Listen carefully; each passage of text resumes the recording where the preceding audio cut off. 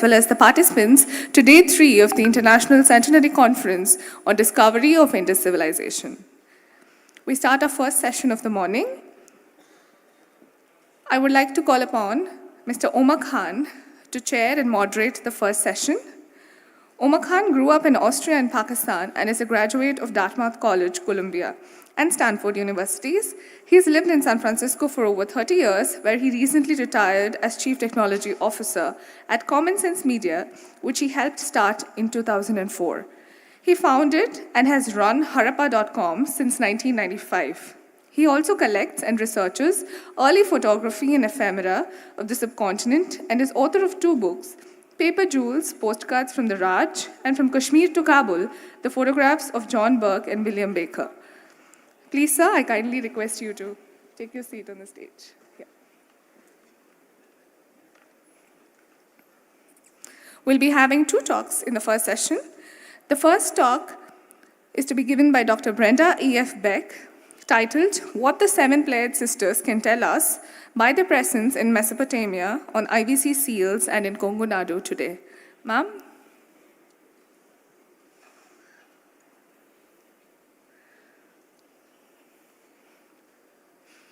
The second talk is by Dr. K.M. Maitri, titled Hampi Tungabhadra River Basin Cave Rock Paintings, Resemblance to Indus Seals. Sir.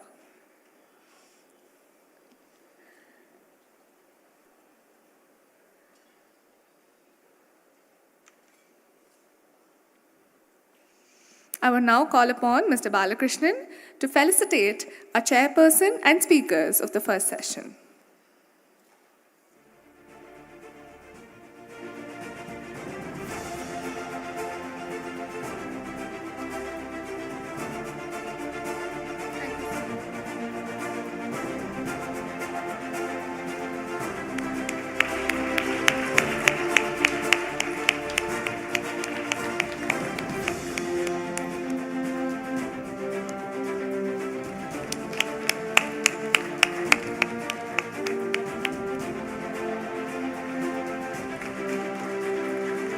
Thank you, sir.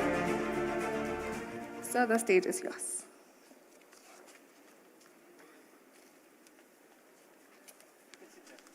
Good morning, everyone. I'm very pleased and honored to introduce Dr. Brenda E.F. Beck, our first speaker this morning.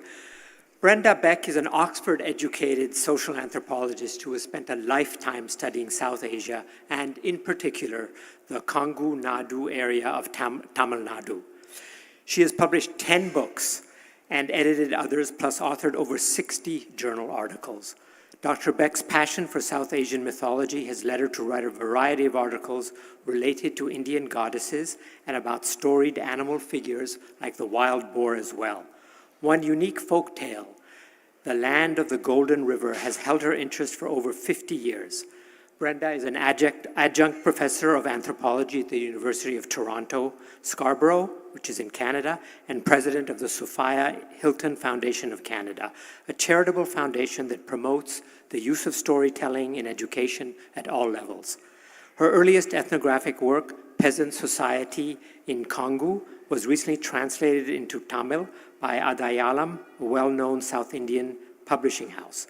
In recent years, she has received more than a dozen awards from the Tamil community groups based in the US, Canada, India, Sri Lanka, and Malaysia for her work in helping to enhance the worldwide appreciation of Tamil folk literature. In recent years, she has lectured in many different countries, including Japan, Taiwan, Malaysia, Sri Lanka, Poland, Latvia, and the UK. She has also thrice been a specially invited guest of the Government of India, appointed to lecture for a significant period at various universities in this country. Let us please welcome Dr. Beck.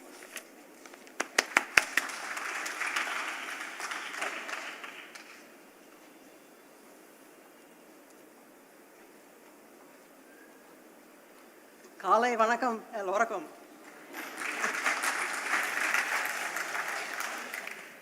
I'm very, very pleased to have been invited to participate in this conference, and I hope I can bring a somewhat different perspective because I'm not an archaeologist or a classical scholar. I'm a social anthropologist who specialized in the oral traditions of a local area in Tamil Nadu called Kongu Nadu. And in particular, I was very fortunate soon after I went to live in a village in Kongu Nadu. I think it was the second full moon night, I heard the sound of Urukai drumming. And I asked my companion and cook, what's that? And she took me out to the main center of the village where two bards were telling stories. And I thought, oh, here's an opportunity to learn something through stories. And at that time, we did not have video cameras, but I did have a tape recorder, an audio tape recorder. And so I showed the bards how it would capture their voices and asked permission to take the story into my little box. And they said, yes, we'd be very happy to do that. And so then they turned to me and they said, what story do you want us to tell? Well, I didn't know the stories. And so I turned to the audience. There were maybe 40 people sitting around listening. And they all said, Anan Markadai, Adadam Venum. I didn't know what that was, but it's something about elder brothers. And so I said, okay. And they started to sing. And I thought, oh, maybe it's a 20-minute, half-an-hour story. Well, they sung for 2 hours. And then they said, we'll come back tomorrow night. And then they said, we'll come back the next night. It took 18 nights. It was about 36 hours that this is no small folktale. This is a huge folk epic. And so 50 years ago, I ended up with this huge, wonderful story that had never been written down really in any detailed way. And so it was something fresh to share with the world. And it's been a very, very exciting and interesting journey for me to look at this story in depth. And when I was asked to come to this conference, I thought, how can I relate this to Mohenjo-Daro? And I thought, well, there's a very interesting aspect of this story. It's in 3 generations, grandmother, mother, and then the 3 children, 2 brothers and a sister. And there's a hint in the name of the story, Ananmar. It refers to elder brothers. But implicitly, there's somebody referring to the elder brothers that's not named. And that's this young sister. Her name is Tangal. And she is one of the Pleiades. She's a Kritika.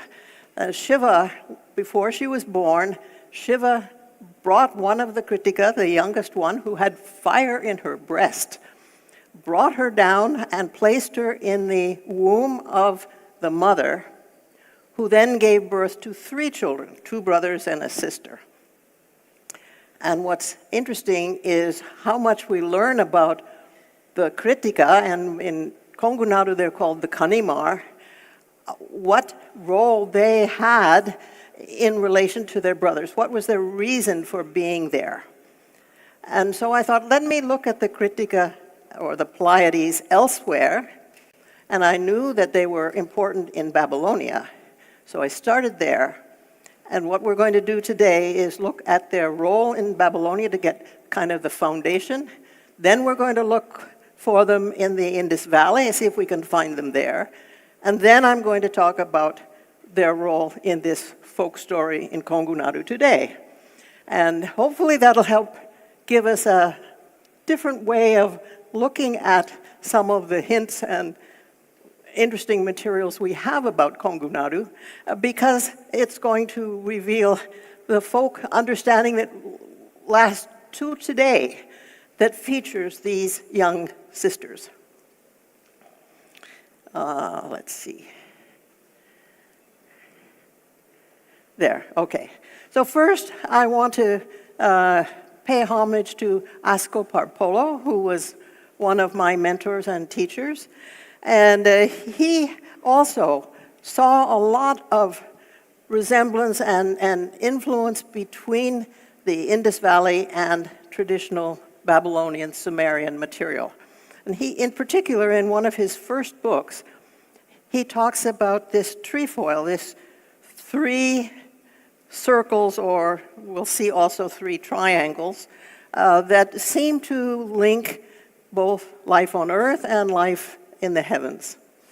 So this first image here of the round base is actually what's called a gnome. It's a sundial. There was a post in the middle, and as most of you will know, as the sun goes through the sky, the shadow of that post will shine on the base and tell you the time of day.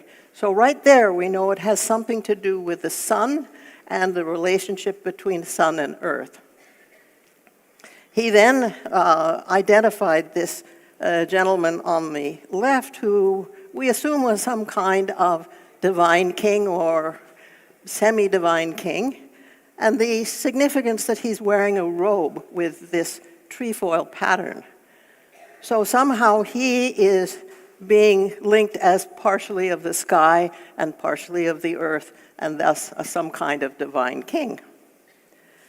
And then I put in this third image from Babylonia, where we also see the trefoil on what looks like a bovine, a cow or bull of some kind, but it has the beak and the head as if it could be also a bird, so that it maybe flies, and you see the sun and the moon on its back.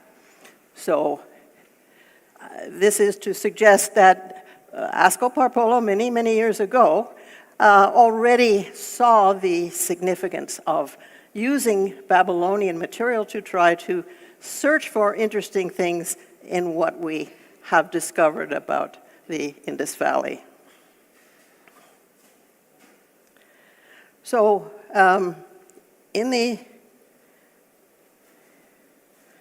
this is an image of the scales. And I hadn't thought of it before, but it suggests this is an image used for the spring equinox, where the day and the night are equal. And that's an important moment when suddenly the days become longer than the nights, and we go into summer and the bright period of the year as opposed to the dark period. And the Kritika are associated with the spring equinox, and actually, in about 2300 BC, they were the constellation that rose in the night sky just before the sun came up on the day of the equinox. So they were like the leader, taking the sun up into the sky and suggesting now is the time where the balance is going to change. And the Kritika are often associated with a knife, a sharp knife, and you can see there that jagged, upright knife. And you can see the power there, the energy, like the fire in the breast of this young Tangal. The Kritika carry this force, this energy with them. And again, in Babylonia, these various designs I'm showing you suggest the time of the equinox is when the lion takes over from the bull. The lion is the power of summer and heat, and then the reverse, where the bull in the fall at the autumn equinox takes over from the lion. What I really want to be sure you see in these images is the graphic that was used to represent the Pleiades. It's these 7 circles, and they're always presented more or less in that form, or nearly always, and that's because that's how they are organized in the sky. They're not in a line, they're in a kind of an oval shape. And the oval shape is also suggestive of a womb, and that area of the sky is understood in traditional Babylonian mythology, we can say, as the source of the life and the energy that the skies send down. They're also, in this epic that I've spent 50 years studying, and have now published the text of. Interesting images of, you see again, the Kritika up above. Then that's the image of Humbaba, the kind of great, mysterious, kind of frightening force that lives in the forest that is killed by Gilgamesh and his assistant Enkidu. And so you see the stars, the Kritika, are overseeing that and guiding Gilgamesh to Humbaba and helping him to, control and reduce that force. Well, this story is also very important in the Anandmarkadai. It has different names, but the heroes of the epic kill a being. He's actually a wild boar in the legend of Ponivela, but he kills that boar with the help of his assistant in the same way as happens in the Anandmar story. So I've suspected for many years, and have written about it, that this is a very strong link with Babylonian tradition. The Epic of Gilgamesh is the first epic we have records of. And what is it doing in the middle of Tamil Nadu? We don't see it in other places. So it makes me suspect, and have suspected for many years, there was some very early contact in which the Babylonian idea of Gilgamesh and his story was transported to Kongu Nadu. And I'll talk about that later, but I'll tell you now, it's become clear already in this conference that there was a lot of trade and a lot of exchange going on. Mohenjo-daro and Tamil Nadu and Babylonia, they were not isolated civilizations. There was trade. And of course, the Tamils were great sailors. And I think they were very active participants in this trade. And that there were boats going back and forth between the IVC area, Mesopotamia, and Kongu Nadu. Well, Kongu Nadu is an interior area. There's no ocean next to it. Why Kongu Nadu? Well, if you come down the south or west coast of Kerala, it's full of mountains, this whole spine of mountains down the west coast. But if you look at it from the sea, you can see a gap called the Palghat Gap. And so sailors coming down looking for wood and spices and metal and other things, they would see this and think, if we stop here, the port was called Musiri, near Calicut, we can easily access, we can get over those mountains into what must be the main area here where there are kings and lots of resources. So my theory is they used this trail, which probably had existed from a very early period. I've walked on it, it's still there. And when you take that trail and you get over the height of the mountains, you're in Kongu Nadu. It's right on the other side of those mountains. So that was the traders' and sailors' first real introduction to Tamil traditions, I think, was Kongu Nadu, and they left some of their stories there. Well, Kongu Nadu is surrounded by, it's kind of like a upland plain surrounded by mountains to a certain extent on the east as well as the west. So it's kind of isolated a bit geographically. It has the great Kaveri River running through it. And I think many sailors and traders stopped there and exchanged ideas. And then there, of course, were many later waves of culture that came over Tamil Nadu, but not all of them reached Kongu Nadu to the same extent because it's somewhat isolated. And so Kongu Nadu has retained, I argue, some very early traditions that can help us think about the history of the subcontinent. And of those, we're going to talk about the Kritika, who are still very important. They're called the Kanimar, and wherever you go within Kongu Nadu, you will see little shrines, often very humble shrines, the 7 little stones, usually quartz stones which kind of shine, and those represent the Kritika.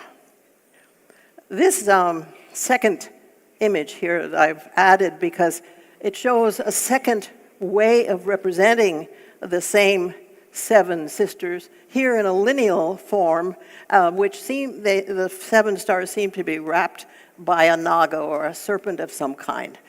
The serpent, the naga, is also very important, of course, religiously and traditionally. I think because the snake sheds its skin, and so it can be reborn. It's reborn itself to become a new snake each time it loses its skin. And so this is to suggest to you that there were 2 ways, and actually also a third way there, that uppermost, whoops, pushed the wrong button. This one, there, here. This floral design, this rosette it's called, is a third way. So this is one way of representing the Kritika, rosette is the second way, and this kind of linear snake form is the third way. Also, again, overseeing the capture and killing of Humbaba. Significantly, here we see it underground as well as in the sky, because of course serpents are associated with the underground.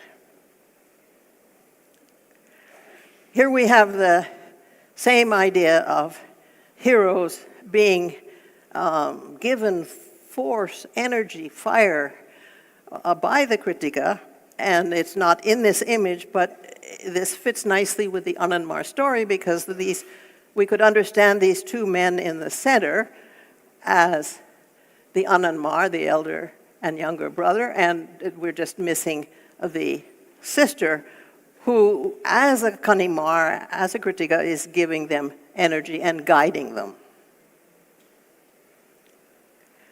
It's also important to know that if you look at the heavens and you see the great bull, Taurus, in the sky, the Kritika are located right above the hump of Taurus.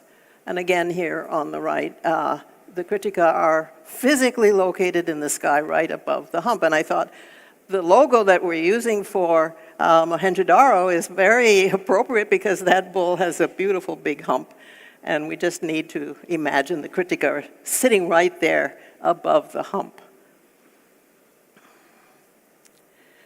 Also, this is the idea of the womb in the sky, that the Kritika are the 7 young girls, they're helpers for the great goddess Inanna, or in here also they're helpers of the great goddess Kali, Durga, whoever we want to say, and that she is helping to birth new life and regenerate life each year.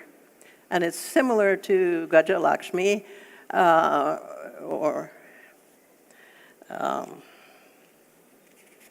I'm losing my connection to my notes. This is not pornographic. This is a kind of worldview, the idea that the skies are constantly refreshing the earth, sending down new life and energizing it. And each year, of course, with the rains and the new crops, the earth is regenerated with the help of the Kanimar. And we also see this in various Indus seals. We're now we're moving on now to Indus Valley symbolism. In the round form is always the idea of the 7 with a circle in the middle, and often I think representing wells or sources of water or sources of new life. Also associated with the leaf of the peepal tree, which is the great tree of life. And interestingly here, this is one seal, 2 sides. The second side references the ocean in the sky, the mean, the fish, the force of the bull in the sky, and this would be the reference to the Kritika, the knife, which organizes and perhaps cuts the umbilical cord, but also structures and focuses the life that is sent down. As I was looking for references in Indus Valley material to the Kritika, I noticed that there's 2 forms of the Kritika. There's the trefoil form, And that's associated with this divine king and presumably with existence of human life on earth, but also, I think, in the sky, where it seems to take the form of 3 triangles. So just a kind of alternate version in the sky as opposed to on land. And here are some other examples of the importance of this motif in the Indus Valley, associated with both the bull or the buffalo and the antelope, and here above also in this inscription, which I have some ideas about, but that's a kind of diversion to go into that right now. And this, of course, all of you will know, this is the famous seal 1168, I think it is, M1168, where many people have said that these 7 girls here are the Kritika, the Kanimar. I think that's a very good guess. And some of the interesting features, they're wearing short skirts, they're all having a braid down their back, they're all almost identical. It's not their individual personality, it's their, as a group they have a character, not as individuals. And Barpola has suggested, and I think it's quite likely that he's right, they are underneath this scene of what seems to be an offering, a sacrifice, perhaps because there's a warrior's head here, being offered to a deity that is inside a peepal tree. Barpola suggests, for many reasons, that this figure is feminine. That relates very well both to Babylonia, where the 7 sisters are associated with the female goddess Inanna, but also in Kongu Nadu, where when you see the Kanimar, they are associated with the goddess in temples, and they are like the helpers, the assistants of the goddess. So we see exactly that here in the Indus Valley. But this is the other Indus Valley seal, and I've given all the reference numbers in my paper. This is from Harappa, and I like it because it's neat and clean. It's the 7 sisters without other stories and elements to the picture. And this image here of the 3 vertical rectangles, we can find references in Babylonian star lore and via Gavin White to the meaning of that. It seems to have meant the base, the sort of podium, if you like, that the goddess sits on or stands on. And this reference also, I think it's in my next slide. No, there are just these 2, purple and green, are further references to the power of the goddess. This seems to be, according to the Babylonian tradition, we don't have references for the Indus Valley, is a sign of control. And I think I've seen something like that used to control a cobra or a serpent in Kongu Nadu. It's kind of an image of power and the ability to control and manipulate. And of course, here it seems to be a sign of new life, of the insemination, if you like, of a womb that's going to create new life. Here, possibly a river with vegetation growing, again, the idea of water bringing forth new life. All those associations with the Kritika are appropriate both to Babylonia and to Kongu Nadu today. So there seems to be the graphics changed to some extent, but the theme it seems to be related. And here I discuss more, in more depth, the idea of control and of new life. Also, the idea of the snake, which we met earlier, the serpent.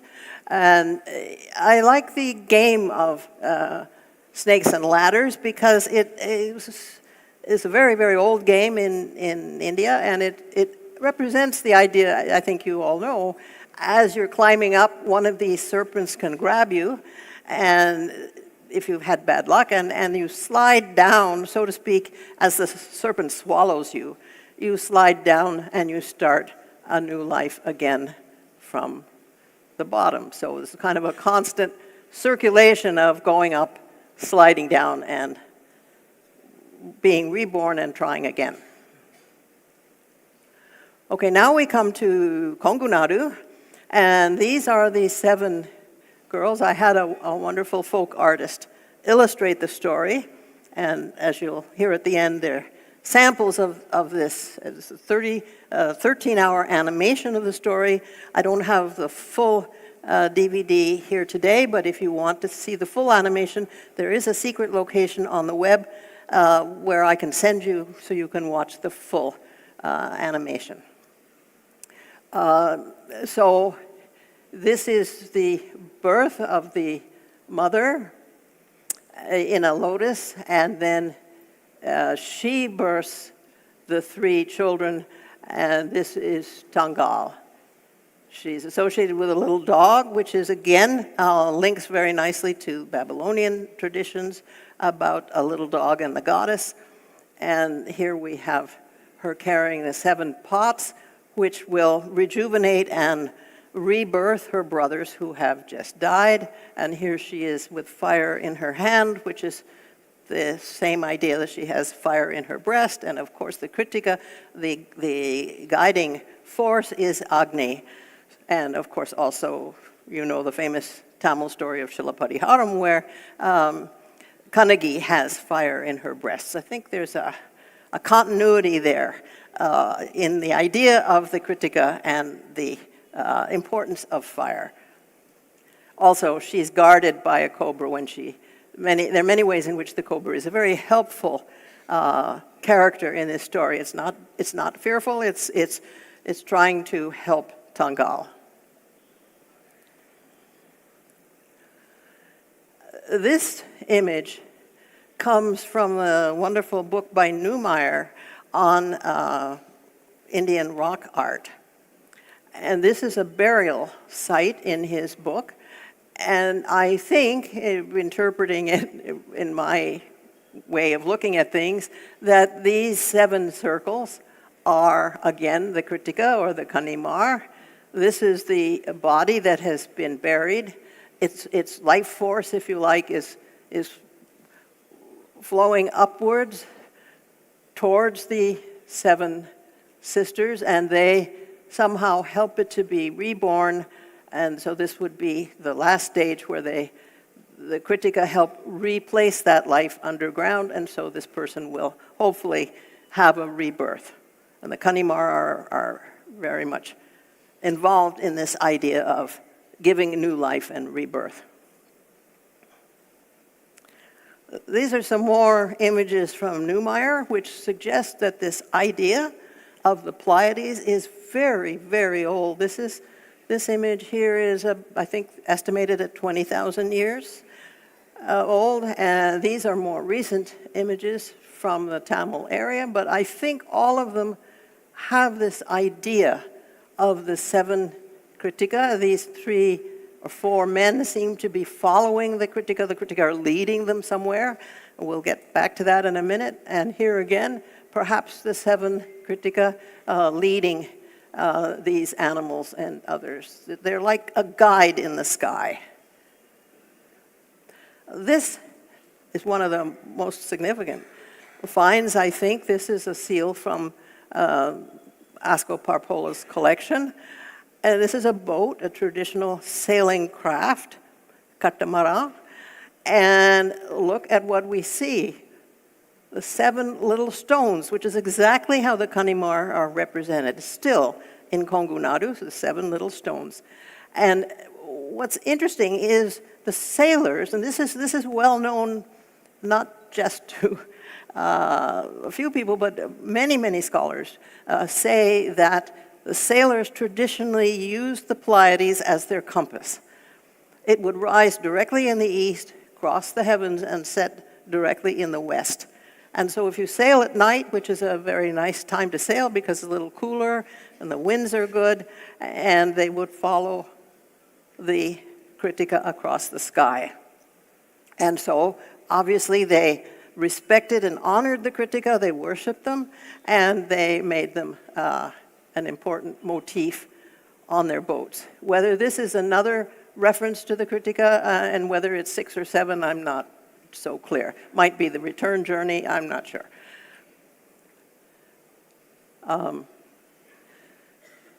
Whether it is 6 or 7 is a issue that I think is very interesting and worth pursuing. Maybe some of you can pursue it further, in that the story that I'm sure you're all familiar with the birth of Murugan and the 6 of the Kartikai Pengal who leave their husbands, the sages, and they help to raise the young Murugan. It's very, very well known, and you see them in many temples in Tamil Nadu. But my feeling is these are not the Kritika. That in the Mohenjo-Daro area, as we've heard now already many times, there was a lot of mixing of cultures, and I think these were probably 2 different traditions that somehow merged and got kind of blended and a little bit confusing after they sort of faced each other in the Indus Valley area. I think that because in Babylonia, there are definitely 7 sages, they're very important, but they're not married. There's no reference that I can find in Babylonia to the sages being married and their wives being important. It's just the sages themselves. And in the case of the Kanimar never marry. They're always virgins, they're Kanis, and all the representations of them, you see them alone in a line of 7, but never with small children on their hips. Whereas the Kartikai Pengal, which are often called the Sapta Madrika, their representations are not always, but frequently with small children on their hips. So they're different, and the Kanimar are more forceful in their own right. They're powerful, they're Saktis, they have fire in their breasts, they can protect and prevent incursions, especially around the womb. They protect the womb. Not like the Sapta Madrika, who are just helping to birth children, but they don't have these other qualities. So and this seal, which again the number is in my written essay, there's 7 on there's 2 sides of the same seal, and if you count the women you can see, there's 7 on the left and 6 on the right. This is from the Indus Valley area, and so it suggests that this 6 or 7 was maybe an issue already, and people were trying to understand the significance, what was the 6 and what was the 7. But it was not there in Babylonia, and it's not there in the Kanimar tradition in Kongu Nadu. This is another image I find very interesting. I'm not very confident about the source, but the image is very interesting. This is not a seal, but this was found by Srini Kalyanarayan, who does a lot of writing about Indus seals. But it's very interesting because we have here what I think are a reference to the 7 Kanimar, and reading it, I generally like to read from right to left, which is what you see if it's a seal impression, but it doesn't matter, we can look at it either way. I think that this, which when we'll see it again in other settings, is a vertical triangle with kind of steps on it, that like the Toranam in a temple, instead of reading it from bottom to top as would be the habit, let's say, of Europeans, my understanding is that you should read a Toranam from top to bottom, because it's what's being received, if you like, in the pots that on the temple to the goddess are at the top of the Toranum, and then is kind of flowing downwards to the worshippers below. So if you think of that as the Kritika at sunrise, just before the sun, rising up in the sky, showing their beams of light, and being soft, because it's sunrise, it's not sharp. So it's kind of bent and soft, and it's lighting the way, and the Kanimar are showing the way to the sailors. They are the compass, they are the guide in the sky. Here are some other examples from the Indus Valley of the same idea. The compass, the 7 Kritika, the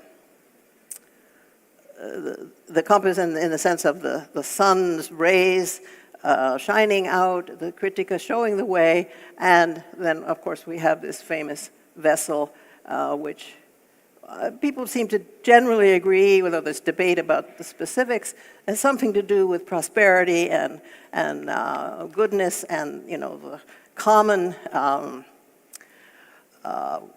regrowth, re-energizing of the community. So it usually ends the sequence, and so it's as if the Kritika and guiding, they're the guides that lead to the refilling of the vessel and the rebirth of life. Here we have again, the 7 Kritika over the back of different kinds of animals, as if, again, the animal is being influenced by, directed by those 7 sisters in the sky. And when they're in, the brackets seem to be just a kind of extra element, maybe suggesting that the Kritika alone, they're responsible for this guiding of animals and human beings below.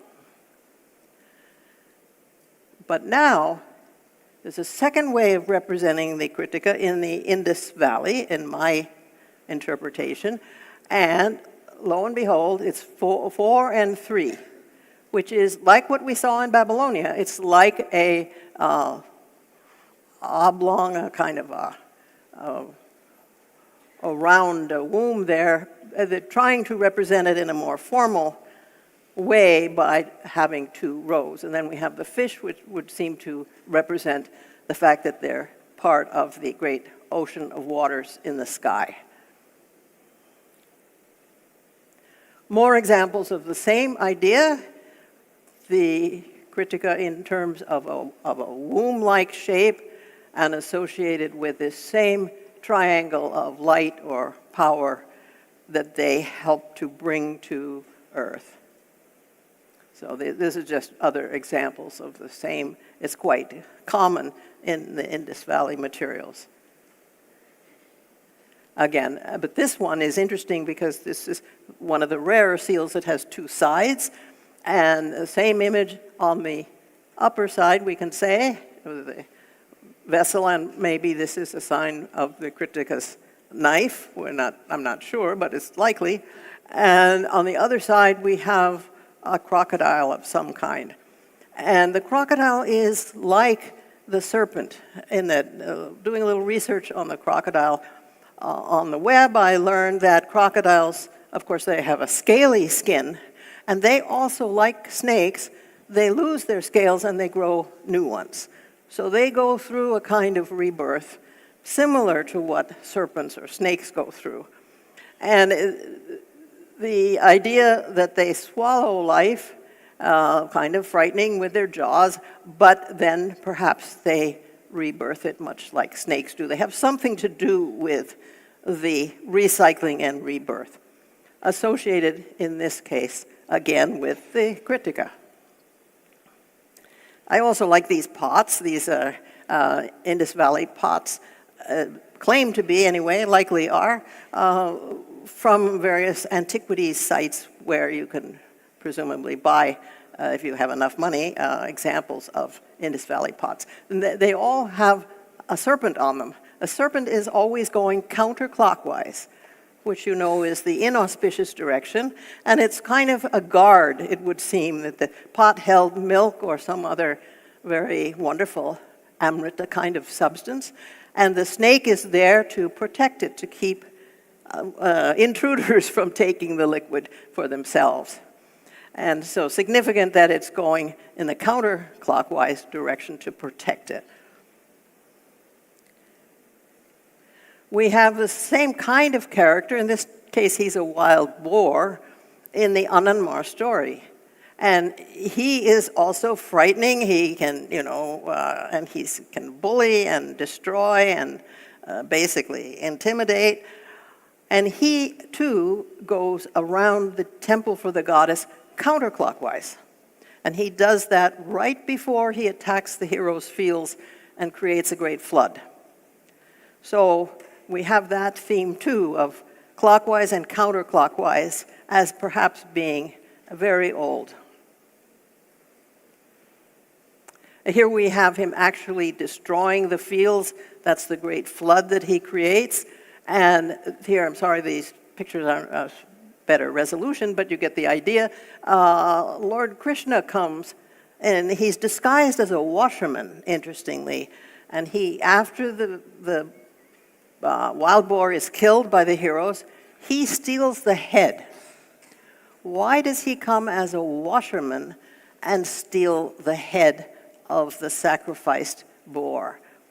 Well, you know that Vishnu has 2 wives, and he says, I'm a washerman and my wife is undergoing pregnancy cravings. She so much wants wild boar meat.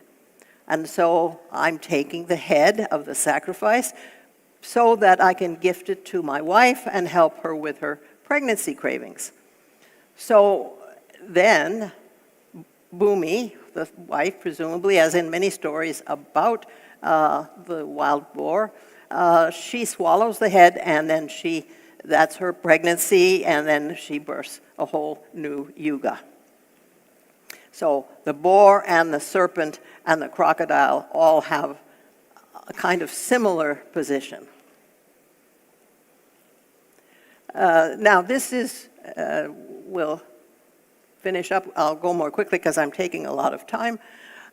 This is, I think, an important discovery. I'm pretty certain that this symbol here is the symbol of a smelter, where iron is created from raw rock sources, where there's iron in the rock. It's heated to great height of heat, and out of it flows the raw iron, which is channeled with little mud channels to create rods. Well, in the Anand story, it's very clear that these people who are hunters, who live in the hills, they are to some extent antagonistic to the farmers who have taken over the fields below the hills and cut the trees to start farming. They live in the hills and they produce these beautiful iron rods. So this, I think, is an image of a smelter. And I've been reading a wonderful ethnography on the Agarya, who are a Dravidian-speaking tribe in Madhya Pradesh. And we have very clear descriptions of how they made iron by using smelters. And the smelters have pipes going into this enclosed kind of hut, which is heated to great heat because the Agarya stand on what are teeter-totters or seesaws. And they are said to dance on the edge of the end of the seesaw.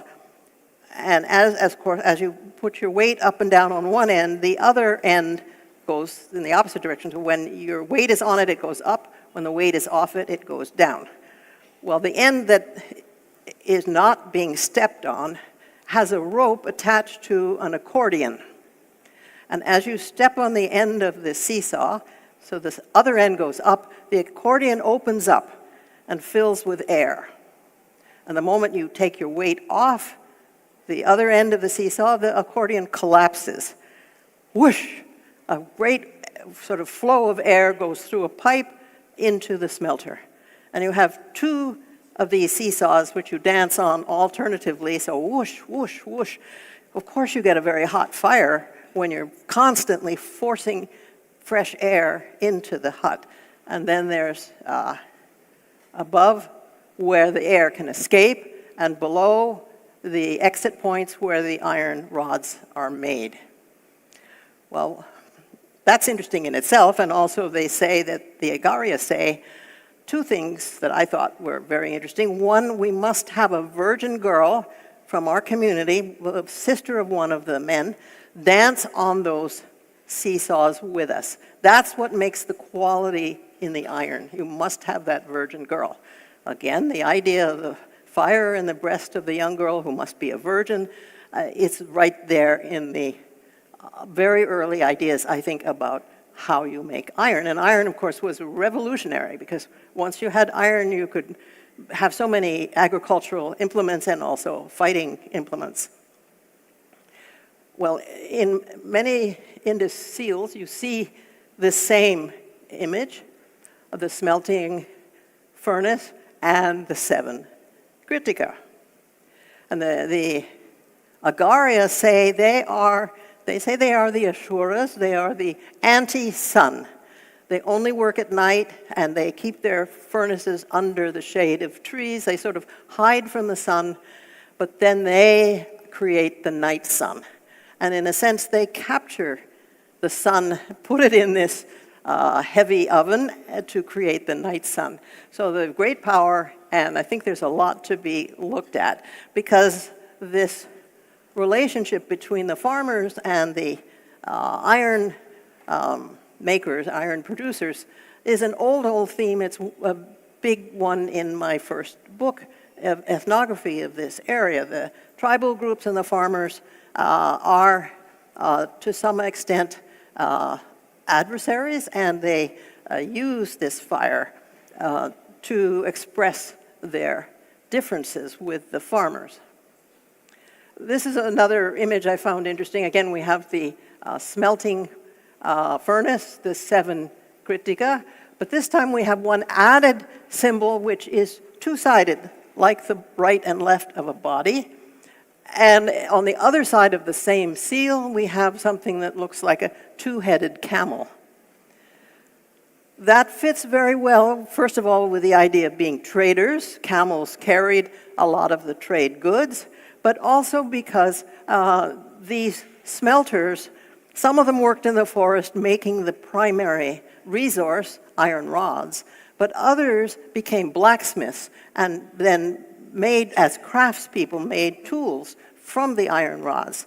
So they kind of like two kinds of crafts are linked to the two heads of the camel, and also traveling versus being sedentary, and all of them, I think, are suggested in this kind of collection of symbols. This, interestingly, is a Sumerian image. This is one of the Sumerian words discussed by Gavin White. And we've already discussed the base, the 3 elements which seem to be the foundation, the great goddess who is being worshipped, and above her, the sign of a female. That's like the vulva of the female. That is the goddess sitting on this base. Well, what I see in the Mohenjo-Daro area, another version of the Kritika, but this time represented by 3 lines in that kind of formation. That's what Asko Parpola has said is a fireplace. Makes sense because you need 3 stones to support a pot when you're going to cook or make hot things. But here we have it associated frequently with this double circle, overlapping circles, which I suggest likely refer to twins. Twins in many cultures. As an anthropologist, I can attest to this, and particularly in African cultures, which were, of course, in contact with Mesopotamia through the Mediterranean trade. Twins are magical. If you have, suddenly you have 2 children rather than 1, it's magical, and it also relates very nicely to ancient Babylonian idea of Mitra and Varuna, the kind of complementary gods. So this is another kind of assembly of symbols I think is worth looking at. And here I show, and I'm going to have to move along because I know I'm using up time, other places where we see the same symbols. And again, more. Then here, this is something that comes up very commonly in the rough seals. And this is one where we find it on two sides. I think this is maybe something that was handed out to pilgrims at temples and so on as a souvenir, the idea of the triple lines, which is the great goddess associated with the seven Kanimar, and the prosperity of the vessel. Now some more images from the Anandmar story. We see the great, this was on a temple wall I found in 1965. This is Tangal. And she is like the goddess. She's given the central position in a larger building, and her two brothers, the Anandmar. And she counsels them, and she tests them, she guides them in many situations. She also sees in her dreams. She's a great dreamer, and she is her vision. She's able to see what's going to be in the future through her connection with the stars.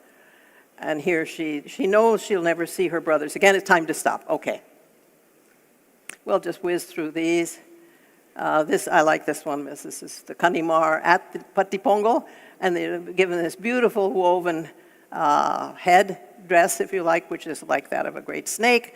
The association with Pongal here on this shrine. And now my last two slides. This is the way I think there was trade and transportation well before the Greeks and the Romans reported it, and that it came all the way from Greek areas and Rome down through the Arabian Gulf, or sometimes the Persian Gulf, and to Tamil Nadu, and came up here. Kongu Nadu is right in this area. And this is from one of my friends in Coimbatore, and a historian who mapped out the trade routes for me that he sees through Tamil Nadu, all focused on this Palghat Gap coming from the sea where the boats took off and landed. They went both ways, and I think they were sharing both ways.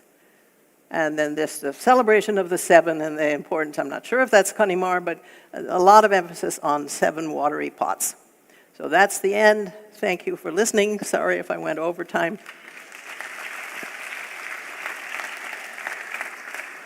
And I have placed outside, it's a gift, it's free for anybody who wants to take them, a DVD of the first 3 episodes of the 26 episodes that I've animated of this story. If you're curious about it and you want to see how it's done, it's in Tamil and in English. Please help yourself, and if you want more information, just contact me. My email was there at the bottom. Okay.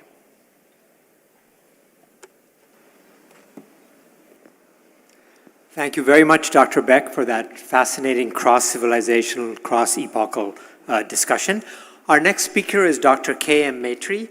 Dr. Maitri is professor at the Department of Tribal Studies, Kannada University, Hampi. He has 36 years of undergraduate and postgraduate teaching, 31 years of research, and 29 years of administrative experience. He has completed 39 research projects, published 44 books, and 162 research articles in Kannada, English, and Hindi.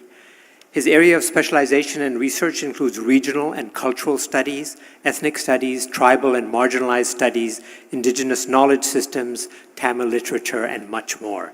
He has delivered many special lectures on public awareness and social justice towards nomadic tribal improvement. He has bagged 32 national and international reputable awards for his contribution towards tribal and nomadic community, culture, literature, education, and organization. Please welcome Dr. Maitri.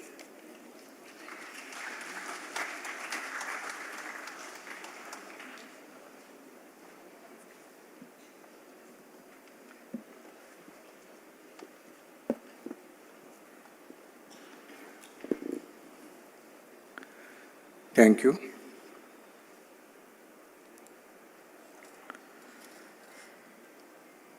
Vanakkam, Seva Johar, Namaste, good morning to all.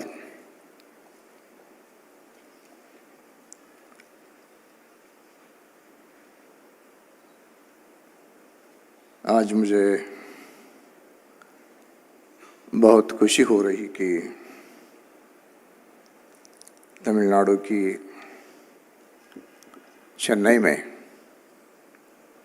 दो संस्थाओं की ओर से Indus की जो script है, Indus की, okay, I will speak in English also. I will speak English, Hindi,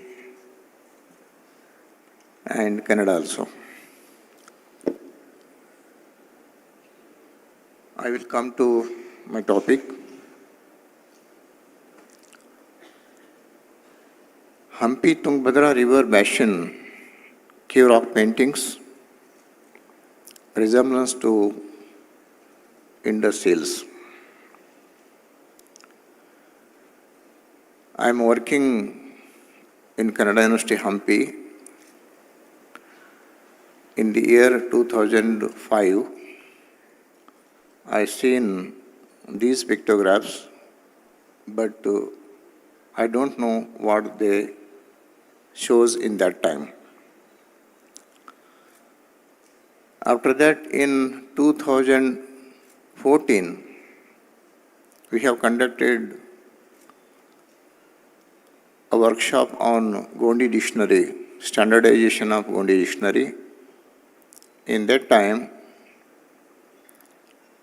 from Chhattisgarh, Maharashtra, Madhya Pradesh, Telangana, few resource persons participated, and we visited the site, and in that site, Prakash Namdev Salame from Maharashtra and Dr. Motiraman Kangali, he was also from Maharashtra. He deciphered 19 pictographs. Out of 19 pictographs, on the spot, he said that 12 pictographs similar to Harappan seals.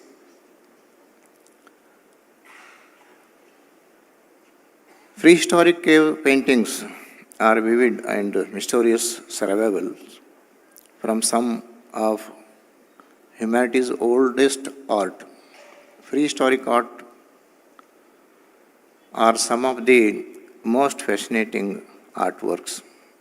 They represent the earliest surviving evidence of the indigenous people, totemic artistic instinct in early humanity, and have been found on nearly every continent. In India, rock art sites have been reported from rocky landscapes comprised of sandstones or sedimentary rocks. This primarily refers to the Vindhya, Kadapa, Kaladgi, and Bhima Basin, and Satpura and Aravalli ranges scattered over the states of Madhya Pradesh, Karnataka, Andhra Pradesh, Odisha, Uttar Pradesh, and Rajasthan. Highest density of sites is found in Vindhya ranges in Madhya Pradesh and Kamurian extension into Uttar Pradesh. Considerable numbers of sites are also present in the granite hills of peninsular India. These areas include the state of Andhra Pradesh, Karnataka, Maharashtra, Gujarat, Rajasthan, and the Datian district of Madhya Pradesh. However, sandstone and granite packets stretching from Ladakh, Janskar Valley in extreme north of Kerala in south, and from Odisha, Assam, Manipur in the east to Gujarat in the west are known to have rock art sites.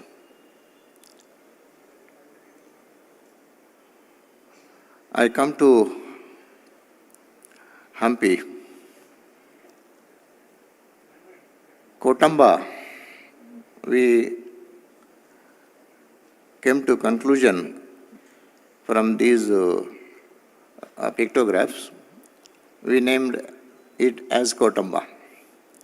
Ancient rock paintings and carvings are found in abundance in the caves of rock formations of the world-famous Hampi area of Hospet Taluk in Vijayanagar district of Karnataka.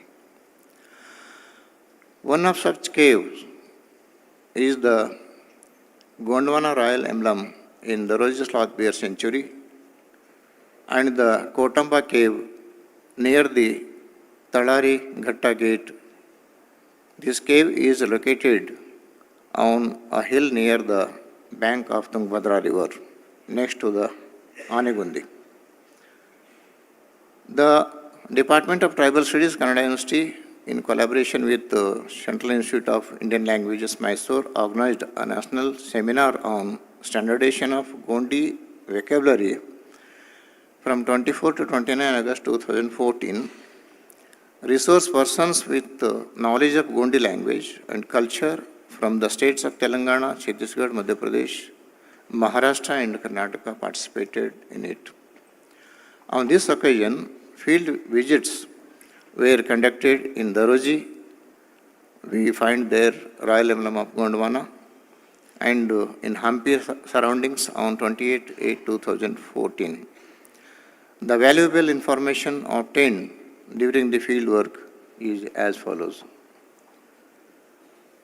The study team visited the Kotamba Cave temple located near the Talari Gate on 28th August 2014 at 5 p.m.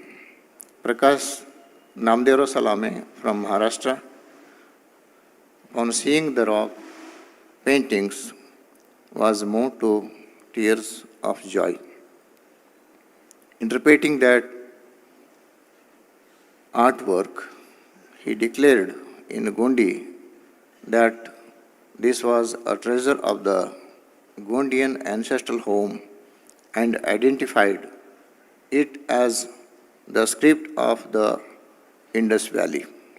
Research persons from Madhya Pradesh and Chhattisgarh attempted to compare the paintings with those found in their Gotul.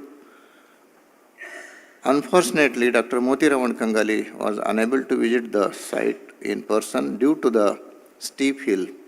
However, upon viewing the photographs of the rock paintings, he too was deeply moved and clarified that these paintings closely resemblance to Saindevi, it means in the script.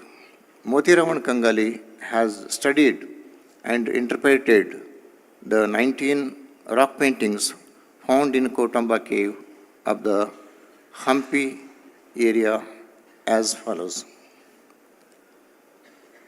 A sketch of ancient rock paintings in Hampi. We can see in that rock shelter like this type of paintings which are resemblance to Indus seals. How much old? This is a pictographic script written in colors on a huge rock which is even older than the syllabic script. Resemblance to Indus script. The pictographs of this script, number 2, 3, 4, 7, 8, 9, 11, 13, 14, 15, 16, 18, and 19 are similar to the pictographs of Indus script. Resemblance to Indus script we can see in references How to decipher? It is possible to decipher the script by means of the root morphemes of Proto-Dravidian languages. Linguist opinion, Robert Caldwell, Jules Bloch, Professor Rajeshwaraya, and other scholars are of the opinion that Gondi is a free Dravidian language. By identifying the pictographs depicted on the above-mentioned rock, I have tried to read these pictographs by Gondi language through its root morpheme as follows. Dr. Motiraman Kangali, he deciphered these 19 pictographs and he sent his note to me on 19/12/2014. Decipherment of Hampi rock paintings. The first rock painting like that we can see in Hampi Seal, Indus Seals also. He said, यह माता, it means mother, का चिन्ह है जिसे गोंडी में यायल या अवाल कहा जाता है, जिसका अर्थ माता या देवी होता है. This is the rock painting of mother. It is pronounced as ayal or aval in Gondi language. It means amma, amba, kotamba, amba, ambe, ava, tai, devi in Kannada. In Tamil also we can say tai. This is second pictograph. यह कोना corner का चिन्ह है जिसे गोंडी में कोमटा या कोपरा कहा जाता है, जिसका अर्थ कपड़ा या वस्त्र भी होता है. This is the rock painting for corner.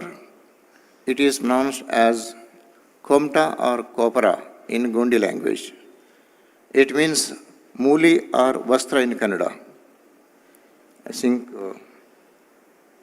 in Tamil also, mulai or adai.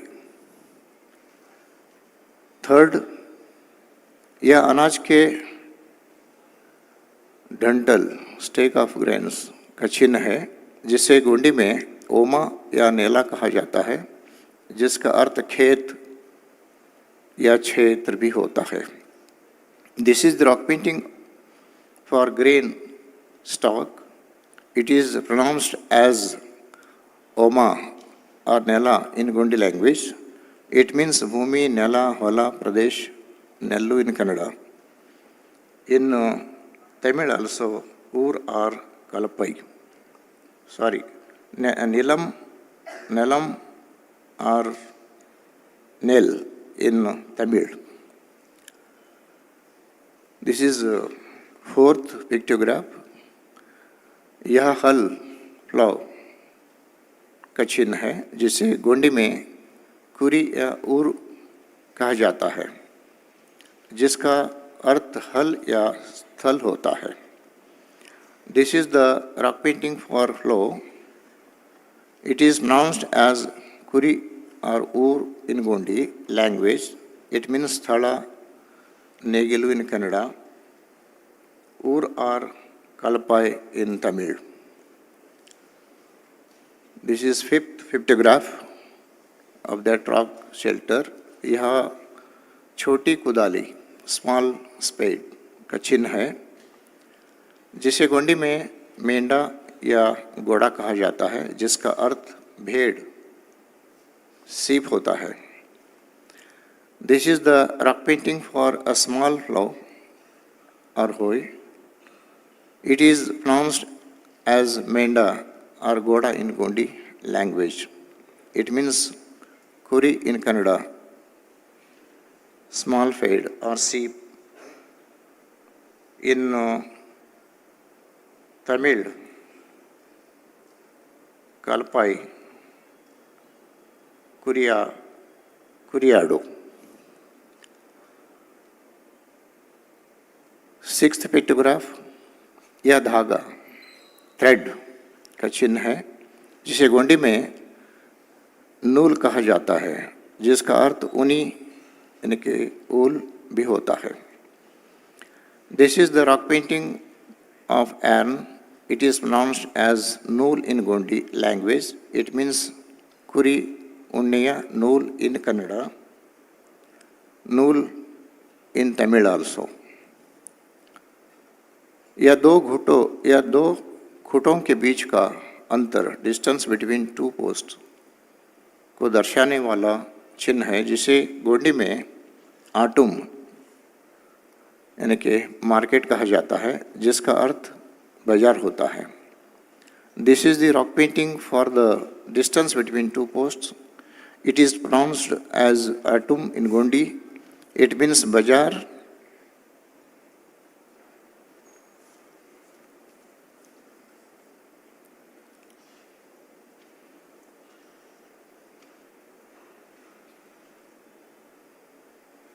संते marukatte in Kannada.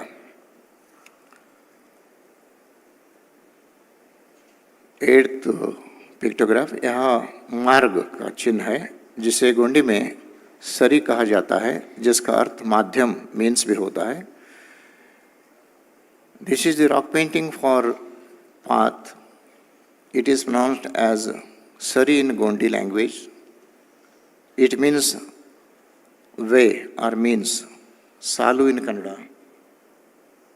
In Tamil सालाई.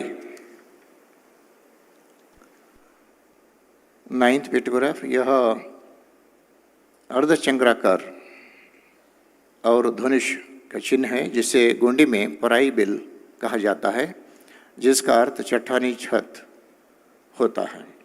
This is the rock painting for the crescent and the bow. It is pronounced as Parai Bill in Gondi language. It means rocky roof, Bandiya, Chattan in Kannada, and Parai in Tamil.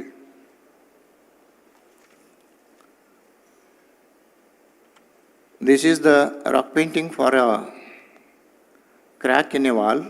It is pronounced as Konada or Kwappi in Gondi language. It means cave shelter, Guhasraya in Kannada. We can also see in that shelter that crack of that cave. This is the rock painting for a pair of scissors used in fire. It is pronounced as koya or koyal in Gondi language. It means shepherd, meshpal or pachan kriya in Kannada. Kodiyal, kuriyadu in Tamil. This is the rock painting for a small plough or spade. It is pronounced as Menda or Goda in Gondi language. This is repeated in out of 19 pictographs. It means sheep, Mesha, Kuri in Kannada. This is the rock painting for curved pointed blade. It is pronounced as Nang in Gondi language. It is used as a suffix in Gondi for unity case. It means of, in Kannada, pratyaya. This is the rock painting for a star. It is pronounced as Sukum in Gondi language. It is the symbol of night, which is the symbol of night. It means nakshatra, ratri, or chukke in Kannada also. This is the rock painting for a plant at the bottom of a canal or a stream. It is pronounced as Kalvai in Gondi language. It is pronounced as Kalvai in Gondi language, repeated. It means time, Kalve, or Samay in Kannada. This is rock painting for a pair of scissors used in fire. It is pronounced as Koiri in Gondi language. It means shepherd. This is the rock painting for a flow. It is pronounced as Kuri or Ur in Gondi language. It means site place. This sign also repeated in these 19 pictographs. This is the rock painting for two crescent. It is pronounced as Paraik in Gondi. It means morning. Munjavu, Nasuku in Kannada. This is the last pictograph. This is a curved symmetrical rock painting. It is pronounced as Kokra Kor in Gondi language. It means crowing. Koliya Kugu in Kannada. These 19 pictographs, Motiraman Kangali, he tried to decipher in a sentence like this. First, Yayal, second, Komta, third, Oma, three, Kuri, and Menda. Sixth, Nool, Atum, Sari, Paraibil, Koppi, Koyal, Menda, Nang, Sukum, Kalwai, Koiri, Ur, Paraik, Kokrakur. These are all Gondi words. And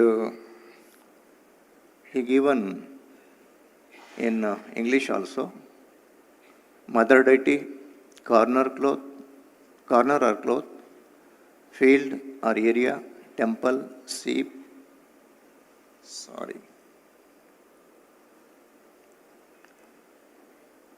woolen thread, market, way, rocky roof, cave shelter, shepherd, sheep, suffix, star, time, rest, place, morning, crowing.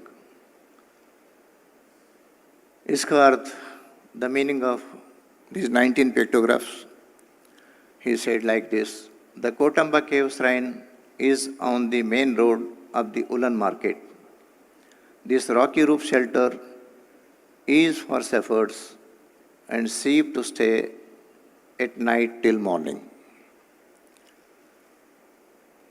Conclusion. Out of these 19 pictographs, 14 are similar to the Indus script. 5 pictographs represent Kuruba, it means shepherds, sheep and wool. This proves that the word Kuruba is derived from the Gondi word Koya or Kuruba, shepherd. In Gondi, Koyal means sheep herder. In India, Gond tribe is also known as Koya or Koitur. I referred his book and other books also for preparation of this PPT. And this is decipherment of Indus script in Gondi, Saindav Lipika, Gondi Me Udvachan, Dr. Motiraman Kangali's book. He deciphered almost all Indus seals in Gondi language. Thank you.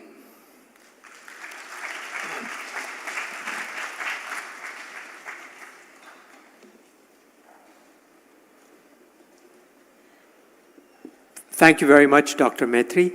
I think the chairs are coming up, and we are going to be happy to take questions. As you all know, the audience has preference here, so if you have a question, please raise your hand and somebody will bring a mic over to you.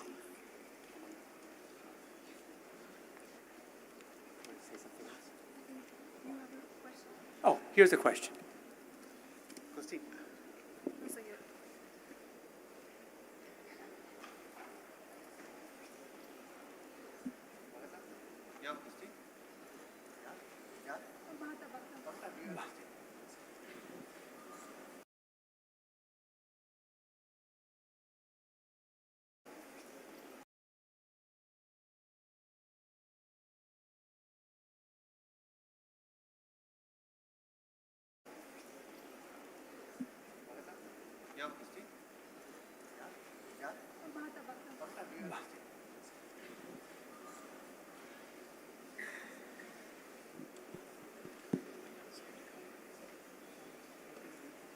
Please go ahead with your question. Hi. Thanks a lot for the great, yeah. Thanks a lot for the great presentation on Pleiades. I have learned a lot regarding the significance of the 7 dots in many of the iconographies. But to Dr. Brenda, I have a few just observations. One is, I think when you are saying that from a very ancient time, this kind of the mythological stories of Pleiades was kind of coming there. I think in 2024 only, there is a genetic paper on Elamo-Dravidian expansion from West Asia to South Asia. So that was, I think, that is possibly a source. Second thing, ma'am, it was a great thing. I think the goddess you were showing, that is Lajja Gauri or Renuma or Lamma, that is a fertility cult goddess. So this is the first time I understand the reason that sometimes the lotus-based, like solar head of the goddess, that is like sun ray and fertility of the land. Why it is sometimes being replaced by the, the snake, that is the Pleiades, possibly symbol for a day-night duality or something. That was illuminating for me. And the third question, madam, the iconography has a separate scope normally in Indus civilization, Indus script, and because for iconography to script, there is a many-to-many relationship. So I was just one possibility is, even if Pleiades is being shown in the 7 strokes in some places, can't it mean the month of harvest, a specific month? So does it have to have a strictly religious significance for the whole inscription, rather than can't it be a symbolism also for some administrative thing where a specific month of harvest for taxation or whatever else, any administration is also signified, like Kartik month, by this kind of symbolism? That is just a conjecture. And thanks a lot for the illuminating talk. Great. Would you like to comment, Dr. Beck?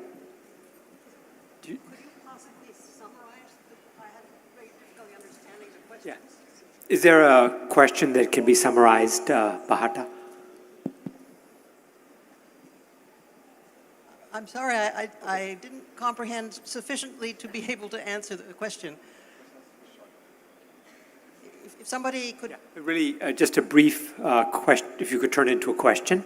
Yeah, only the question part of it is, even if the 7 strokes are related to Pleiades in the script part, because iconography and script has a different semantic scope, does the inscription part in the script have to be a very religious meaning because Pleiades is coming there?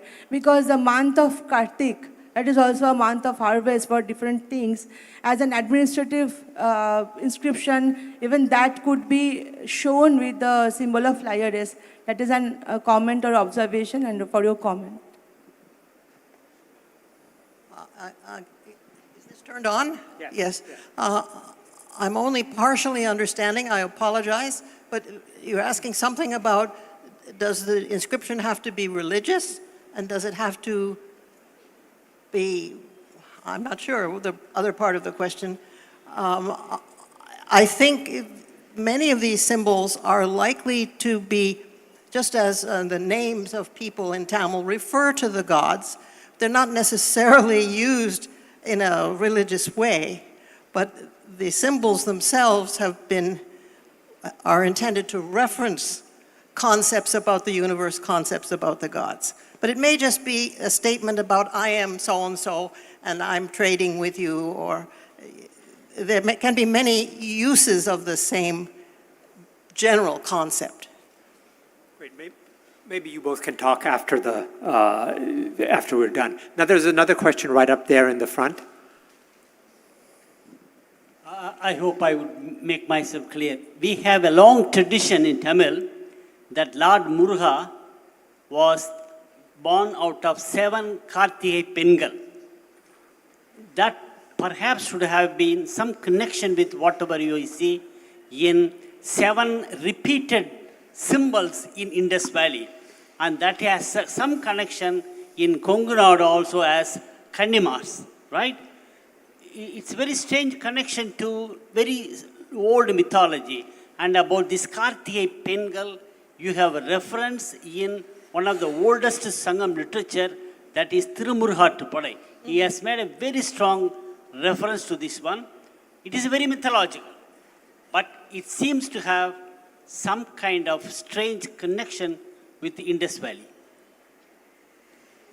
Thank you. Any comment there? I hope you could comment on it.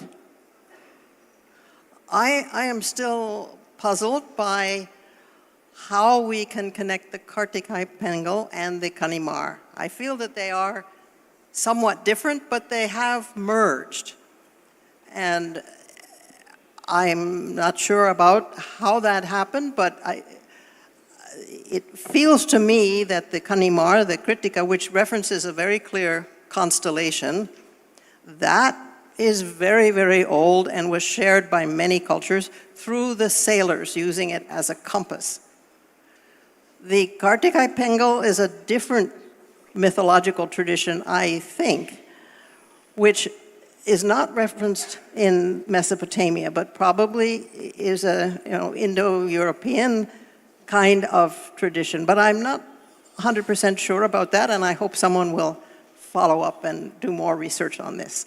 In all village deity celebration, you will see they will make the first offering to this Kannimar, 7 Kannimars, even in small villages in Tamil Nadu. That I am very sure about it. Yes, I agree. And especially at the Pongal ceremony, in the Patti Pongal, the Kannimar are the primary divinities that are referenced. The Kannimar and the sun. And so I think it's very old and very significant, and not directly related to the Karthikey Pengal. Thank you. I think we have time for 2 more questions. Is there one right over here?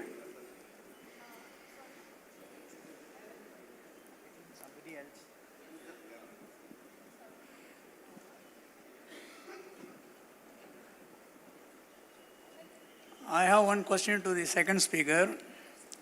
See, for the last 3 days, we have been hearing the words Dravidian, pre-Dravidian, proto-Dravidian. But actually, there is no such thing as far as my knowledge goes. The ancient most grammar text available is Tolkappiyam. It is said that it is around 10,800 years old, according to the application of Milankovitch cycle. So there are 2 things. One is Milankovitch cycle, that is based on the orbital nature of the Earth axis. Second is the assigning the date. So applying these 2 things, one Mr. Bengaluru Guna has assigned the date of Tolkappiyam as 10,800 years old. Another aspect is Dr. Robert Caldwell himself has confessed and confirmed that Tamil is the most ancient language. Still, I have chosen the word Dravidian. What is your question to the Taking speaker? from Sanskrit text. So, this being the clear case, why we should continue to call Dravidian, pre-Dravidian, proto-Dravidian, instead of straight away telling Tamil group of family of languages.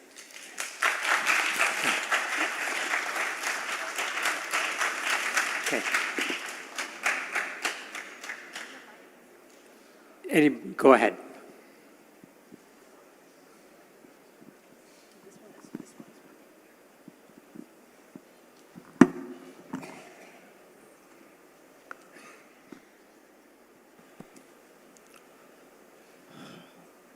May I speak in Hindi?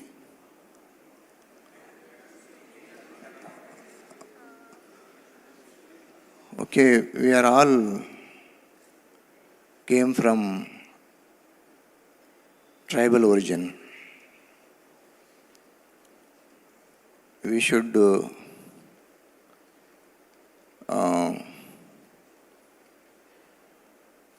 what you call, हमेशा मानना पड़ेगा। हम सभी आदिवासी से ही उभर के बाहर आए हैं, भाषा बाद में आया है। आदिवासी नहीं होते तो हम कहाँ से आते? आदिवासी के बाद में ही भाषा आई है, वहीं से टूटते हुए अलग अलग ये जो जोन्स हैं या स्क्रिप्ट है, ये सभी उन्हीं का देन है। तो मेरा मानना ये है कि ये जो भी भाषाएं हैं भारत में या विश्व में, उसकी जो देन है अपने एबोरिजिन ग्रुप ही होता है, और वो रॉक पेंटिंग से ही हम शुरू करना पड़ता है। रॉक पेंटिंग के बाद में ही उसको एक आकृति मिलते हुए उसको स्क्रिप्ट में बदलाया गया है। स्क्रिप्ट भी एक नहीं है, भारत में बहुत से स्क्रिप्ट हैं। संस्कृति भी एक नहीं, भारत में या विश्व में अलग अलग संस्कृतियां हैं। क्योंकि जैसा हमें महसूस हुआ कोई साउंड, तो हमने उसको इमिटेट करते हुए एक भाषा बनाई है। इसलिए एक राज्य में 40-50 किलोमीटर दूरी पर भाषा में भी तमिल एक नहीं होती, कन्नड़ एक नहीं होती, बहुत से कन्नड़ होते हैं, बहुत से तमिल होते हैं। तो ये जो द्रविडियन स्टॉक की गोंडी ट्राइब है, गोंडी ट्राइब की जो शब्द हैं, ये शब्द पूरा द्रविड़ भाषाओं की सभी भाषाओं में मिलते हैं। बाद में ये अलग अलग एक राज्य भाषा हुए हैं, राज्य भी हुए हैं, स्क्रिप्ट भी आया है। तो हम कोई ना कोई आदिवासी से ही हम बाहर आना चाहिए। गोंडी ऐसा नहीं है कि 5 खंडों को गोंडवाना कहा जाता है। गोंडी का अर्थ यह है कि जैसा कुरुम्बा है, हिलमैन, पृथ्वी की आदमी, उस ढंग से उसको देखने की ज़रूरत है। ऐसा नहीं है कि कोई आज की जो लिस्ट आउट है ट्राइबल्स में, उसी से देखने की ज़रूरत नहीं है। उसे पीछे जाके देखे तो वो क्लियर हो जाएगी।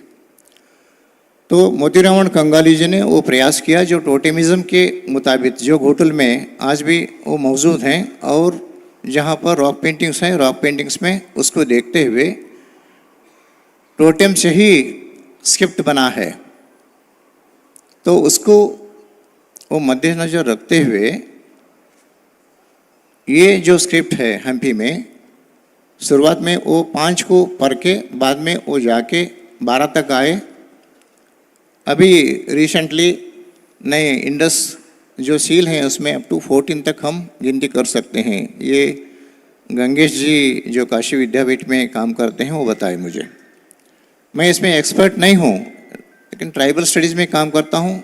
हम सभी ट्राइबल ओरिजिन से बाहर आए हैं। अभी कोई धर्म में गिनती किए होंगे या कोई जात में, वो बात अलग है, लेकिन we are all came from tribal root. That is very important. Thank you, Dr. Maitri. There's... Okay. With your permission, I would like to add something so that Okay. things are clarified.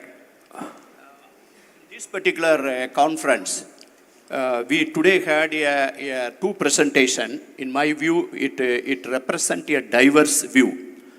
One presentation as a scholar who has spent from 1962, lived in Tamil Nadu, based in Canada, and linking the Indus tradition and the Sumerian tradition with the Kanimar Kadai through her narrative. Second person who is involved in the tribal studies and trying to read the Gondi, the cave art, and try to explain. And then, so this is the way the scholarship has to be taken forward, irrespective of the language. And let me tell you, because why I chose to react here, I have worked in the Gondi speaking area for many years.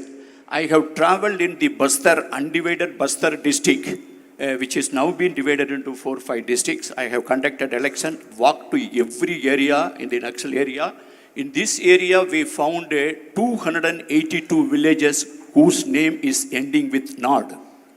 Today, if I go to Tamil Nadu in any tribal area or the cities, if I go and ask what Sangam literature tells about Karandai flower, I don't think that anybody here can identify Karandai Malar. He can identify Malligai, Roja, Tamarai and all. But he cannot identify Karandai Malar. But I heard a song in the tribal Gondi language which talks about Karandai being offered to his lady lover. And again, let me tell you, there is a like Mohenjo-daro dancing girl statue, we will bring it, the small dancing girl statue. Today being made using lost wax method by the Gondi tribes, and also there is a tribe called Dogra Damar. Dogra Damar is a tribe which is making that statue, and the classical form of that lost wax method is only done in Swami Malai in the Nataraja statue. So this is a rainforest India. No singular narrative can be built about in India. Languages are born primitive, spoken in the caves and spoken by the tribals, and the tribals are the umbilical cord of this India. And then no language is born grow, and no language is give birth to all other languages, be it Sanskrit, be it Tamil. Let us be very, very clear. India is a rainforest country, it's a pluralism, and we will work for it. That is the voice of India. That is the voice of integration. Thank you. Should we take one final question, please? But it should be brief. Okay.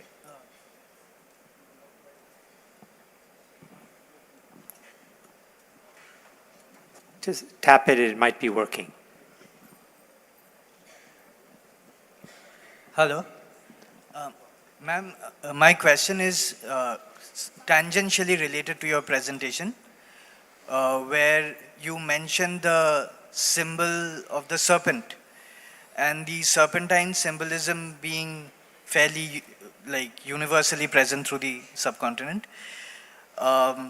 So my question is somewhat like this, that we through the last couple of days found a lot of continuity between the cultures of the Indus Valley region and the southern settlements later on. But we also know from satellite imagery and genetic data that some of the residents of those sites also had moved to the east of India, where many centuries later we find the Mahajanapads and so on. Now, because you specifically mentioned the serpent and then the snakes and ladder motifs which have been used in eastern India, particularly by the Shramans later on, can you please elaborate on that a little bit more? Are there other such symbols or themes where such a continuity may be even implied?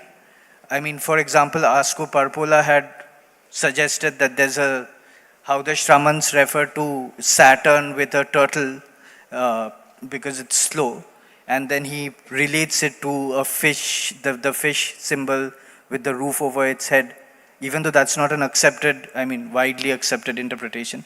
So like that, I know it's a bit of a reach, but I would love to know your thoughts.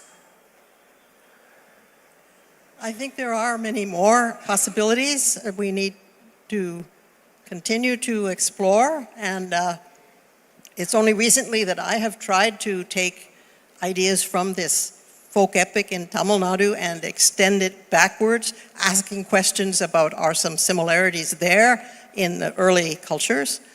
But I can point to one that I've discovered several years ago, again reading Neumayer's rock art work, because I'm very interested in the wild boar.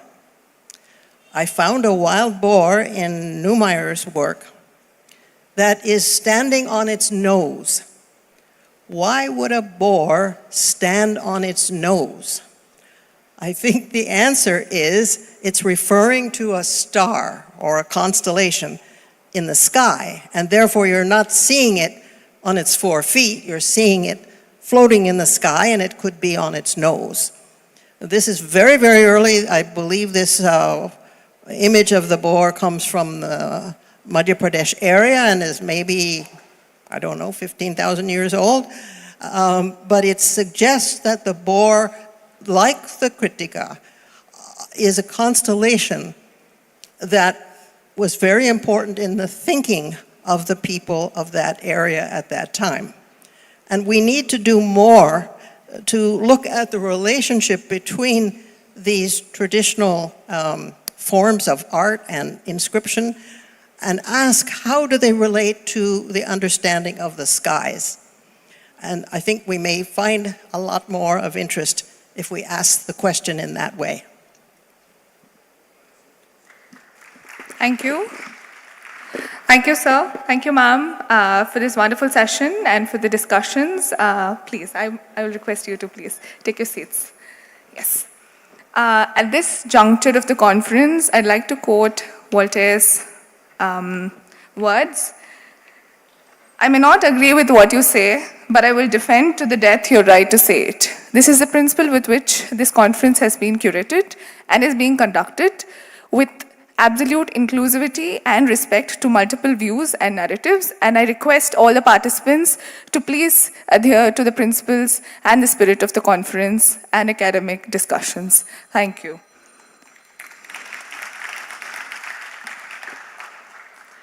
I have two announcements to make. Dr. Brenda Beck has been very gracious enough to extend free copies of The Legend of Ponnivala, a folktale edition, which is available in English and Tamil. These are CDs that are kept out at the reception. So people who are interested to have copies of these, you can have them. And with the prior approval and permission of Brenda Beck, you can also have it signed. Yes. And the second is that we're breaking for tea, and I kindly request the participants to reconvene in 15 minutes. And Mr. Anwar, the bead maker, is opening the carnelian pot for all of our registered participants and delegates to view. So you can also go to the bead maker station, have a look at the carnelian finished beads, and then move to tea. Thank you. Thank you so much.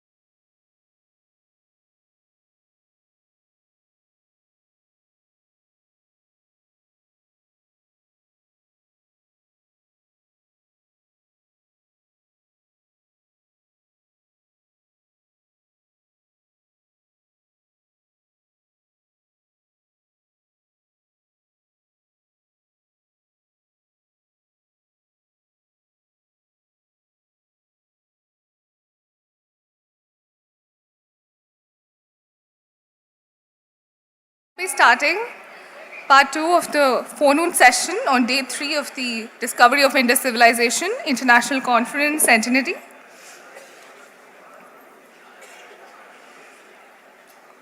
This session will be chaired by Marksya Gandhi ma'am.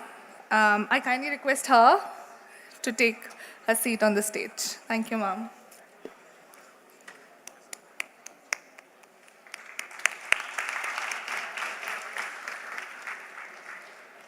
There are 2 speakers in this session. The first talk will be given by Mr. R. Balakrishnan, titled Understanding Indus Riddles in the Absence of a Bilingual Script. Sir.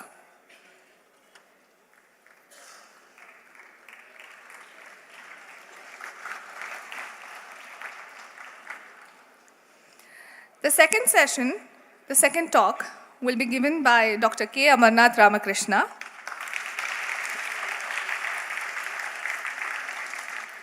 titled Indus Valley Civilization and its Impact Towards the Continuous Legacy of the Dravidian Culture Viewed from Kirdi Excavations. I kindly request Mr. Sridharan, former Commissioner of Archaeology and former Secretary to the Government of Tamil Nadu, to felicitate our chairperson and speakers.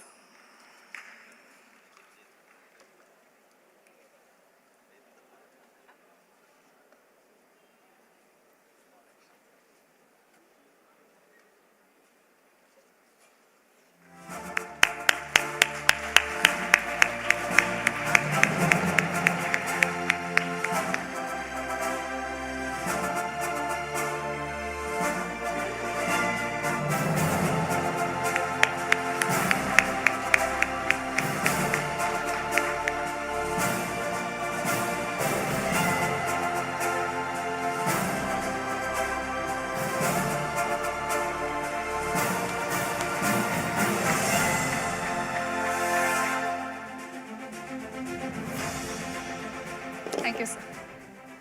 Ma'am, the stage is all yours.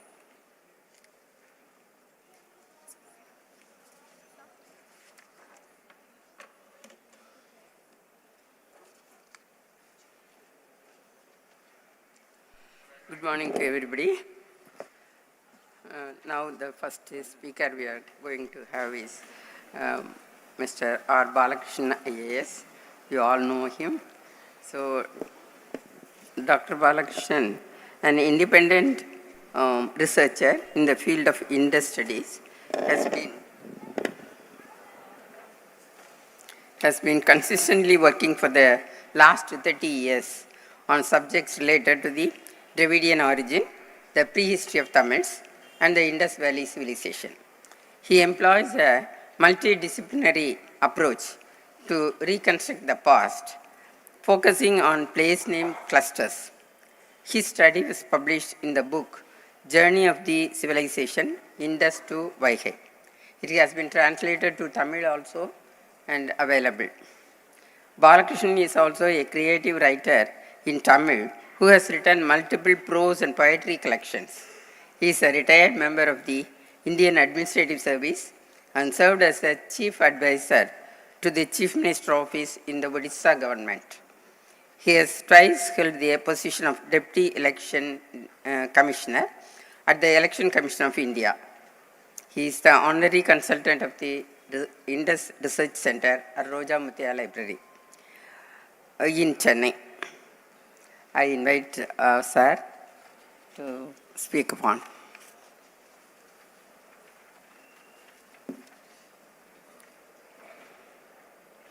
Good morning, everybody.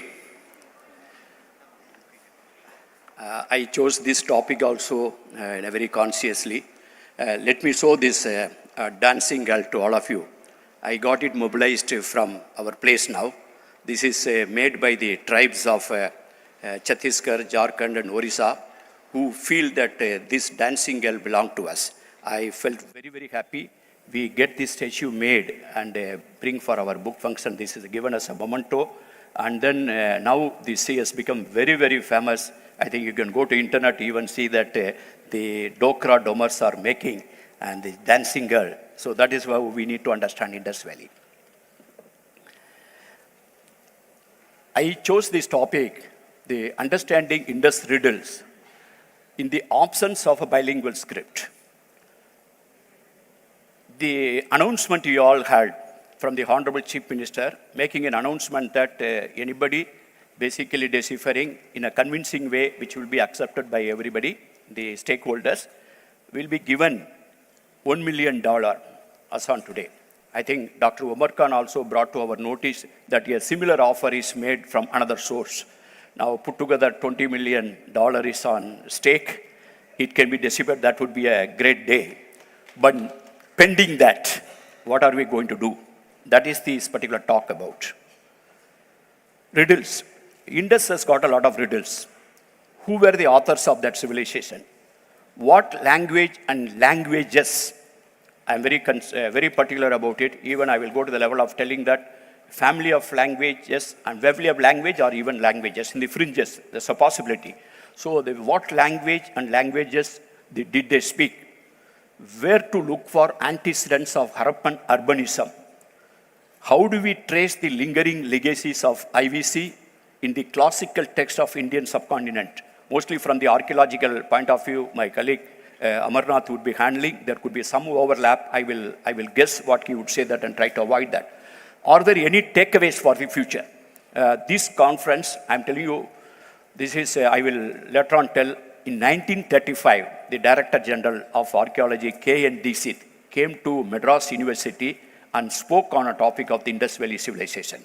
After that, except the current wave of Sindhu Valley being discussed in different districts and the forums and university, if you take away this current wave of Indus Valley in Tamil Nadu, after 1935, a structured discussion involving the scholars, teachers and students and the stakeholder, this is the first time, 1935. Nearly 90 years after that, we are discussing in a serious way. That way, this is a first government-sponsored program. I can confidently tell, I've been dabbling with the Indology for the last 38 years, and this is for the first time I had a free lunch connected with the Indus Valley civilization. Yeah, otherwise, I work in my spare time, and my time is my time. I am an independent researcher. So this is a context. The Indus script has been linked to all possible linguistics affinity, including Austroasiatic. People like Witzel and many people have written about it. It's a Mundarian language and all. Dravidian. And so Dravidian language is the most prominently claimed. And Indo-Aryan. And then the texts have been fancifully linked to the Easter Islands also. There has been books have been written. This is an Easter Island connectivity. The complete absence of information about this vast and complex civilization in any of the historical records of ancient India. The historical records mean whether they are actually historical record or not, anything written in India or anything talks about the past or history, I take that as a granted. It's an historical record. Whether it is a Veda or Mahabharata or the Ramayana and the Sangam literature, direct reference to the Mohenjo-daro Harappa, people baffled. Such a things are not available. There is a vacuum.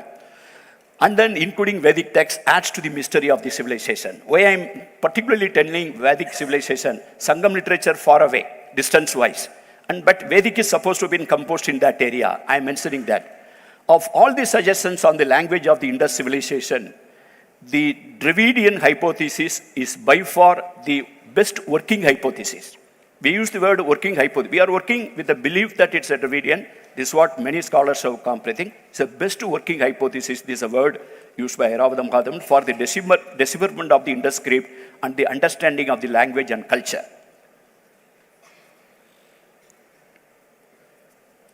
Former, that's a scholar, Witzel and Sporet, consider the Indus script is non-linguistic. That means we are talking about the Indus script. Then we are also talked about the Indus non-descript or non-script. And Airavadam responded to that. There is a solid archaeological and linguistic evidence to show that the Indus script is a writing system encoding the language of region, most probably Dravidian. To deny the very existence of this script is not a way forward for a further progress. So he basically gave a concluding remark to that. But the question still remains. This meant that the Dravidian language family was the only remaining viable potential linguistic relative to the Harappan language. I am not hiding. There is no point hiding. I am batting for the Dravidian hypothesis, but with an open mind. Any evidence given contrary, I'm always willing to speak. I've written a book. I am not an academician. I'm not a scientist. I'm an ordinary student of Tamil literature. I studied only Tamil literature. But I can defend every page I have written in my book and in any forum. The presence of Dravidian loanwords in Rig Veda, widely recognized by scholars of Sanskrit and Dravidian, was used by Parpola to indicate the strong possibility of Dravidian languages having been spoken in Indus Harappan geographies, where the Rig Veda was composed in 2nd millennium BC, noting also that Brahui in Balochistan is the only surviving Dravidian language in that region. So then the current status of decipherment. There are some people claim, even now you must have seen in the YouTubes and WhatsApp is the source of history now, and YouTube is another story. Instagram is very quick in creating history. And so then people do claim that I have read this one, read that one and all. We don't take much note of it, but when it comes from the serious scholars, I take a note of it. Now, these two great scholars, Asko Parpola and Airavada Mahadevan, both subscribe to Dravidian. Why I went to different route, I need to explain to you. Asko Parpola and Airavada Mahadevan have also researched the possibility of the presence of Murugan in the IVC. That means even you can make a guesswork that if it is a closer to Tamil, or a early Tamil, or a old Tamil, or Dravidian, anything you tell, that you have to connect Murugan because he is a Tamil god. So then there will be a normal tendency to look for Murugan. And Murugu or Murugan. Asko Parpola considers that Bangles on the Indus seal as one of the names of Murugan. He came to a conclusion that Bangles is like a Muruku. Like he also uses that Palagaram Murukku, which is used that when we make a Muruku, it looks like a Valayal.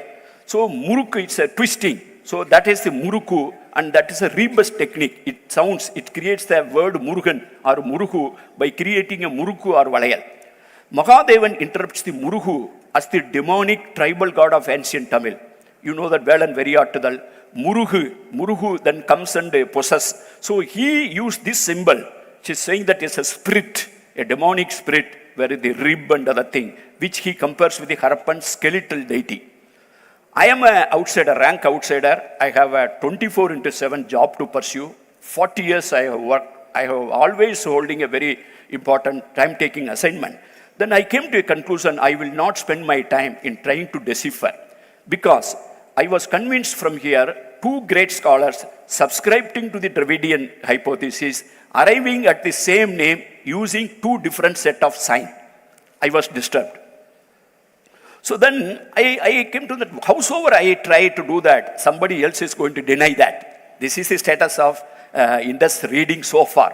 No one will accept with the another person. Will Indus script will be ever be deciphered? Okay, now that $20 million available and newcomers, the hope is not with the people who are already spent. I am 66. Okay, we have a great scope in the IT people, the software people all over the world, and it's open. Probably some out-of-box thinking. Will a Rosetta Stone type bilingual script ever be found? We keep on telling we don't have a bilingual script. We have. Even if found, will it ever be released for public view? I'm consciously making this question. Consciously making. Suppose suddenly a Rosetta Stone type bilingual script is found elsewhere. Probably if it is found in Keeladi, it will be in safer hands.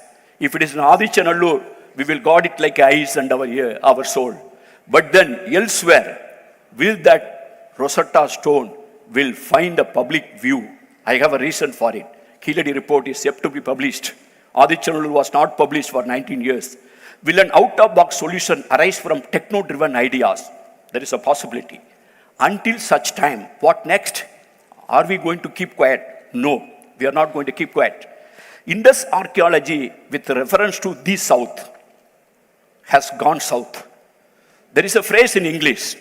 You see that Cambridge Dictionary and all. If something has gone south, that means it's gone down the hill, finished, vanished, destroyed.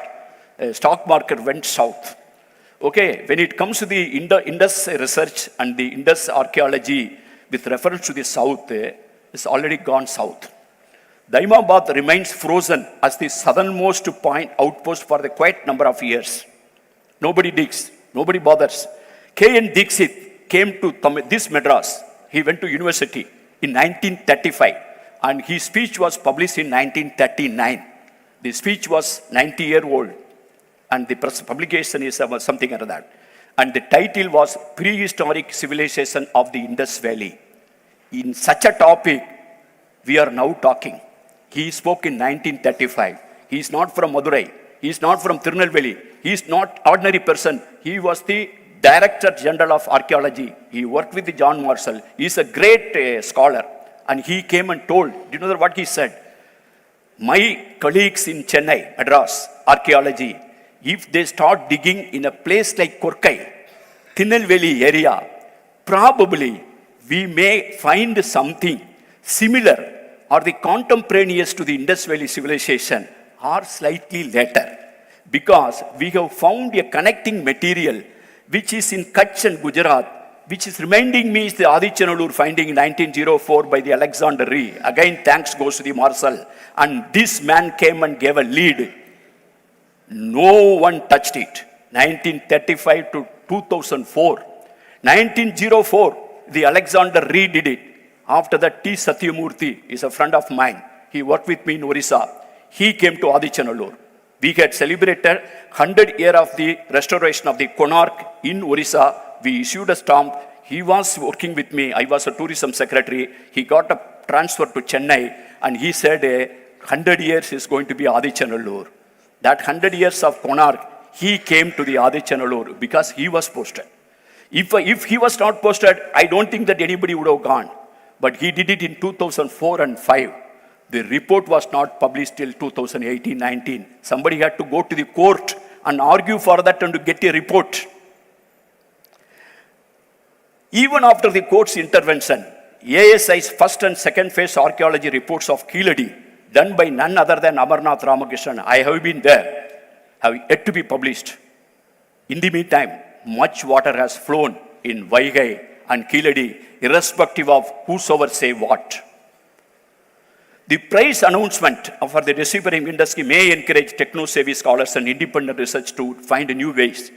But in the absence of decipherment, the option of studying the body language of the IVC remains open. That is what I have been doing. I have decided not to try to decipher the language. I'm not that qualified. And I have seen the example of Asko Parpola and Airavadam Mahadevan. Unless somebody comes and break the code or a Rosetta Stone found or something new out of box thinking coming, and a person like a career civil servant cannot do that, I decided to study the body language. Okay, what do I mean by body language? Yesterday, Mr. Rajan made a presentation. Phenomenal presentation. Book was released by Honorable Chief Minister. Professor Rajan's study indicates 60% of the graffiti marks found in Tamil Nadu had their parallels to the scripts found in Indus Seals. More than 90% of the graffiti marks of South India and the graffiti marks of the Indus Valley civilization had parallels. This study proves that deciphering the Indus script can help decipher graffiti mark found in Tamil Nadu or vice versa. If you study this one, you can understand. That is what he said. Okay, but the fact remains, neither graffiti nor that script or sign, whichever name you call it, even today the status is still undeciphered. In such a situation, however, till this script and graffiti is deciphered and the language is found, this corpus remains, according to me, a part of the body language. I will say the typology, how the same kind of signs could be drawn in graffiti, how they could write in the pottery. I consider that intention, that execution as a body language because I don't know the language. I will show you a map. Why I call? Because there is an approach. Somebody made a presentation telling that we have to have a regional and micro approach and build the conversation. And then the fact remains that there is something called taking an aerial view and taking a drone shot. Okay, pottery type, graffiti, and the body language. I will tell you, Rajan made a presentation, 15,000 and odd, and graffiti is found in Tamil Nadu alone. We don't know how much in Tamil Nadu, Andhra, Telangana, Karnataka, Kerala, and then Orissa, we started digging in Palur, in the black and red ware pottery. We found the graffiti, 20 odd and all. It will be found wherever BRW. Why are 90% of the parallels for Indus graffiti found in Tamil Nadu? And why does graffiti occur only in black and red ware pottery? And why not in painted grey ware pottery? Despite PGW being an elite ware. Elite ware means a kind of a vessel or a ware used by the high class people or elite people. It is called in the archaeology, it's called elite ware. Or a common grave goods. What is put in the grave good cannot be in elite ware or something like that. So that means common ware used by a normal man, like a potter or a person who purchased, there you find the writing, Tamili, script and the graffiti. But PGW, nothing is found so far. This particular island, which we draw this thing, this map in my book, I see that all the white dots, the entire India, the entire South India, entire this field, wherever you find the dot, this is the PGW's meeting the BRW preceding, and someplace it will be the red pottery, then it will go into the northern block painted ware, and then this is found in Adichanallur and not other places. The entire South India, Gujarat Harappan civilization matured. It goes via Narmada and Dapti side and gets into the Kaimur hills and climb up to the eastern UP and gets into the Jharkhand and then Bihar and Orissa, Bengal and Assam. This is the thing. What you find here, you will find here. That is the reason Indus people went everywhere. But then they wrote the literature in some places where there was an opportunity. So then this answer, I call this as a body language. Till it is deciphered, taking a pottery, a particular person decide I will do a graffiti, whatever he has written, and that is the black and red ware pottery. The archaeologists all over were telling us that BRW means megalithic pottery. But BRW is found in non-megalithic context also. BRW means is an Iron Age pottery. Then historical time, Sangam age, all these tags were given. But then when we put this map, we found that this is an island in the upper Gangetic Valley associated with the new arrival of the people. I am just putting the light on that. Okay, I have to look at here. Okay, this one, and look at this particular is an island of the PGW, which we are associating with the new arrival. Sangam literature says, Ariyar Thundriya Perisa Imayam. Sangam literature clearly says that where they came from and what they come. These are the area, the dots are the BRW pottery, where the graffitis are written. And then this is the interaction zone where the Romila Thapar talks about it, so many other people are talking about it, and this is a reality. For me, it's an area view taken about the body language of a culture. The defining features of the IVC, let us decide. Bricks, highest, lowest, mother goddess, etc. Just make a quick look at it. Need not spend much time. I don't want to come in his way. Backed bricks, standard size, standardized terracotta objects, copper and bronze object, daily use. The prominent color is red. We call it a Dravidian red. Mother goddess figurines in plenty. Uniform type of script. Solid wheel cart drawn by cattle. Absence of horse. Presence of buffalo. Export of buffalo to Sumeria. And the citadel on the elevated platform in the western side. And the lower town in the eastern side. Standard weights and measures. Nature of roads and drainages. Masonry wells and tanks. Toys and crafts. This is the way I paint a picture. Then, okay, it goes without saying, it's just a visual. And then this is a thing which I wrote in 2012, the high-west, low-east dichotomy of Indus town planning, a Dravidian paradigm. This was again carried in the Harappa.com by Dr. Omar Kamal. And then it was the basis for my Tamil book, Sindhuveli Panbat in Dravida Adithalam in 2016. And I met Amarnath Ramakrishnan after 45 days of that book being released, went to Kiladi. And then JOC and its Tamil translation, and the Airavada Mahadevan last paper, Kenoyer, this in the lecture series, there was a book was brought out. He wrote the last article, and in this article, in the beginning para itself, he gives the expresses he has been very broad-minded. He was my teacher. He was my mentor. So he gave an open-minded appreciation of this paper, and his last paper drew the inspiration from this he wrote. He has been so kind-hearted. So this is a thing I don't want to take much. You can always access in the harappa.com, in my book also, the toys and mother goddess. And then here I would slightly hold. This is a dice found, T.N. Ray, 1937, he wrote a book. He says that sports and games in ancient India. He said that the ancient most sports pastime of the past, where the elders and everybody spent, was the play of dice. And he also wrote that the first cubic dice, actually the proper dice and the board, was invented in Indus Valley civilization. He compared with the dice game in the Vedic. He comes to that it is a kind of a seed. And basically in Tamil it's called Tandri Kottai, and Bithika, if I rightly pronounce in Sanskrit, Bithika is a kind of a seed. He says that even now we play sometimes the tamarind seeds and all, and this was used to play, not a terracotta burnt dice, he says, T.N. Ray, 1937. And this cubic dice found in Harappa, cubic dice found in Mohenjo-daro, it has been found in Lothal. Okay, come to Kiladi. And Kiladi, in other places, we find the cubic dice. I would like to introduce a Sangam poem. There is a girl waiting for her lover to come. And then she is expressing her mind. Her companion says that, she is thinking, oh, will he come? The moment he thinks he comes quickly, then her mind is so happy. It is equivalent to, in the dice game, somebody gets a 10 number 10. And another time, he is coming little delayed, and she is waiting. And so she is little disappointed. So that mindset is equal to getting small number. And then he is getting another mindset, it's equivalent to getting the repeat number.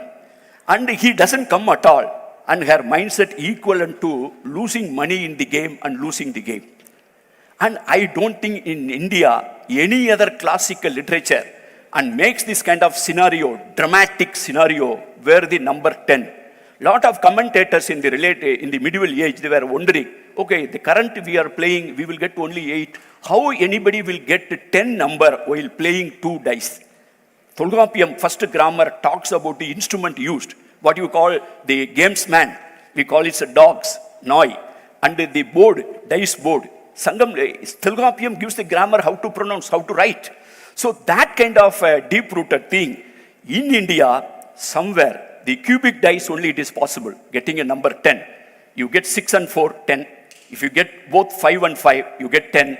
So if somewhere the number 10 can be get in the cubic dice, it was possible in Mohenjo-daro, archaeologically proved, Harappa, archaeologically proved, and Gujarat, Lothal proved, in Kiladi proved, and the only literature in this subcontinent which talks about it and mentions about it, and we have interpreted that it is nothing but cubic dice because he is getting 10. So this I call it's a body language. I don't know the language in which Indus script has been written, but I know the body language. There is a Sangam poetry.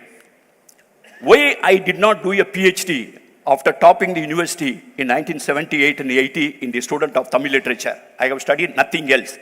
I refused to pursue MPhil or PhD because I had some question. I was not getting an answer in the classroom from anywhere when I asked this question. Will camel eat bone? I was quoting Sangam literature. A camel is carrying the mercantile good of the merchants and walking in the desert, and out of hunger, it eats the perished animal's bone and is quenching its starvation. It is mentioned. And another place, a camel is just lying on the seashore, and for a poet who looks from a distance, it looks like a wood carried, a wood log carried from the seashore and put it. So I was wondering where he saw that, how it was being used for the mercantile carrying as a beast of burden. Entire peninsular area, there is no camel. How this guy is telling this as a similarity in describing. Say, camel is in Rajasthan. I pursued this question in Gujarat, Rajasthan, Jaisalmer, Bikaner Camel Research Institute, got in touch with the people in Pakistan. You go and Google for it in Dawn, about 4 or 5 years back, as an article, a continuous drought in the Sindhi area where there's a desert, and the Dawn reports that the camel in that area started eating bones. We got an answer. For the question I had it in the university, I had the answer after 40 years. I've been pursuing this question. Camel will eat bone. No literature in India. written in Rajasthan, written in Gujarat, written in Sanskrit, ever talks about this fact. Sangam text only records that. This is a yak. And I went to Indo-Tibetan Culture Center. I have done election in Ladakh. I have been to Kargil. I have spoken to the people who deal with the yak. I was asking question, what kind of food yak? You Google for it. The aromatic tea of yak. In Tibet and China, they sell a tea called aromatic tea, yak tea. So why it is a yak tea is a great, they say the yak goes and eat and picks up a particular grass, the lemongrass type of thing, a little aromatic, and it gets into the system, and the milk becomes aromatic milk. Because we make a tea out of that milk, this is called yak aromatic tea. Google for it. And I have been to ask this question in Ladakh. And then Sangam literature says, what is the name of that particular grass it will eat, under which tree it will sleep along with pair, and dreaming about next day also getting access to the same grass. These two yaks are having a dream. Sangam literature writes about that. No literature in India. I have traversed and asked this question to many people, and nobody recorded. And then there is in Sangam literature, there is what you call wild horse. In Tamil, it's called Athiri and Kovir Kaludai. And it comes in the medieval Mediterranean side and all. A lover is returning back. And then he wants to, the chariot man, go quickly. My lover is waiting for me. Just go. So he's just trying to make it that, what you call, this wild horse carrying a small rekla type of small vehicle. Only one person can go and driver. And this particular wild horse, which has been domesticated and used as a beast of burden, is limping because it has been bitten by a baby shark. It's a shark pup. Okay, in India, in South Asia, only place wild horse, domestic wild horse sanctuary also in Kutch, wild horse domesticated and used for the drawing the cart in Gujarat and Rajasthan area, and the only place where the shark comes and lay egg and breeds is in the backwater of the Kutch. There is only location where the wild horse drawn track has been bitten by a shark. That is a geographical possibility only in Gujarat. So like that, the wind direction and all we have discussed about it. So I call this a body language of carried forward memory. So this is in 2010. This I found in 2002 and 2004. I woke up my wife and told that I broken the code. I have found the KVT complex. She asked me to, okay, it's already night 2 o'clock, you go to sleep. So that was it. But I waited after that 8 years, 6 years to do so many other case studies. I did a case study of Parsis. I did a case study of the European migration and what they carried to America, and the black African people were taken as slaves to America, what they carried and what Parsis carried. I did a numerous international case studies to convince myself. Before publishing, I put myself in the witness box and I interrogate and question myself. I took 8 years to convince that I am talking sense, which I presented in 2010 in the presence of Asko Parpoda and Airavada Mahadevan. These two people told me, you are into right direction, you go at that in 2010. If you see the name, it's only one thing I'm telling, like this, hundreds. Names without which you cannot build ancient Tamil identity. The capitals of Chera, Chola, Pandya, the names of the harbors, Chera, Chola, Pandya, Korkai, Vanji, Tondi, and like anything, Maran, Valudi, Nalai, Kannagi, Kovalan, anything you tell, Totti, whatever Sangam literature writes, hundreds and hundreds of names. I tried all method. Can it be accidental? I tried all method. Will it come again? So then I don't get into the etymological trap. If you ask me what is the meaning of Korkai, I will say I don't know. What is the name of the Vanji? I don't know. Karigalan, I don't know. Any number of stories about Karigalan and Perinjottu Udiyaladan, I refuse to be trapped in the etymology. I taken this as a consonant vowel sequence and put it in the computer. My computer, I have been working for last 30 odd years and work that as a mathematics. And come to Juravan, this is the place where it is happening. What is the route by which the names are traveling? This I call it a KVT complex, Korkai Vanji Tundi complex. This I call as a body language. I don't know the language, but a man while traveling, he carries what he carries. He carries the carried forward memory. With him, who walks, his gods and goddesses. His gods and goddesses, his faith and belief system. This is what the Indians have taken to America. That is what Indians took to South America, South Africa, to Fiji. This is what historically. I met a tribal in Orissa.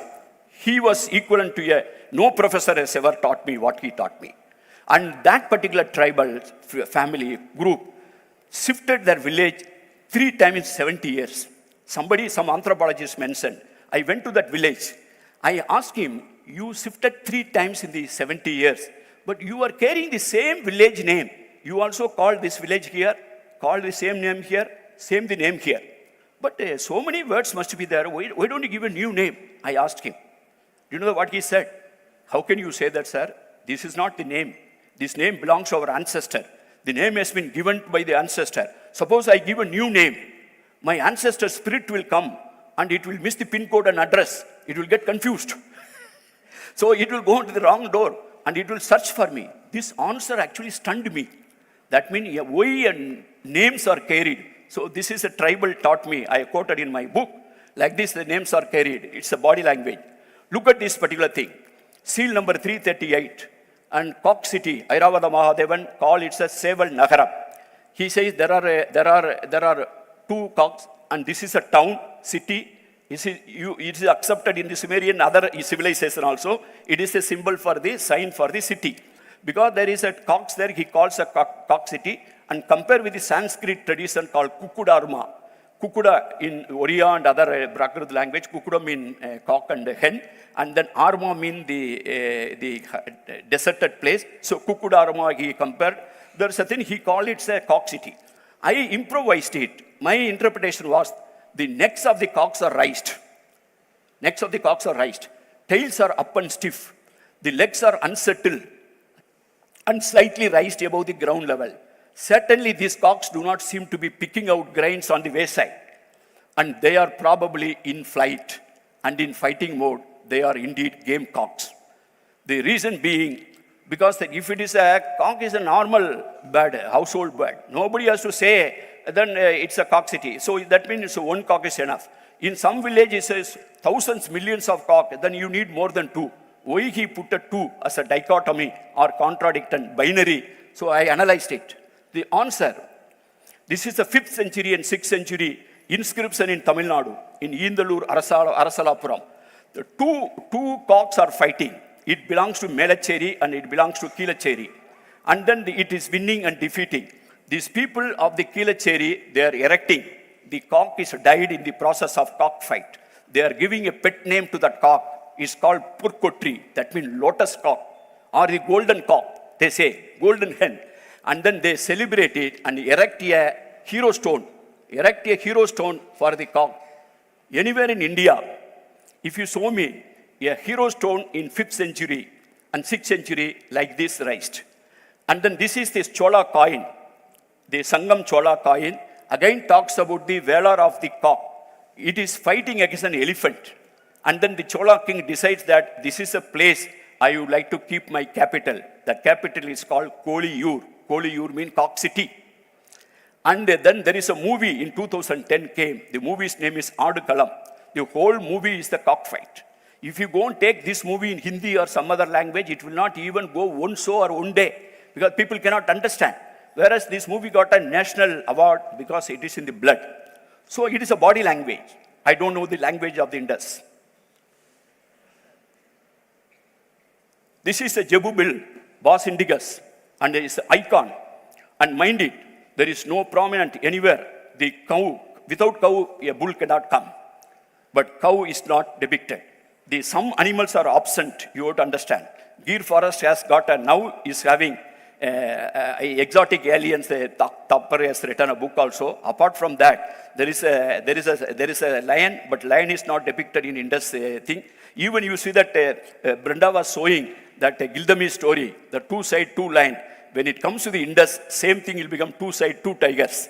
And then two side, 2 tigers, a man is dealing with this near Karur, we have found it in Tamil Nadu. And then this is the thing where the seal depicting a buffalo throwing players. It's like an animation.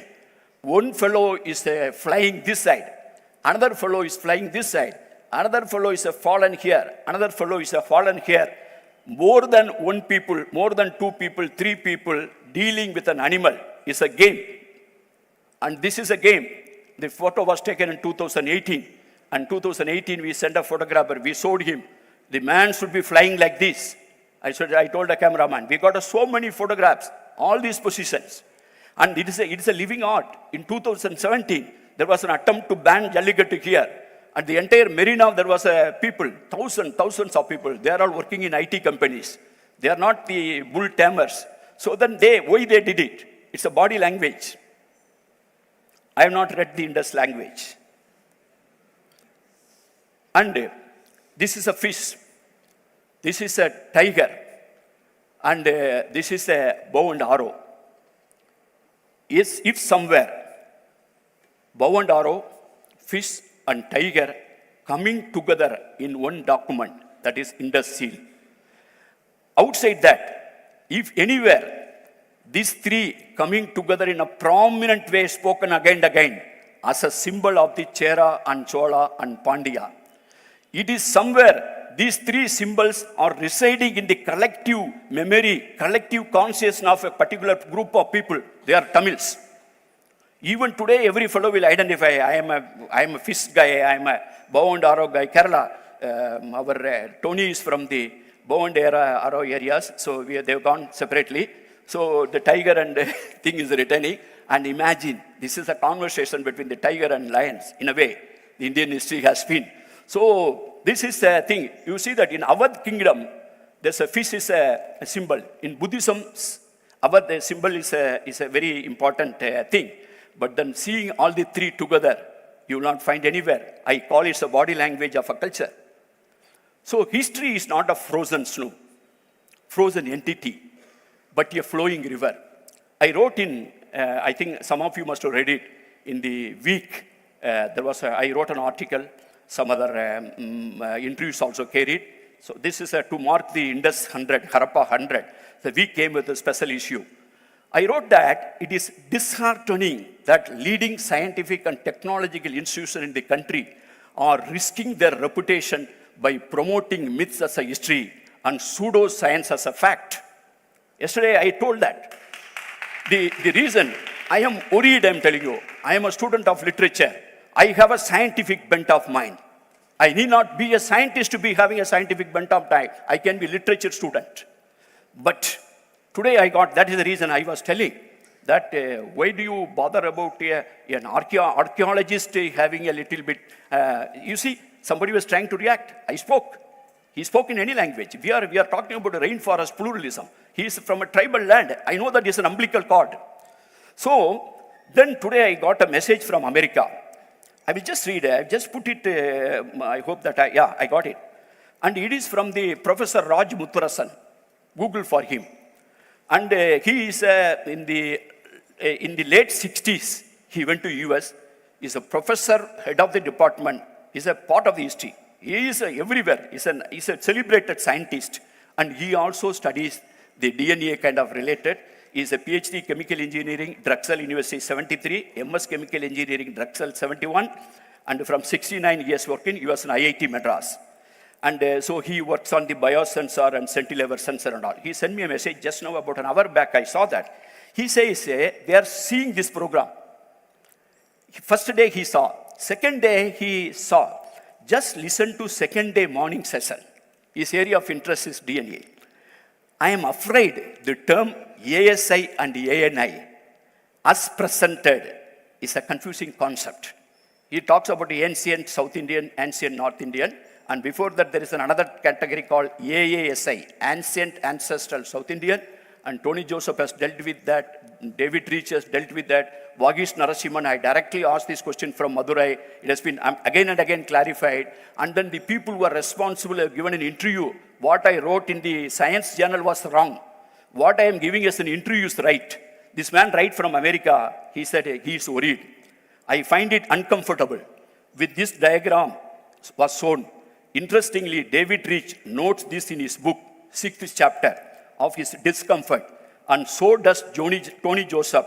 recounts this issue on page 88 and 89 of his book. In their diagram, ANI is literally R1A and the ASI is all except R1A. I'll tell you, this is coming from a retired professor in the yesterday's conference. So that is the reason I said, you have the establishment, you have the IITs, you have the IIM, you have the thing, there is a site for the search of Saraswati. Go and, the moment you put Saraswati in Google, Saraswati in ISRO, you go and put it, Pallier Channel, there is a complete wing is devoted and people do research. Welcome. So the truth has to come, whichever way. So whatever we call today the collective cultural history of India, this is the, I have written, is the result of continuous experiences stretching back to prehistory. In this journey, the pre-Harappan, Harappan and post-Harappan periods, the second urbanization in Gangetic Valley, and the carried forward memories of the Indus past as recorded in Sangam corpus and the ancient Tamil text must be also be considered. And any attempt to build a singular narrative around India's plural identity is fraught with danger. India's pluralism. This is the book which I have been in Journey of a Civilization. India's pluralism is not a melting pot pluralism. Melting pot pluralism is an alloy-making process. You put many metals and you melt it and become a new alloy. One metal is going to claim that it is me, and the identity of all other metal will be killed at the altar of the dominant metal. So melting pot I am rejecting. And in America, people nowadays, they speak very proudly that we are at salad bowl pluralism. Okay, once it's come to salad bowl, white, red, and green, all colors treated equal. Okay, I'm a cucumber, I'm an onion, I am a carrot, and all kind of things. We are the salad bowl, we are Americans. I don't agree with that, because the salad bowl is the post-harvest process. It's not organic. Somebody has to make a selection. All the vegetables are not making to the grade of the salad bowl. I have not seen a brinjal. I have not seen a bitter gourd. I have not seen. There has to be carrot and beetroot and the onion. So it's a kind of, there is a neat examination which needs to be passed before getting into the salad bowl. And then India's pluralism is vibrant, inclusive, interdependent, and is functional. And it's like a rainforest. So I call it India's pluralism, rainforest pluralism. The mapping of the past through the construction of a master commemorative narrative is what Claude Lévi-Strauss called the pressure of history.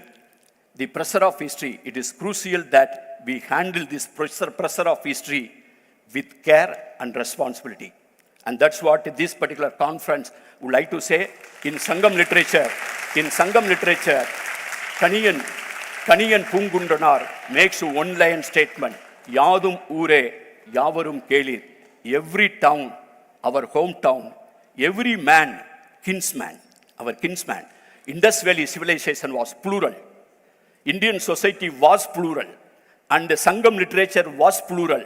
And the Indian society even today is a plural. Our tribals are our umbilical. India will remain plural. Thank you very much.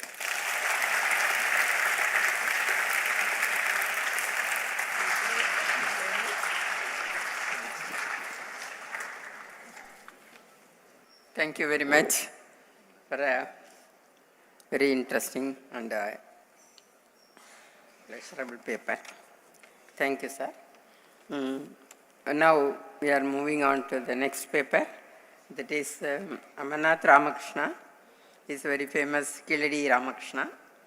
He is an archaeologist known for his significant contributions to the Kiladi excavation site in Tamil Nadu. He has contributed significantly in the field of archaeology through his reports and publications. One of his most notable works is the 982-page report on the Kiladi excavations submitted to the Archaeological Survey of India. Ramakrishna has also worked in the Kondapur and Nagarjunakonda museums. In 2024, he was appointed as a Director of Archaeological Survey of India. Now, I am calling upon you, Amarnath Ramakrishna, to present his paper.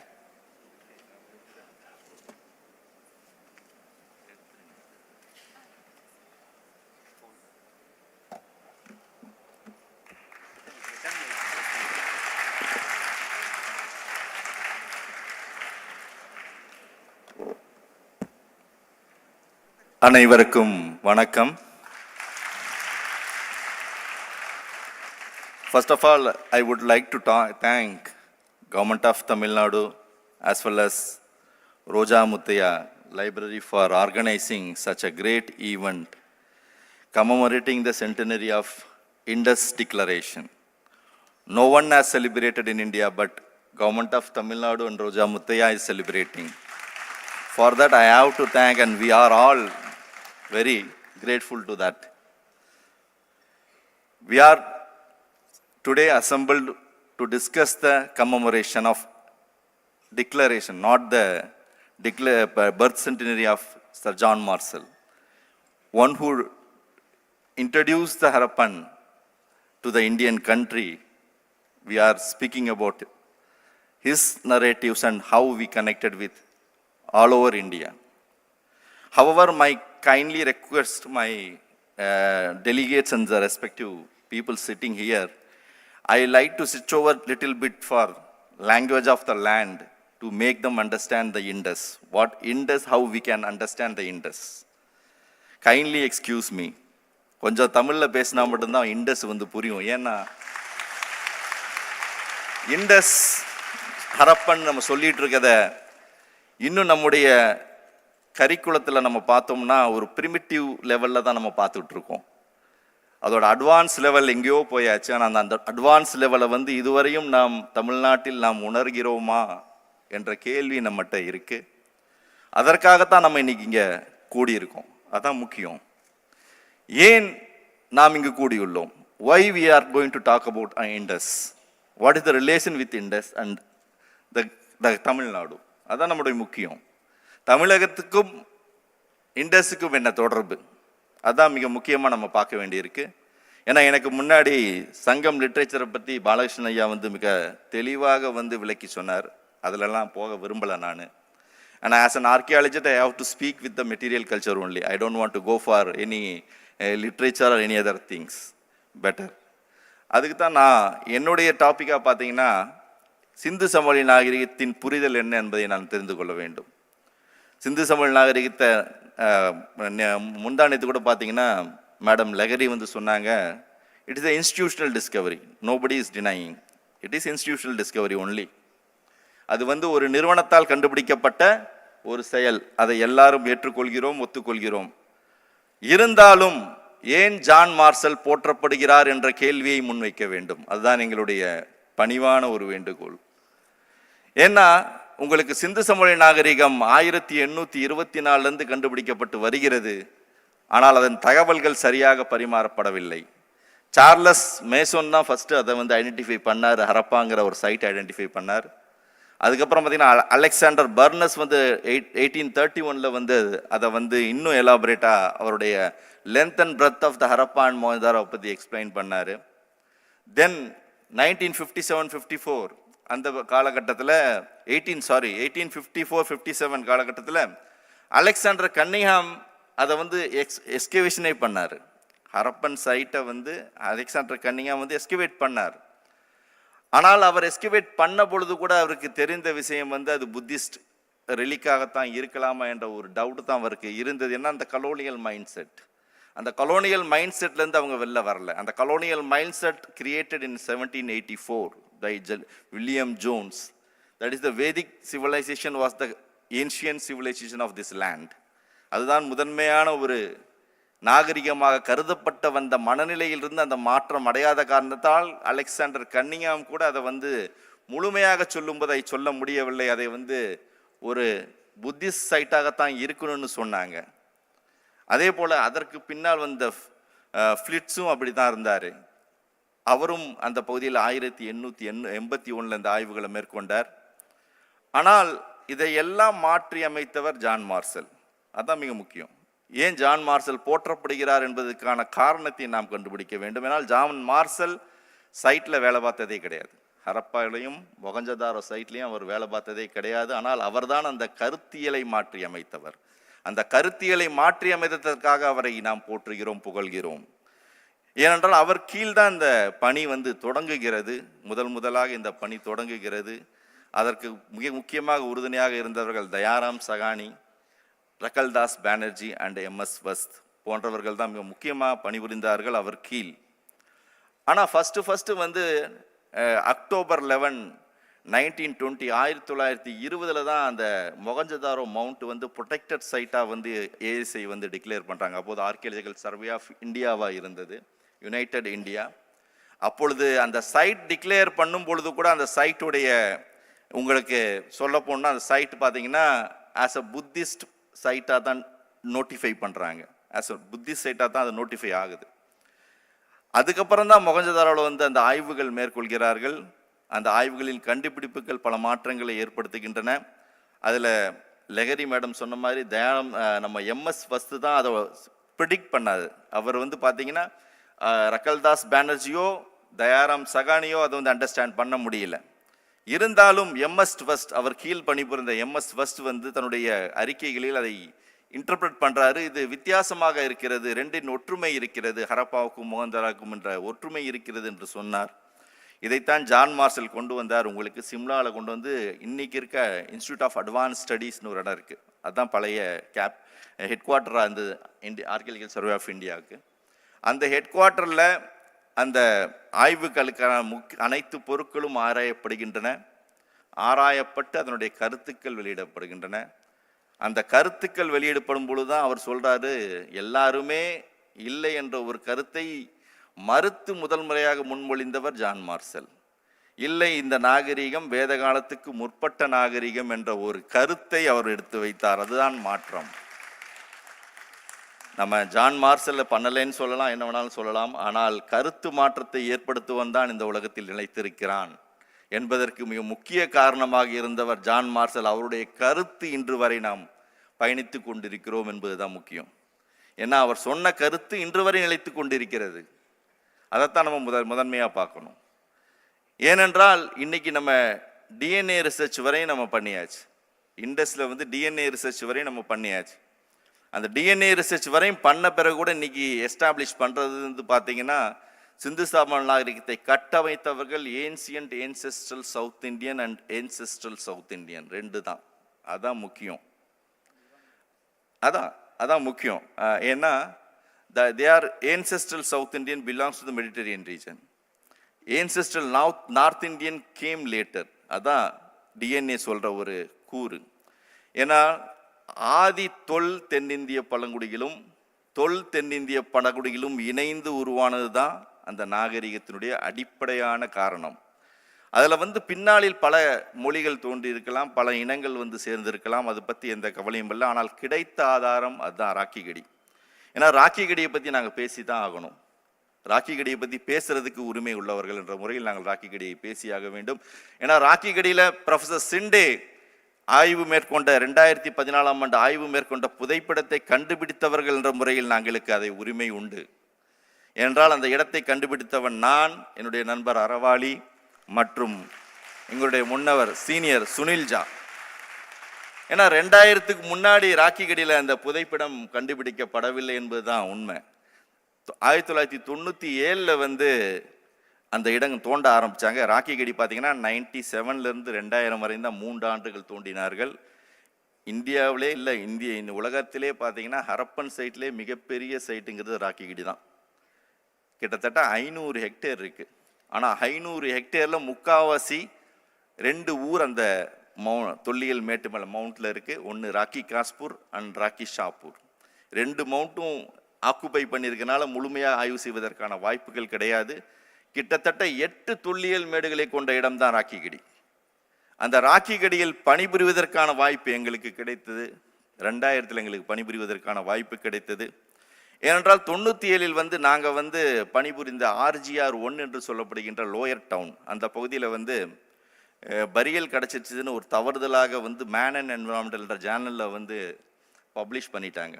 தவறுதலாக publish பண்ணிட்டாங்க. ஏனென்றால் ஹரப்பா நாகரிகத்திலும் சிந்து சமவெளி நாகரிகத்திலும் நகரத்திற்குள் புதைக்கின்ற முறை கிடையாது. நேற்று கூட நம்ம Guha madam கூட சொன்னாங்க சிமிலாரிட்டிஸ் பிட்வீன் செமிட்ரிஸ் பார்த்தீங்கன்னா உங்களுக்கு புதைக்கின்ற முறை நகரத்தில் கிடையாது. நகரத்தை விட்டு வெளியில் புதைக்கின்ற முறை தான் இருந்துள்ளது. ஆனால் தவறுதலாக 97 ராக்கிகடியில் பார்த்தோம்னா லோயர் டவுன் என்று சொல்லப்படுகின்ற ஆர்ஜிஆர் ஒன்ல வந்து பரியல்ஸை எடுத்து அதை டிக்ளேர் பண்ணிட்டாங்க. ஆனால் அது வந்து பார்த்தோம்னா மிடிவல் பீரியட் அந்த பரியல் வந்து ஏற்படுத்தப்பட்டவைகள்.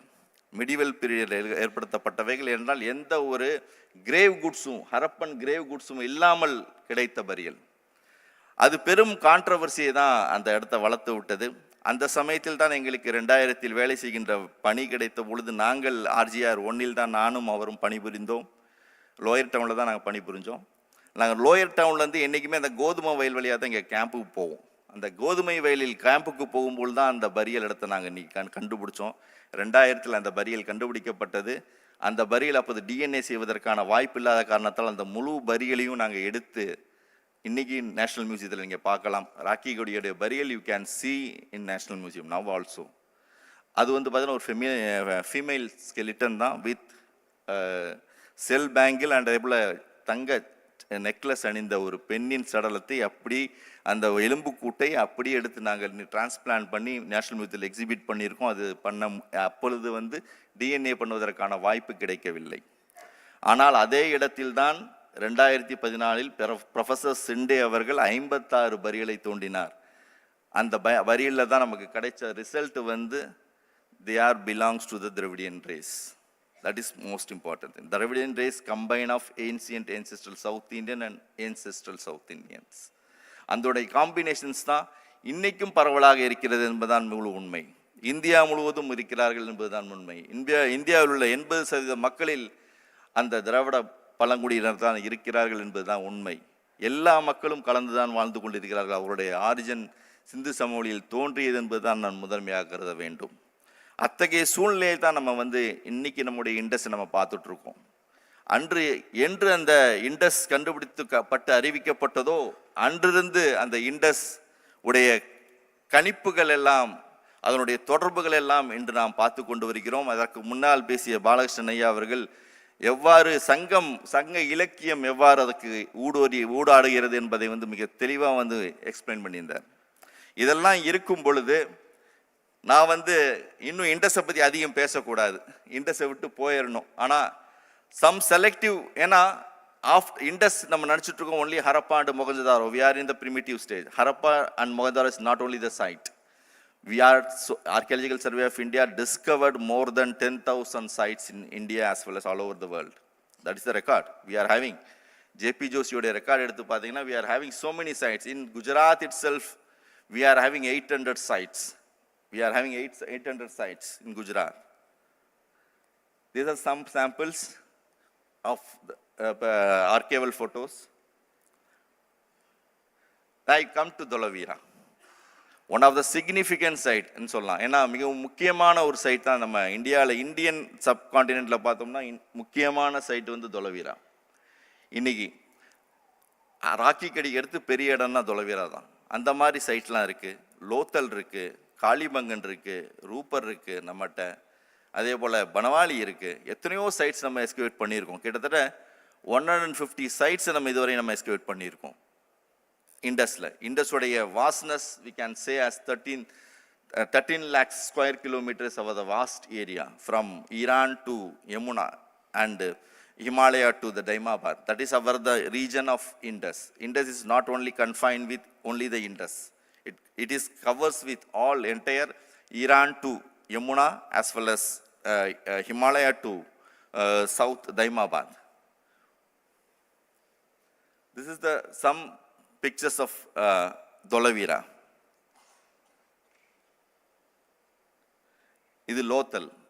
Lothal, we can call it as a dockyard, but so many controversies are there with the dockyard.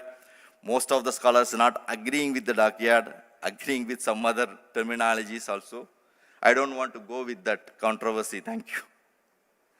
This is recently excavated by our Kumaran. R.N. Kumaran is there. Was yesterday presented. This is Krisra, another site in Gujarat. As well as he was excavated, another Junikuran also he was excavated. So many sites also recently we are excavating. ASI is excavating so many sites in related to Harappans, but nothing is coming out. That's the problem with ASI.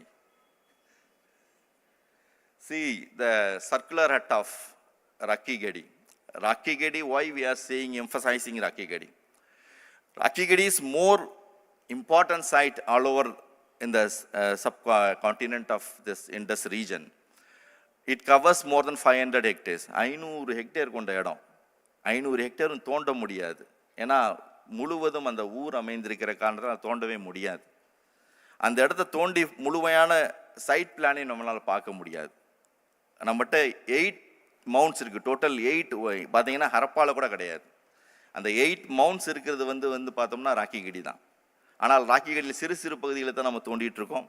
அதில் குறிப்பாக தோண்டப்பட்டது வந்து இந்த பரியல். This is the burial. This was excavated by Professor Sinde. Our burials are there now in National Museum. It was kept for exhibition. Then I will go to Keeladi. Why we are connecting with Keeladi? That is the most important thing. We have to connect.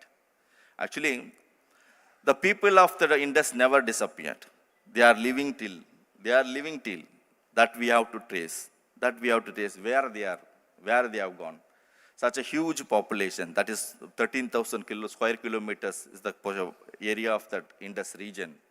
They never disappeared. They slowly migrated, not at one stretch. They migrated toward east as well as south also. That is indication. We never seen how they are migrated to south or how they are migrated to east. We are restricted with our limitations. We never come for any further excavations in south as well as east. That is why we are unable to reconstruct the past of the continuous legacy of the Indus.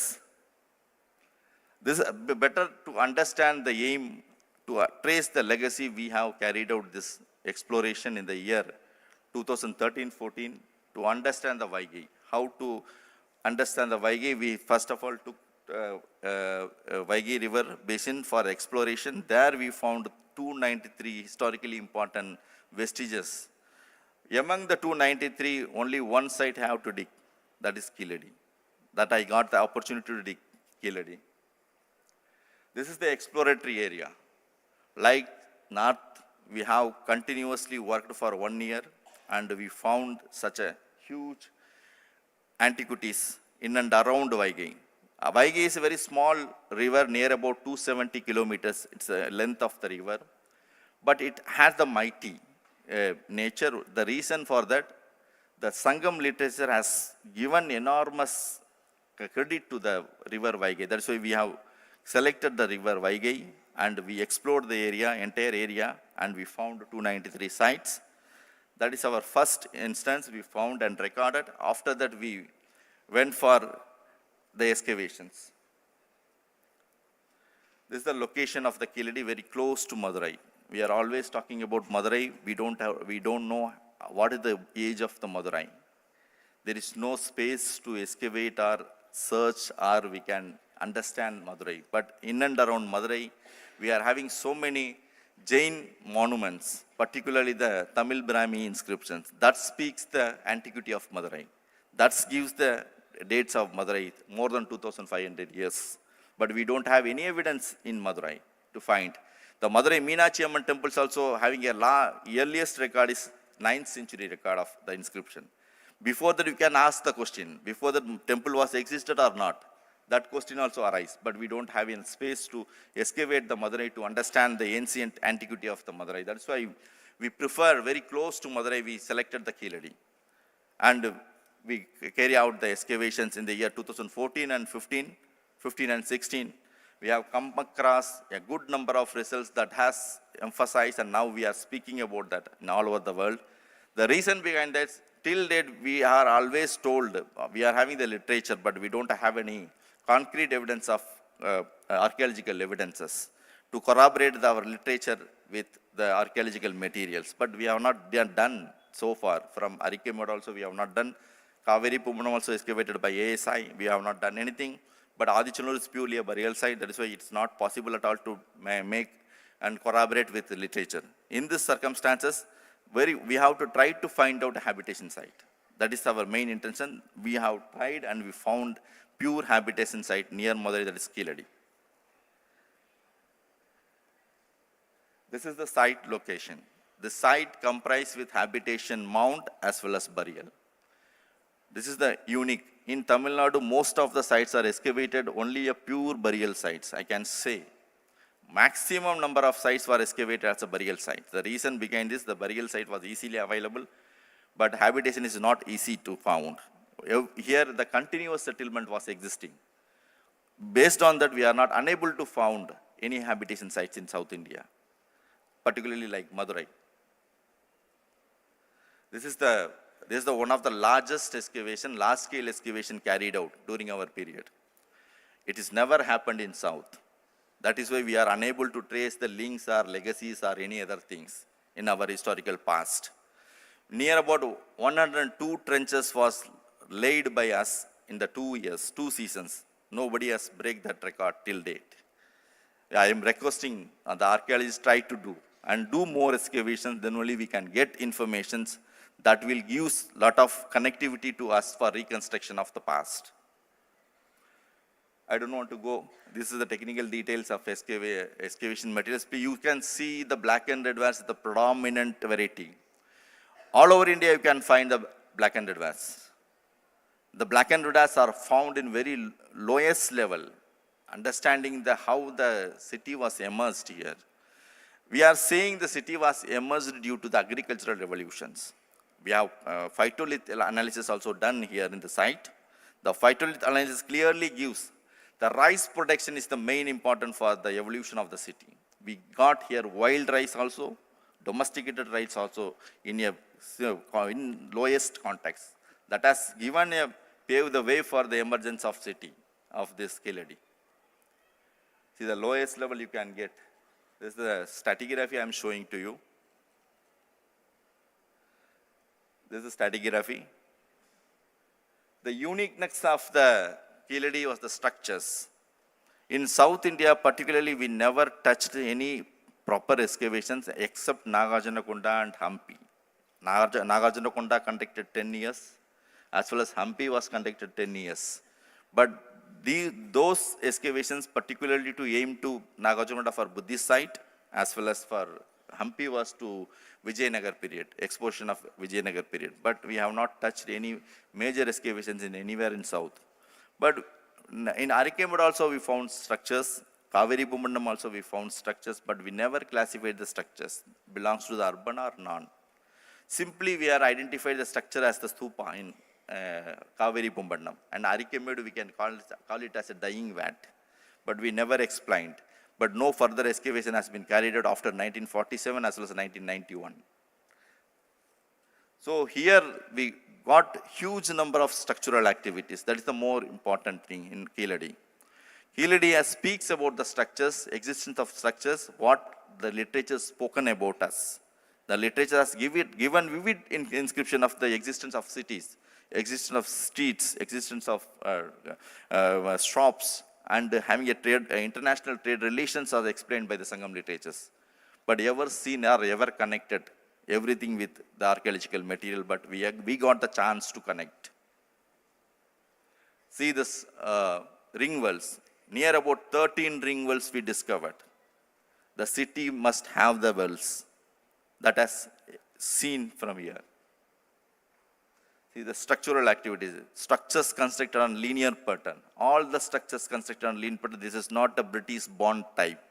This is linear pattern with mud mortars. No plastering has been found. This is the resemblance of the legacy of the continuation of Harappan. How the continuity has continued here. See, report has not been coming out, but this is my collections I am showing to you.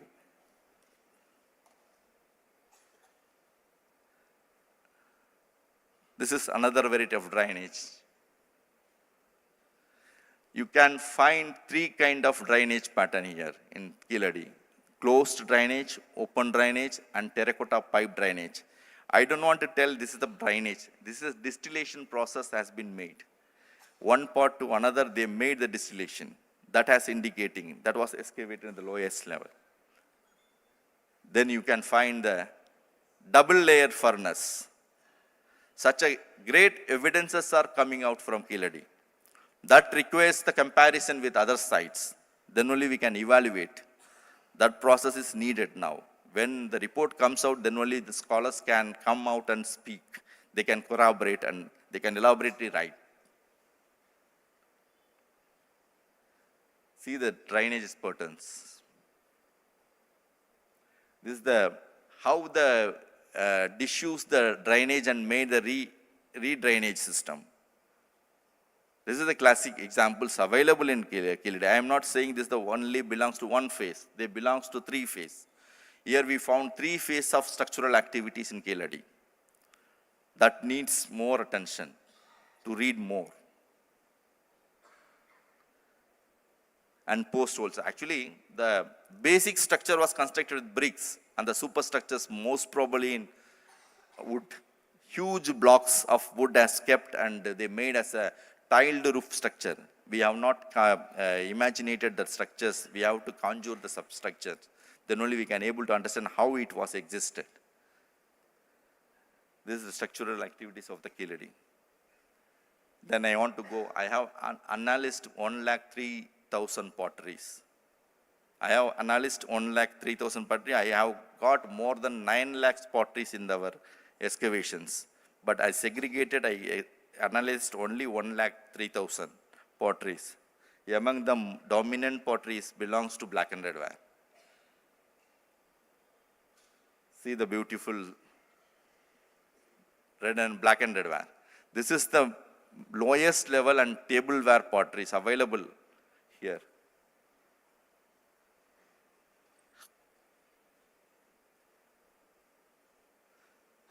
You can lowest level you can find the potteries. This is another variety.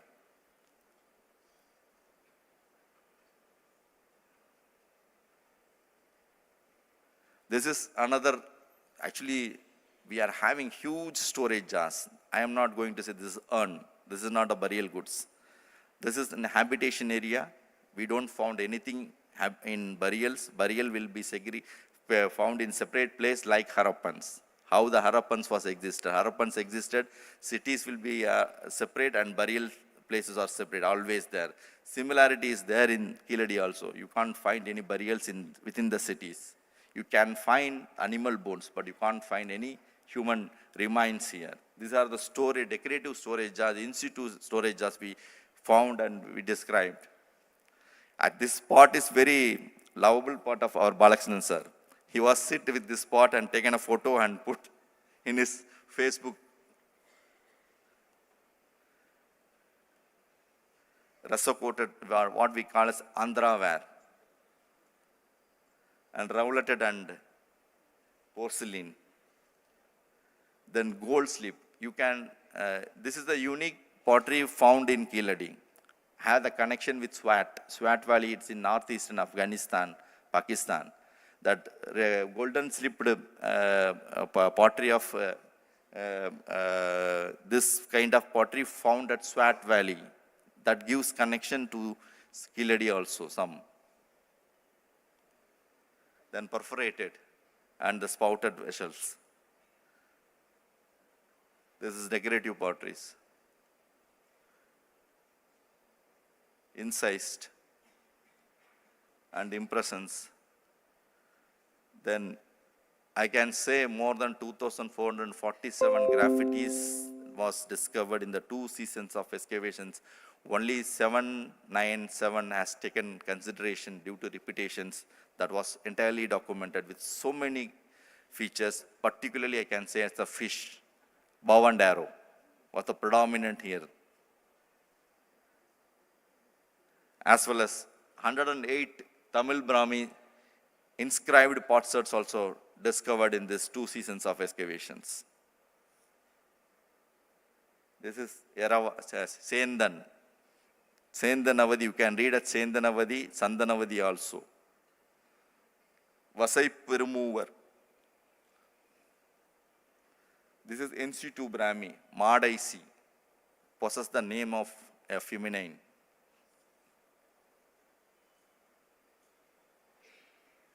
Here we are getting the practice of writing, how it was evolved here. Not only the graffitis we found, how the practice was made. The Madaisi has written several times in the same pottery and was corrected. That is indicating us how the evolution has taken place. That is why we are saying the Brahmi, now we are calling as a Tamili in the term. The reason behind the Tamili is the script was originally originated from this land. It was sent, it was taken by Asokan as well as taken by Southeast Asian country, all over India it was spread.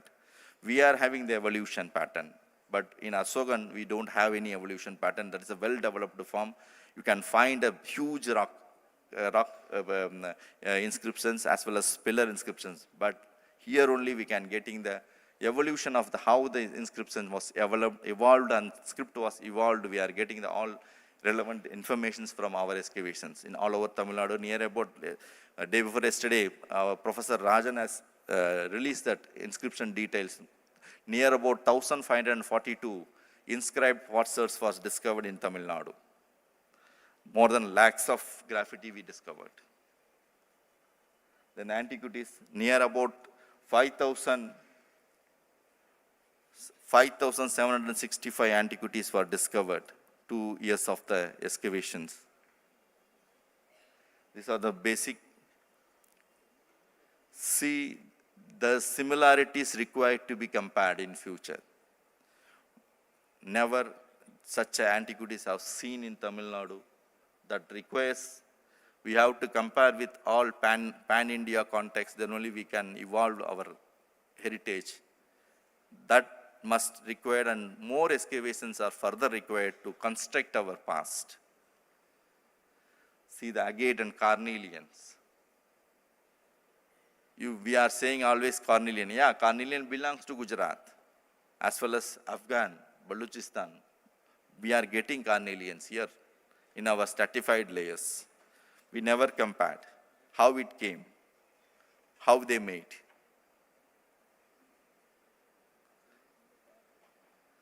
Then terracotta objects. Spindle hole. Then ivory. Predominantly ivory was used for all metals, all usage, particularly comb, dice.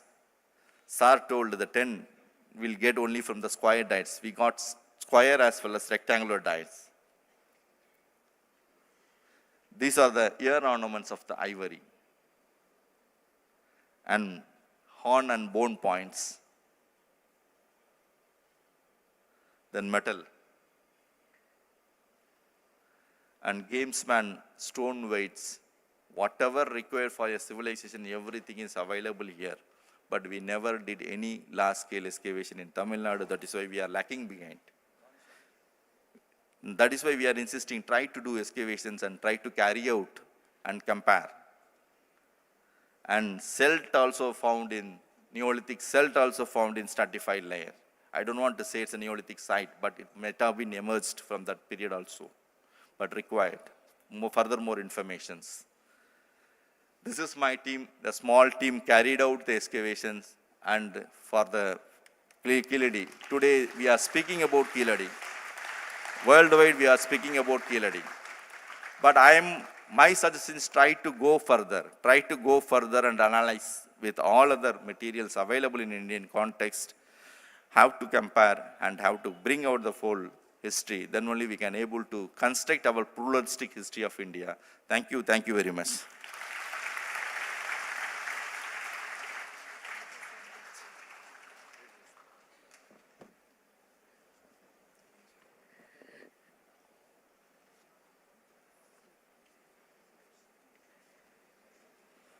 Thank you, ma'am. Thank you, sirs, for your talk. We can have questions, but again, the first priority is for the students. Any questions from the students?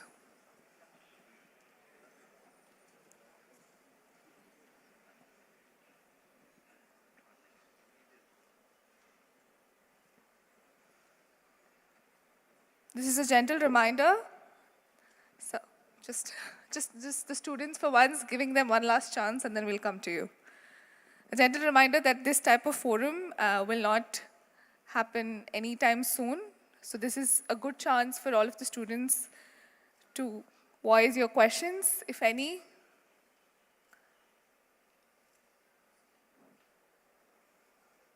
Okay. Then we go for questions from the audience. Yes. Hello, this is Saran. This is just a supplement to respected Balakrishnan sir's lecture. When he was referring about Koli Nagaram, there is a sculpture in Urayur.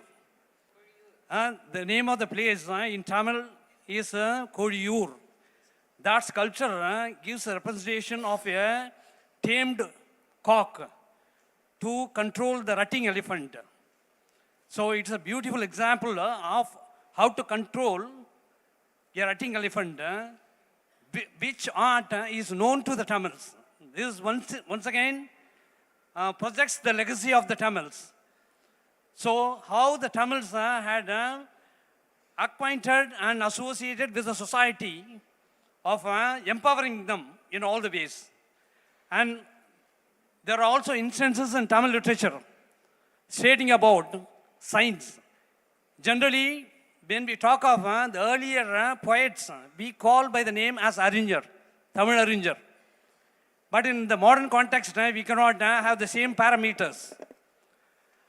When we quote few of the poets, when they refer about the oscillation of the pendulum, has been equated with the poetic lines. A young girl who is just having sat on the swing, she was moving here and there, and her ear, in her ear she was wearing a ring.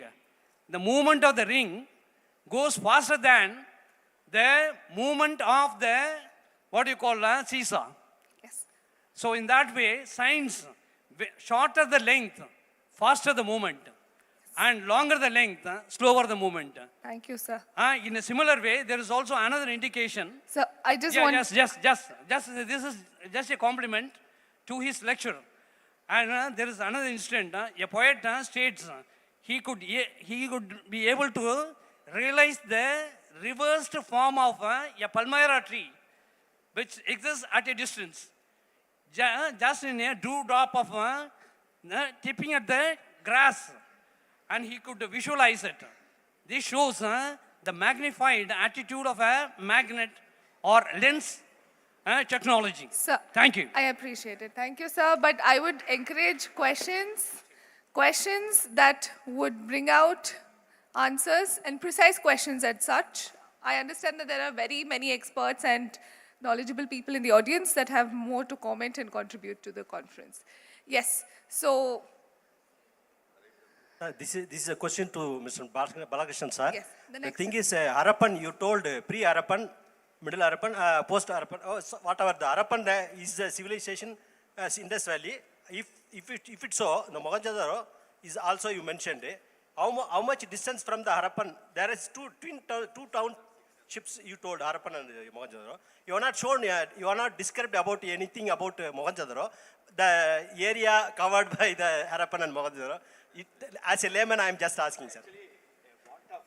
Because we cannot afford in such an international forum. You have a limited time. Let put it very thing, because it's a huge institute development.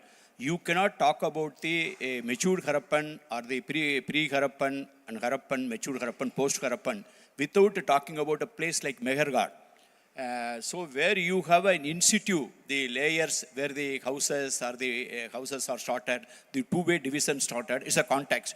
And the distance between Harappa and Mohenjo-daro is 600 kilometers. And that is the reason John Marshall come to a conclusion how the weights and measurement, paint, everything in such a vast area, exactly same, then he came to know, he called it a civilization. We didn't cover everything, it's a bigger sort of time.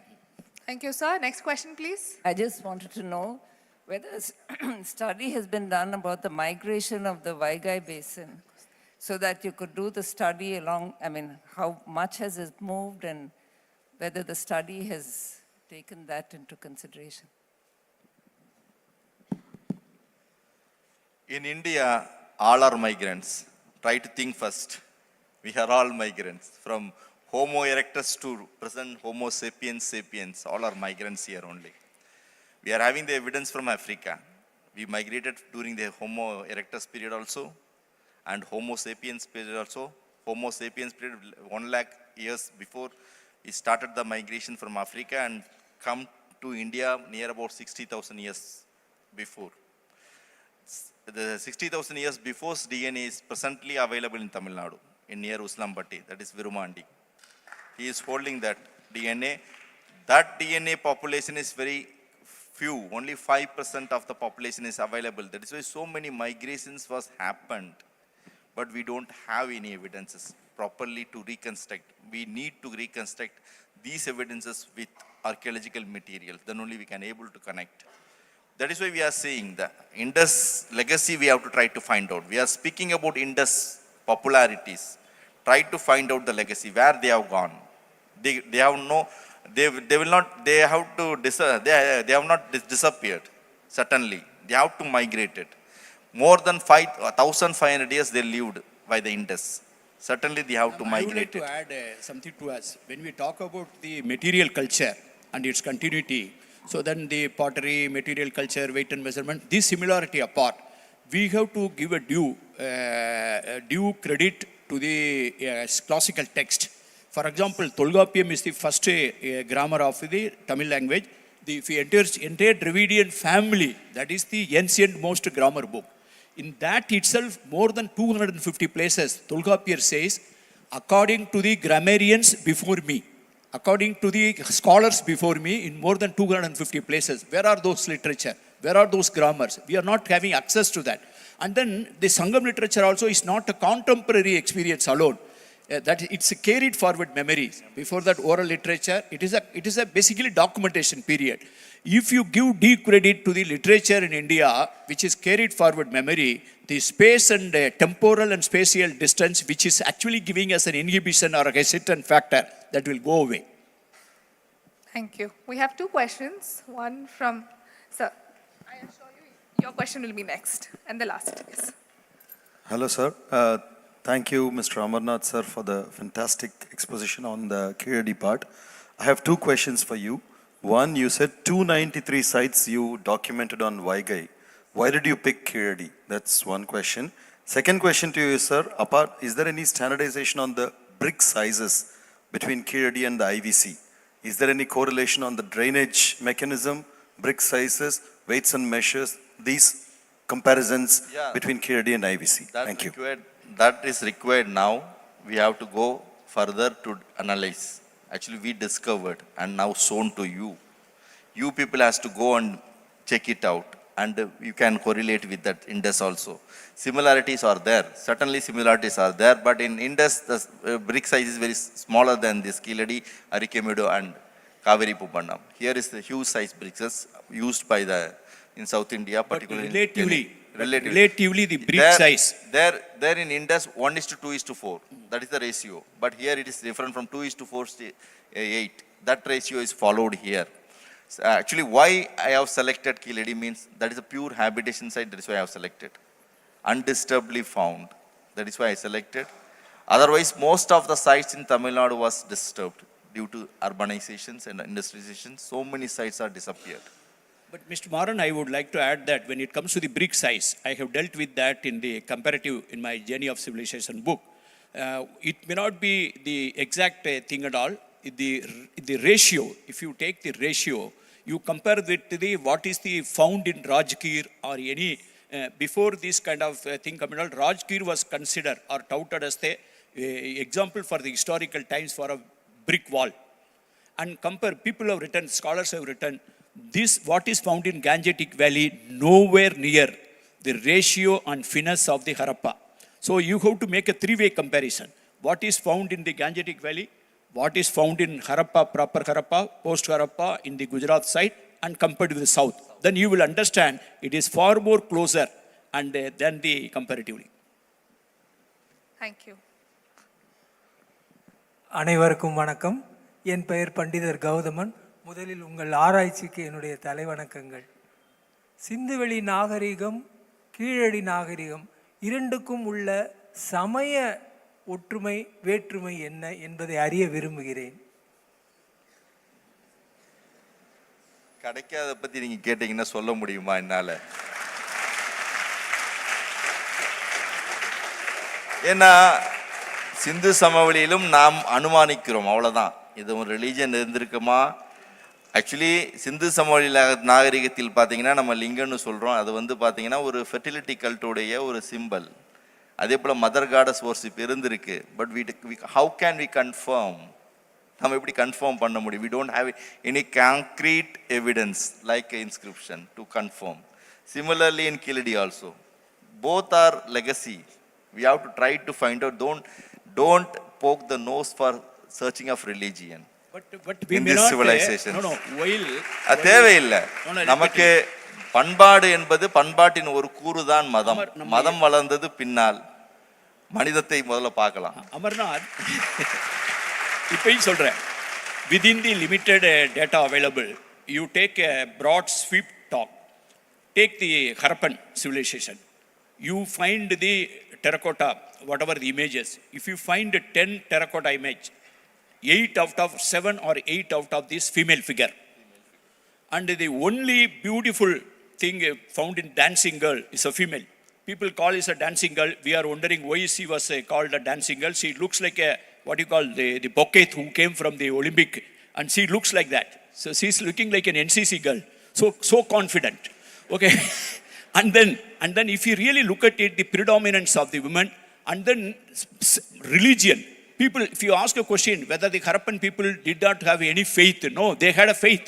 There was a sacrifice altar and all. But you cannot say the religion was the centerpiece of Harappan, unlike Sumerian or in the Egyptian. So the fact remains that there was a garbage bin. குப்பை தொட்டி இருந்துச்சு, தெரு நல்லா இருந்துச்சு, குளிக்கிற இடம் இருந்துச்சு. But there was not center place for God. And he was there.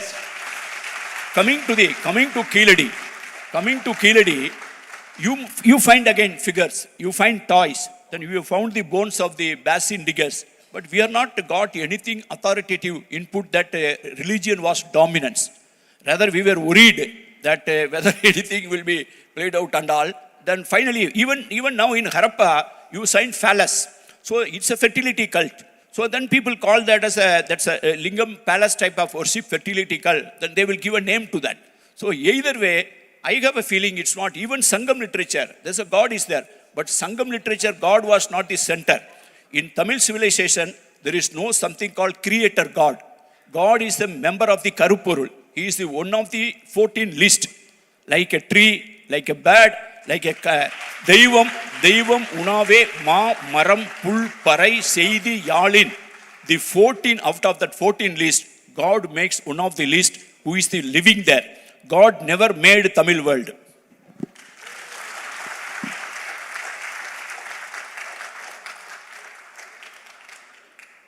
Sir, you wanted to say something? No. பயமே தான் பக்தி, வேற ஒண்ணுமே இல்லை. என்னைக்கு மனுஷன் வந்தானோ அன்னிலிருந்து பயப்பட ஆரம்பிச்சானோ அன்னைக்கு தான் பக்தியா மாறி இருக்கு. அதையும் நம்ம தான் கிரியேட் பண்ணோம். மதம் என்பது நம்மதால் தான் உருவாக்கப்பட்டதே தவிர எங்கிருந்தும் வரல. ஆனா ஹிஸ்டாரிக்கல் ரெக்கார்ட்ஸ்ல பார்க்கும்பொழுது பின்னாடி வந்தவைகள் அவைகள்லாம். Thank you everyone for this session. We've touched upon faith, literature, identity, also gender. Thank you, sirs. Thank you, ma'am, for this session. We'll now break for lunch. I just want to make a small announcement for everyone other than the delegates.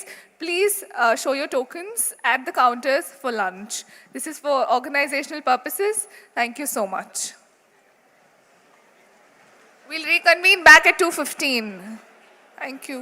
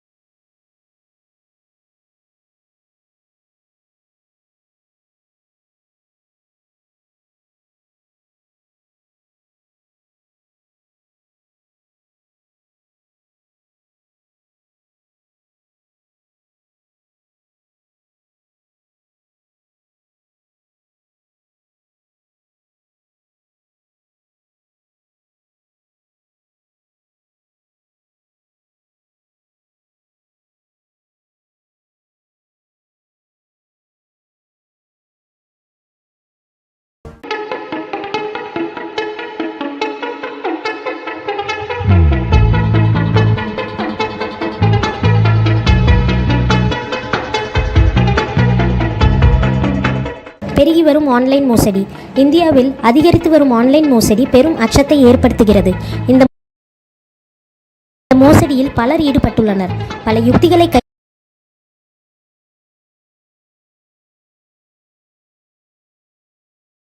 நாம் விழிப்புணர்வுடன் இருக்க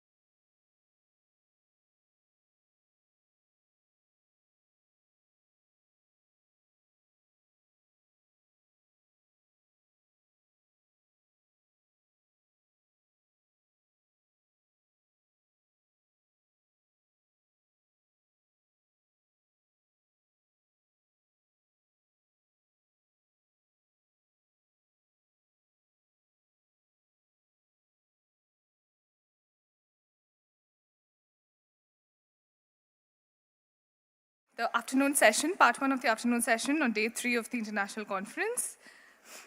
To chair this session, I kindly request Mr. G. Sundar Ganesan, the director of Roja Mutya Research Library, to come onto the stage.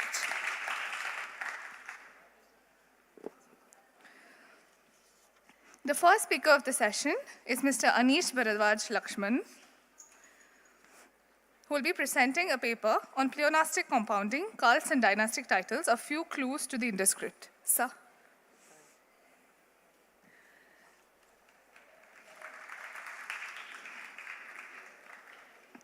Our second speaker, Mr. Sukumar Rajagopal, will be presenting a paper on IVC Deep Astronomy, Harappan Celestial Omens List. Sir.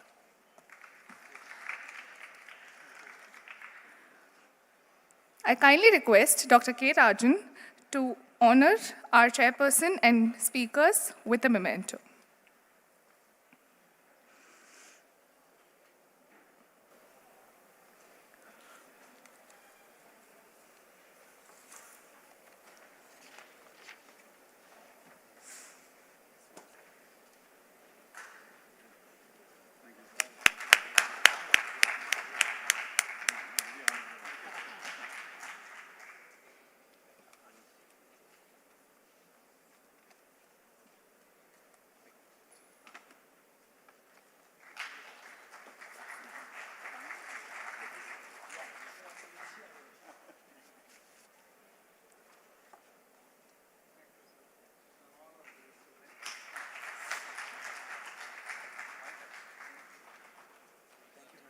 Thank you, sir. Thank you so much.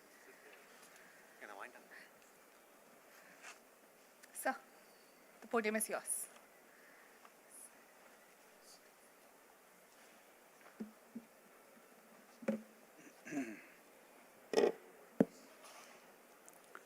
Very good afternoon to all of you.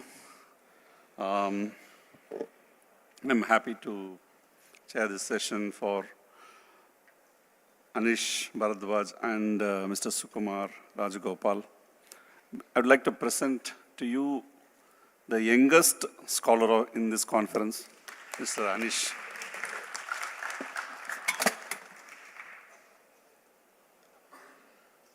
Anish Bharadwaj Lakshmanan is currently pursuing an integrated BS-MS at IISER Mohali with pre-majors of biology and physics, and a BS in data science and applications through an online course at IIT Madras. He is passionate about physics, genetics, neuroscience, linguistics, and South Asian history. He has significant experience in research, particularly in linguistics, with ongoing projects and a forthcoming publication on the Indus script. Anish started working on this probably a couple of years back, even as a first-year graduate student. And he has been working on this, and we've been talking about this. So I'm so happy that he could make it for this conference. Now over to Anish.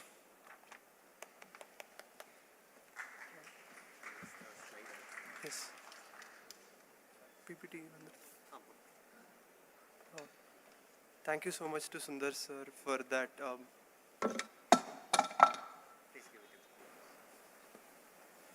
Thank you so much to Sundar sir for that. Stay ahead.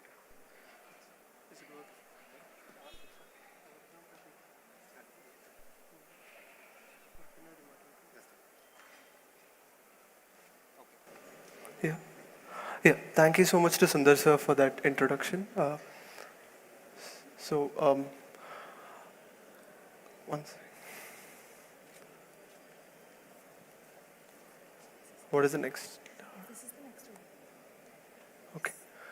Yeah. So firstly, my paper on pleonastic compounding, cults and dynastic titles. So the three terms in the title refer to the three main foci of the work. First is a linguistic phenomenon in Dravidian languages. Second, cults and dynastic titles are these are aspects of these are certain clues to the Indus script which have been investigated by Airavata Mahadevan and Asko Parpola respectively. So I am going to attempt to bring these together to maybe get new clues to a potential understanding of a reading of the Indus script. So the point is, Mahadevan and Parpola have made really interesting observations and research on the Indus script, but it's not widely accepted or acclaimed because it is not testable. In the sense, it needs to make an adequate number of predictions from the premises they use. It needs to make an adequate number of predictions for it to be testable, for us to verify whether their approach was correct or not. Right? So since over decades of work, they have done amazing work, but it's been primarily like 3 or 4 symbols or 10 symbols which have been read by them. So, but that does not give us an adequate number of predictions that is made by their theory. So this must be taken further to attempt a potential testing of their methodology. I'm leaving the details of the test aside. I'm only claiming that it needs to make an adequate number of hypotheses, and I'll only deal with making the hypotheses. The testing will be left for a later. I'm not addressing that in this work. So the objective is to explore potential linguistic and cultural links between the Indus Science, Dravidian languages, and South Asian dynasties. And these are my scope. And I will be addressing the Farmer, Sproat, and Witzel paper in this work. First, we need to define what a script is. So conventionally speaking, a script has been defined as a visual system which can completely represent a given language this seems to be unlikely, according to the claim of Farmer, Sproat, and Witzel, that it can completely represent. It probably cannot represent the entire complexity of whatever language that the Indus people may have spoken. But it can still have linguistic correlates and representation, like other proto-writing systems, like the Vinchai inscriptions in Europe, or the totemic religious symbols used by the Mesopotamians, other than the cuneiform writing, and the knot system used in the New World by the Andean civilizations.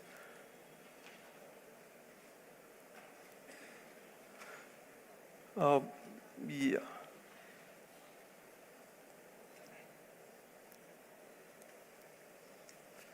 Yeah, firstly, this one thing is my presentation will seem like a bunch of unrelated topics, but these will come together at the end. These will come together as we go further in the paper. Right now, I would like to make an observation that the syntactic style of classical Sanskrit, it is one of the characteristic features of classical Sanskrit is large compounds, which in some cases, in extreme cases, can even replace sentences entirely. We can have entire complex statements made entirely as compounds rather than words with markings in their end, with suffixes added, with conjugational suffixes. This is first found in Satavahana Prakrit, as this is not my work, I'm just citing older work. This is first found in Satavahana Prakrit. Before that, Vedic language and other Indo-European languages do not have this style of low marking, highly syntactically constrained style of writing, but it is characteristic of old Tamil poetry. It is characteristic of early Sangam poetry where markings are very often elided entirely, and the distinction between, say, participles and finite verbs is not clear. So that so it potentially that could potentially mean that the reason for this such a style emerging first in the Satavahana region is the Satavahana Empire was found in the Deccan, and they wrote in Prakrit, an Indo-Aryan language, but it seems possible to me that it's a substrate influence of Dravidian languages which made them adopt a style of writing that is primarily not found in the predecessors of that Prakrit. So yeah, it's been proposed by both Mahadevan and Parpola that the script has few derivational and inflectional suffixes. They've identified 1 or 2 markings like the masculine suffix and some stuff like that. But things like verbal extensions, tense markers, etc., even they don't just not predict it, they also in their works claim that it's unlikely for such markings to exist in the Indus script. So thus, if a language was written in such a system, then it would have to be primarily syntactically rather than inflectionally marked. So we also see it in the rigid sign order of Indus seals, relative rigidity, which would not be there if it's a well-marked symbol system. Then there could be flexibility in order, because the relationships between various words is marked primarily by the inflectional changes rather than the location in the phrase or sentence. So, yeah.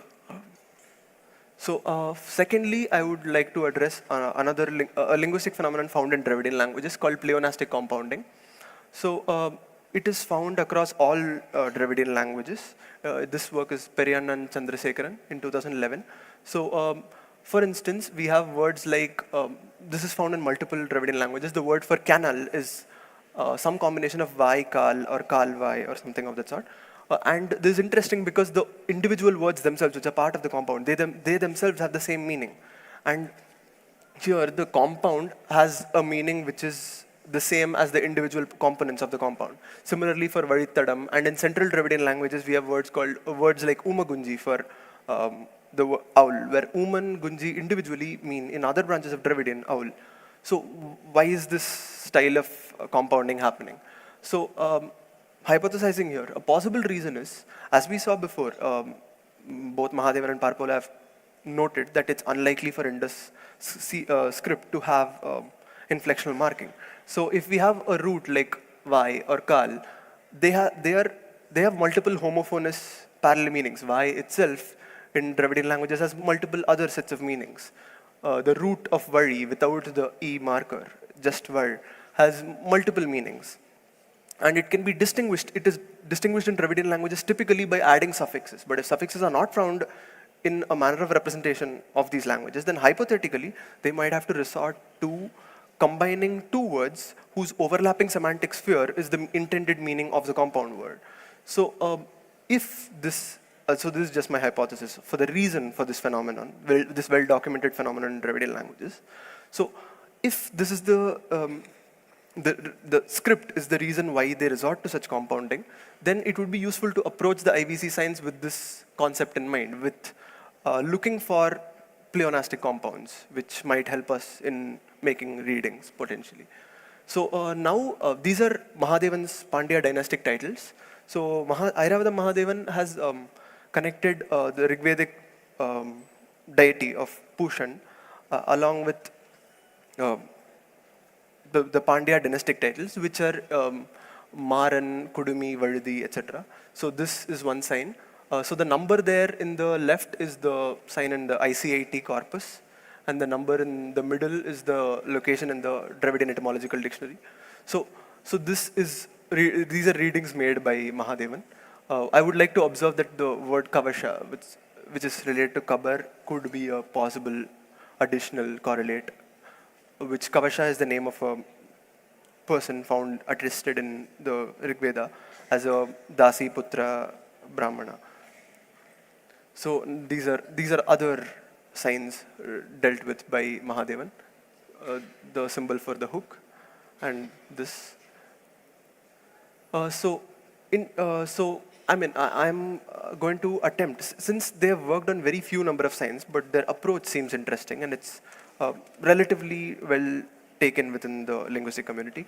So I'm going to attempt to extend their methodology. So I have identified potentially signs, and the identification is done with the constraint in mind that signs of similar concepts should cluster together. So Mahadevan has imposed the constraint that those Maran, Chedi and Vadudi, the signs corresponding to those co-occurred with each other. So I am primarily constraining my possible readings by them occurring together and them having the visual similarity to the concepts they are meant to address. And the concepts themselves are derived from what we know of dynastic titles and Indian mythology, mythological associations of that time.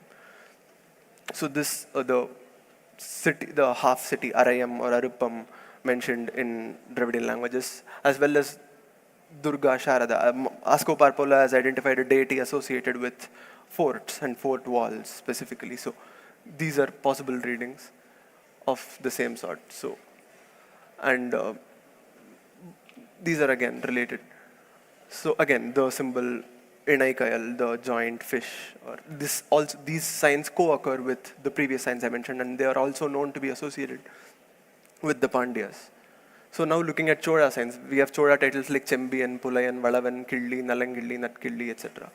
So if you have noticed, the thing is, even though that the way I am categorizing these is using Tamil dynasties, there are interesting correlations with Indian mythology from Sanskrit texts, from Vedic texts also.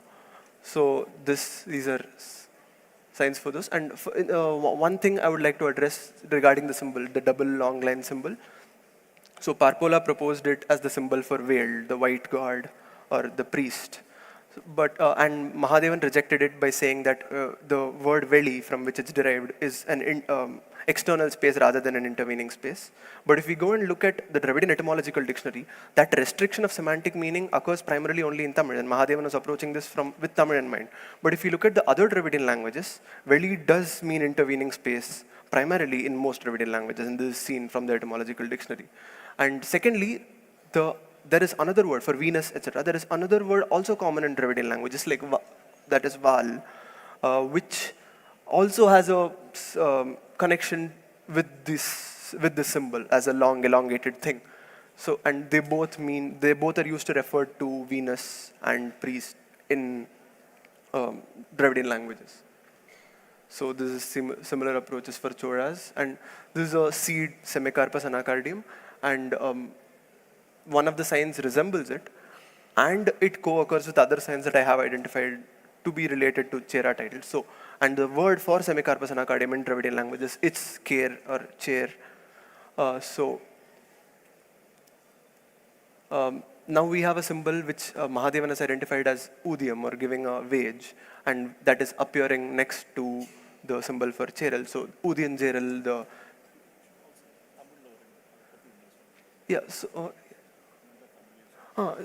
இது வந்து சேரர்களோட அந்த பரம்பரை பெயர் ஊதியஞ்சேரல் அப்படின்றது வந்து இங்கே அதே மாதிரி இது வந்து என்னோட ரீடிங்கில் அந்த ஊதியம் அப்படின்ற ரீடிங் வந்து மகாதேவன் பண்ணிருக்காரு அந்த சிம்பிளுக்கு. சேரல் என்னோட reading, but interestingly they're occurring together, and the symbol for Cheral has a visual similarity with the word, with a seed which has that name.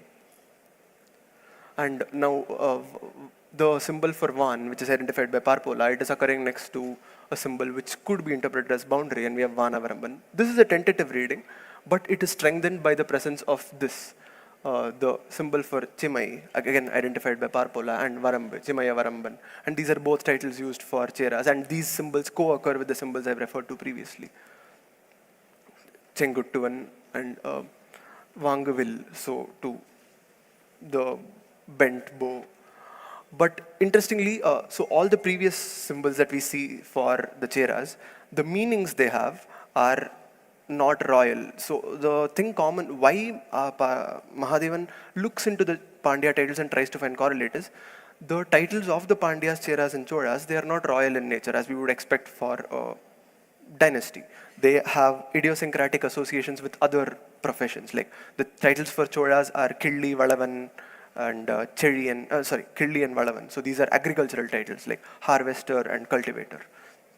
And similarly for Cheras, the titles seem to be associated with accountant or mercantile concepts. And the word Vangavil, it is synonymous to the word for buy and sell or to barter in Dravidian. And this is also interesting from the fact that the other word for bow found in Indian languages, which is not Dravidian, like Bana, which is a North Indian substrate, which is language X of Masika. So that Bana, again, is related to Pani, as addressed in a different paper that I've cited in my work. And Panis are known in the Vedic text to be a trading community. And they're mlechas, but they're called traders or barterers. So there are multiple correlations which strengthen this hypothesis. Similarly, Ansumali Mukhopadhyay, she has shown an ultra-conserved tooth word in Dravidian, and I was able to identify a potential symbol for it. And all of these are hypothetical. I would try multiple, but I would only present or put in my paper the ones which co-occurred given the constraints, given the conceptual similarities we have, because just going by the picture or the appearance of the symbol can be misleading, because the Indus is a pretty bare bone script. So we can't get very far by just looking at the pictures, because they could mean pretty much anything. There's a very strong constraint we need to impose of the symbols they co-occur with when we are making readings. So again, for the Adiyaman kings, or Oi, identified by Ascoparpola as one of the various kingdoms, Velur, whose titles are correlated with some Indus signs that he has identified. So their titles, Adiyaman, Satyaputta, Valaya, Anji, Kalai, Pari, Kari, Nannan, etc. These I have identified symbols for, and the interesting thing is they all co-occur with each other. So, and this is a symbol which could potentially mean, of the many things it could look like. So I will not get into like clearly saying that it looks like that. There are many possible interpretations of what it is. So, but it could be thought of as a tablet or a material with a stylus and the word which is found across all Dravidian languages for message or writing or impression is Anj, Anji, Anjal or Ach, to impress. And interestingly, one of the titles of the Adiyaman is Anji, and this sign occurs along with them. And Anji itself has, it has two meanings, two possible meanings. One, it could mean message with one suffix, and with another kind of suffix, it means the terrifying one or the fearful one. So, yeah. So again, now this is the Indus seal for, with a bull in it, and the front part of the bull will be, its appearance as found in the Indus seals could be simplified into that first sign, which is a horn with the long thing, the skin of the bull below and the two legs. So again, the Kalayar, Pari, Kari, etc. So interestingly, one of the possible readings is of I plus the masculine suffix identified by Parpola, so Kan and the seer. And this, one second. So this is, there is a sequence saying that, I haven't shown it in this PPT, but it's there in my paper. So a bull plus the I symbol, which could mean a bull watcher or a cowherd or something of that sort. And it would be pronounced, the words for it could be Kalai Kan, to watch the cows. But so and this could also mean like the black one with eyes or something like that. And with this, I hypothesize that it's possible that the word Krishna for a mythological deity is borrowed into Sanskrit from Dravidian. As Krishna in Indo-European languages, there are many possible words for black, but this specific one is taken. And Krishna is an Indo-European word, but it has a phonetic similarity with what potentially the natives would have used for that, the Dravidians would have used for that deity. And along with the meaning of the preceding word, kal, black, this is a calc/translation, borrowing. So similarly for various other symbols, and this is the ayar, this symbol has also been identified by Ascoparpola, it's not my identification. So now we'll look at, so this is the first part. So I have tried to take further Mahadevan's approach to Sangam period dynasties, and now we'll look at what the various studies of Indian mythology and cultural beliefs that Parpola has explored. So these are pervasive mythical archetypes found in Parpola and multiple other works.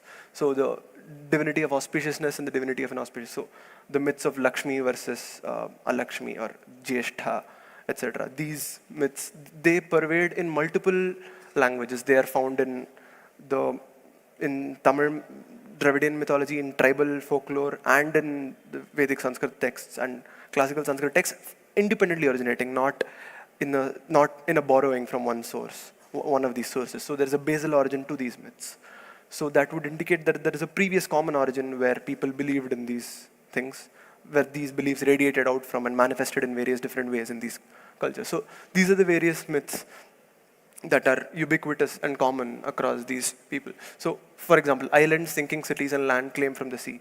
We have Dwaraka sinking, and we have the myth of the western coast of Kerala being reclaimed from the sea by Kadal Piragotte Chenguttuvan, the king who reclaimed the sea. And then we have the myth of Parashurama reclaiming the ocean.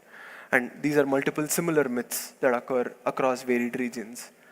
So the Soma and the moon, the Soma associated with the moon, and other hallucinogenic drugs. So Shiva is associated with cannabis. So these are pervasive myths. And the Uttarayana, Dakshinayana, and yearly cycles. So this is found in the Jhum agriculture practices of tribals, in the Podu practice followed in central India, in the Andhra Pradesh, tribal regions of Andhra Pradesh and Telangana region, as well as the stories we see in earlier times. Like Parpola has identified the yearly migration patterns, annual migration patterns centered around the northward and southern movement of the sun. That was practiced, that is visible from the Brahmana Aranyaka texts. So, this one more pervasive mythical archetypes is the three gods. So this is Sankarshana, Ekanamsha, and Vasudeva. So these three deities are very early, and this is a late, this is like a late medieval period painting, whereas this is one of the earliest depictions of those deities back in the 3rd century or 4th century BC in cave paintings. And one more mythical thing is the fight between a double-headed bird and a chimeric animal, which is in classical Hindu mythology, it's called the Sharabha and Gandaberunda. But this particular object is found in the Bactria Margiana archaeological complex. It's found in, it's located to the north of the Indus Valley in the Afghan-Tajik border region. So, interestingly, we would see, we went to the museum yesterday, and pretty much a very similar looking creature is found in a Vijayanagara period art as their symbol. And even the representation is barely changed, except that it's fighting an elephant instead of a chimeric animal. But I will show later that these are animals, totemic animals associated with the same deity or group of people. So the myth has pretty much been unchanged for a period of 3,000 years, even the representation of the mythical animal. So another pervasive mythical archetypes is the sacred quintuplets. So the Vrishni heroes and Pandavas, the Sankarshana, Vasudeva, Pradyumna, Aniruddha, and Samba, the 5 Vrishni heroes, and a practice of Panchayatana Puja, where 5 different deities are worshipped together and simultaneously in Hindu rituals. And so we have the Panchajana of the Vedic. So we have Anu, Puru, Tritsu, Druhyu, and Turvasha. So, and the old Tamil gods, the 5 Thinai associated gods. So we have sacred quintuplets abounding throughout the earliest versions of Indian mythologies that we can document from either Dravidian or Indo-Aryan sources. And this is also similar to the 5 peoples in the Avestan system of Airya, Tuirya, Sairima, Daha, and Sainu in the Fravardhinyasht. So, and in Taittiriya Samhita, there is the Vedic people have also had a system of classifying various gods with 5 different climatic regions, which is highly reminiscent of what we see in Sangam Thinais. So when Thinais are referred to, it's primarily thought, we primarily refer to it as a what comes from Tamil literature. But interestingly enough, there are parallels in Sanskrit texts of pretty much the same myth, with slightly different associations and names of gods. But the concept of associating 5 different deities with historical consensus that these 2 groups did not have much interaction with each other. So it must be a basal origin for these myths rather than diffusion at the time of the occurrence of these myths. So this is the Panchaviras. So Sankarshana, Vasudeva, Pradyumna, Aniruddha, Samba. And interestingly, they're associated with a symbol each. So this is from later Pancharatra Vaishnavite traditions. So they're associated with specific objects, symbols, and animals. So if you look at it, Sankarshana is again an agricultural deity with Langala, a plow, as one of his objects, and Parpola has identified a symbol for a leg or a back of a leg, a star, as one of the symbols associated with the agricultural deity. And interestingly speaking, we have just noticed that the Cholas have pretty similar symbols that were associated with each other. They were associated with Tar, as we saw before, and they're also associated with the plow. They are an agricultural deity. And Vasudeva of the Gada, Shankha, Chakra, and similar, so Pradyumna, the Chapa Bana, the bow and arrow are the symbols for Pradyumna. And yeah, so there are multiple associations found, and we can see that, yeah, so this is the symbol representations of the Panchaviras. Here is a single deity having all the 5 vyuhas of Vishnu. So Sankarshana, Vasudeva, Pradyumna, Niruddha, and Samba represented. Samba is not represented typically. He's excluded from the mythology in the medieval period, but he was one of the core five in the early period, when we can see in Mathura inscriptions and carvings. So this is their early representation, and this is a later representation of them.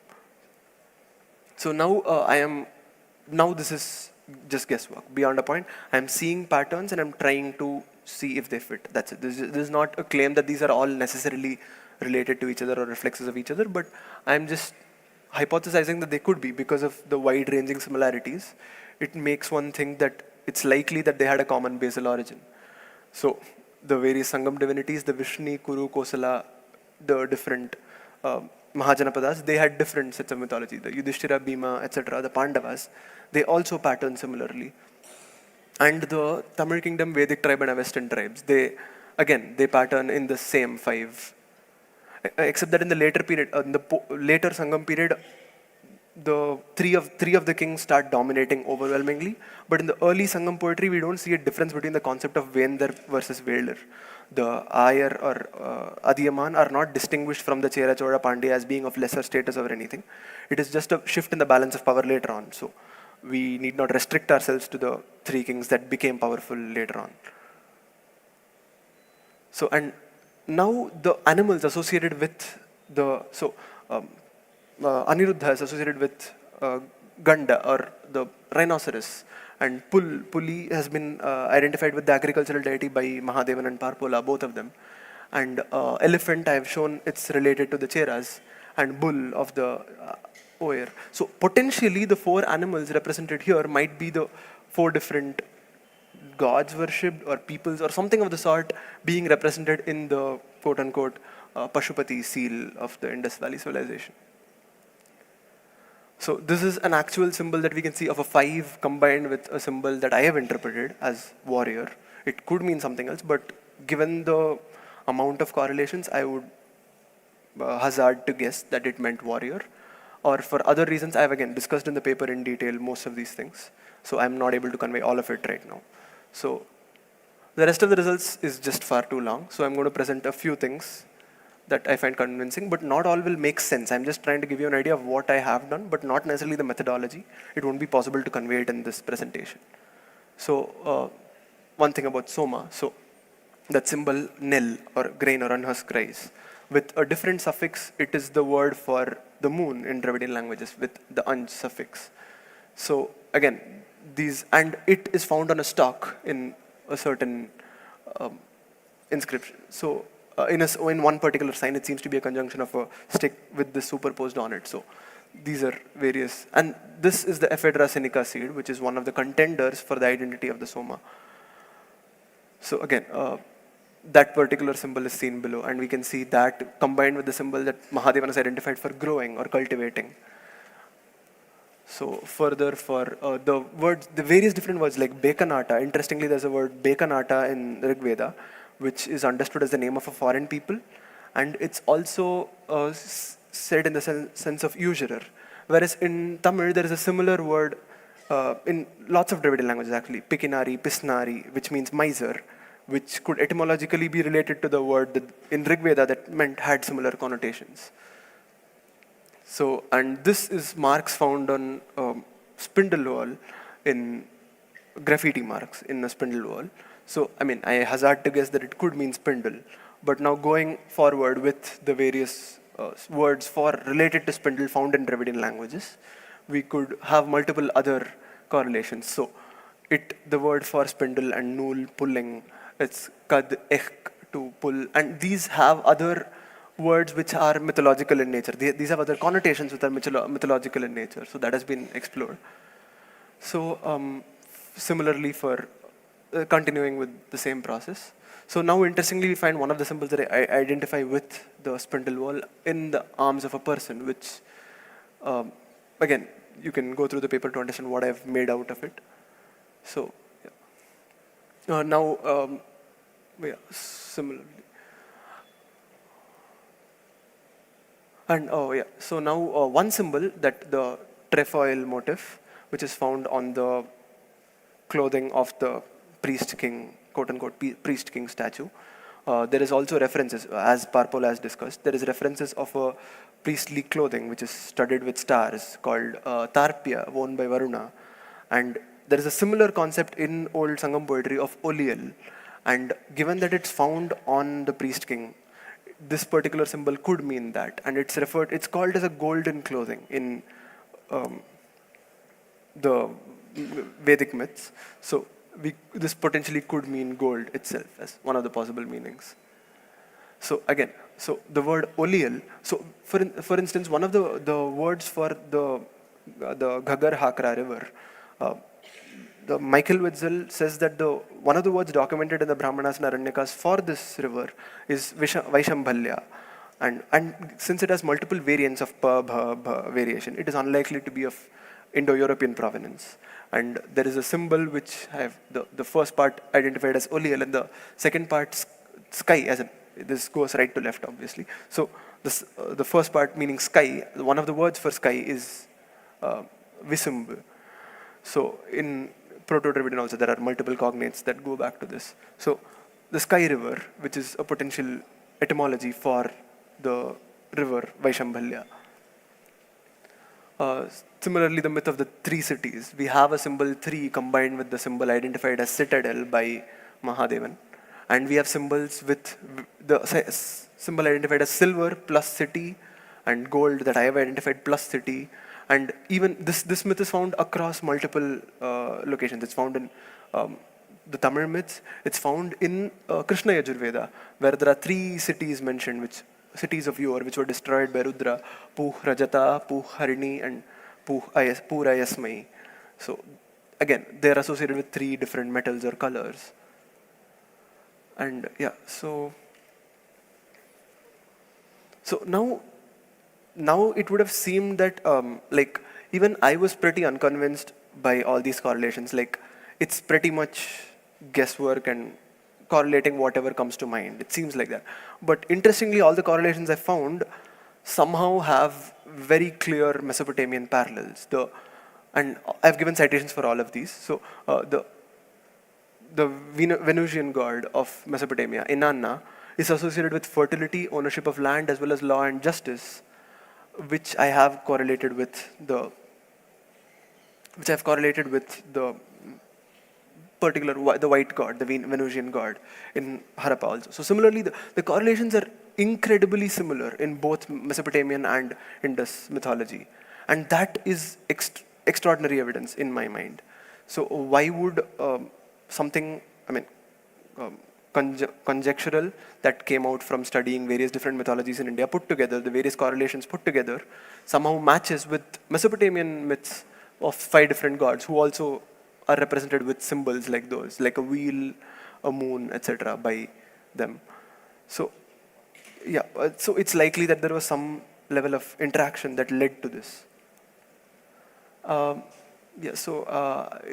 I'm short of time, I'll just go through this. So the 5 different peoples, and we can study more. By what they are described as in mythology, we can have a potential idea of the identity of these people. So again, as in some other discussion, someone talked about the Indus people, the other people of the Indus, surrounding the Indus Valley civilization, and their identity, as well as the minor variations, the Hakraware and the Sorat Harappan.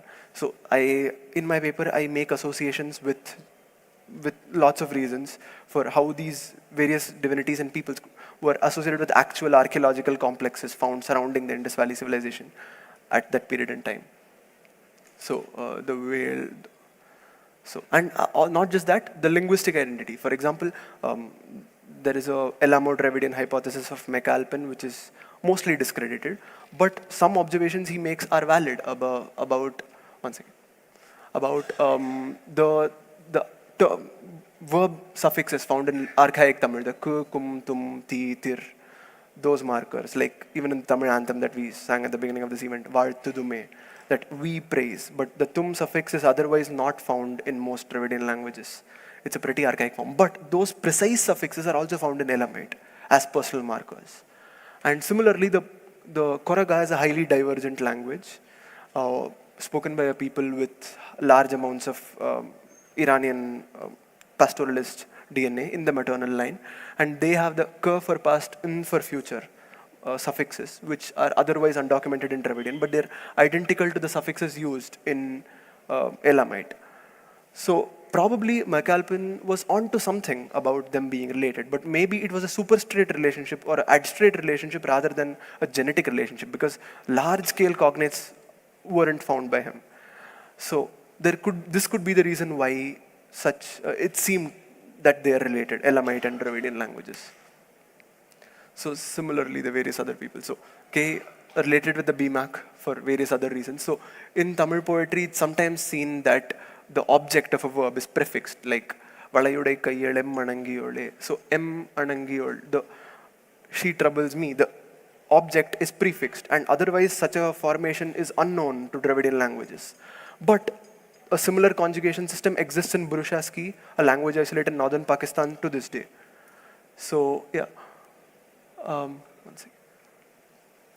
There is also ergative absolutive agreement. So this is one thing that it's there in Hindi, for instance.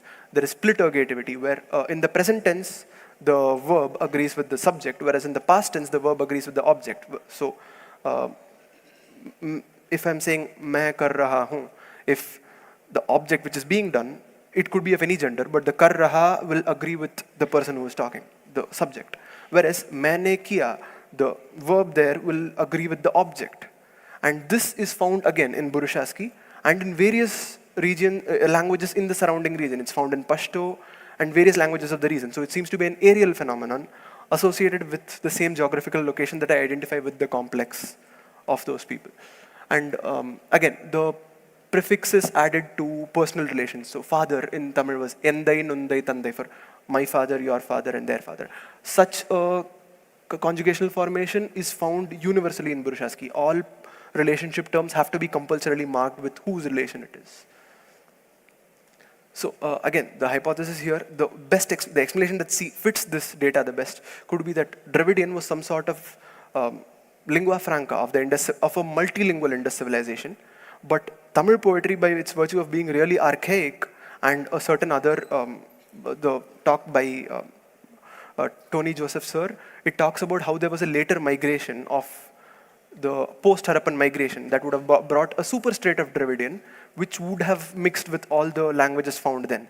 And Old Tamil poetry preserves various diverse grammatical features not found in other Dravidian languages. It could be a very strong evidence of what is hypothesized through archaeological, by archaeological reasons in the talk given by Tony Joseph Sir.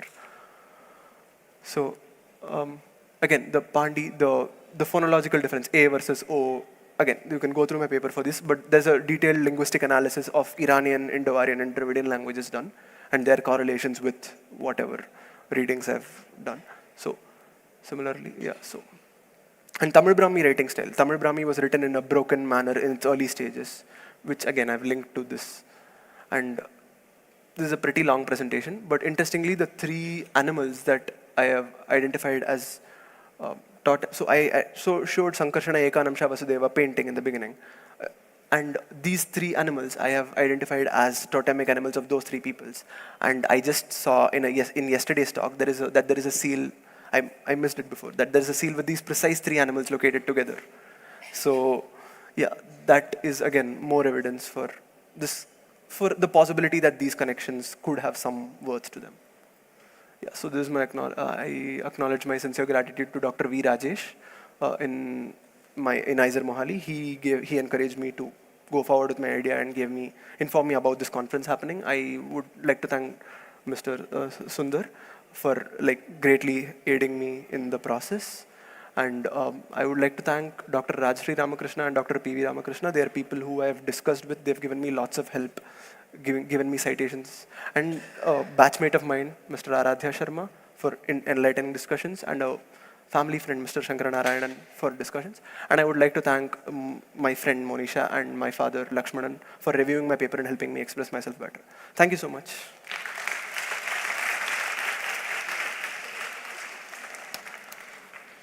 Oh, sorry. Yeah.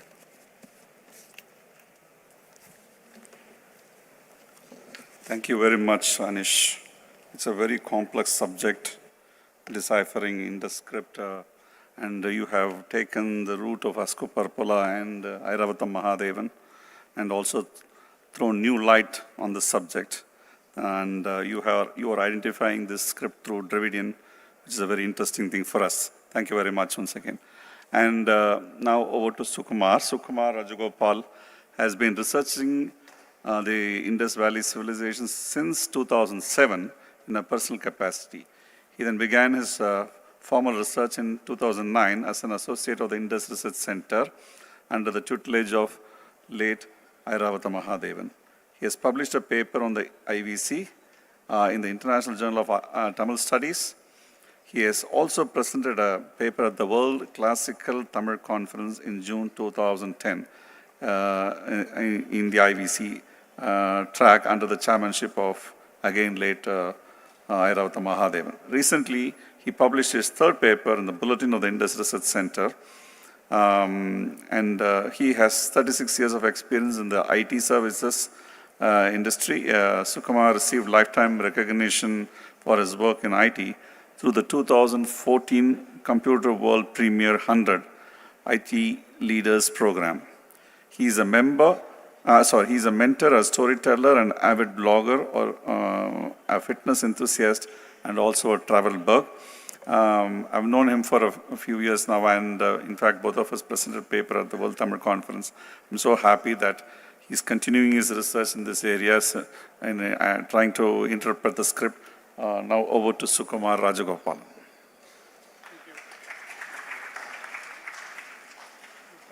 Mic, please. Can you all hear me? Good afternoon. It's an honor to be here. I would like to invoke my teacher's blessings. There's a key paper that he wrote in 1972 called The Bilingual Parallels, which I have not seen anybody pick up and write on it until recently. Manikanda Subbu and his colleague Dhanapal wrote about it. I believe it has important implications for our research. I can't thank these two people enough, the pillars of the Indus community. I think it's important to acknowledge their contribution, and you can see the characteristic of this conference where openly ideas are being discussed. And I am filled with a lot of self-doubt, because I am going to present to you a partial decipherment, and I have taken a lot of guidance from Sundar sir, presented it to Balakrishnan sir. They've been highly encouraging. And like my teacher Airavata Mahadevan would always say, I've reviewed your paper, but I may not necessarily agree with it. In fact, whenever I quote him, he would make me add this statement. Right? In my paper, you will notice if Mahadevan has reviewed it, he made me add this statement. In that same way, Sundar sir and Balakrishnan sir have reviewed it and given me their comments. In fact, there is one comment that Sundar made which actually made me think a lot and add more work to my paper here. So let me start my presentation with a question. Which culture do you think originated astronomy? Sorry? Can't hear very well. Sumerian, okay. Okay. So most people would say, I guess you're all researchers and students of history. Most people will say Greece. And if they are a little bit more knowledgeable, they are going to say Babylonian. Because Ptolemy, who's created most of the original work on astronomy, clearly has stated that he took it from Babylon. Now I believe the IVC Harappans created the astronomical model that we follow today. This is a bit of a radical claim, you can say, but I don't make it lightly. I'll try to convince you that I have something here. This particular seal, this is a one-of-a-kind seal known as the H182 from Harappa.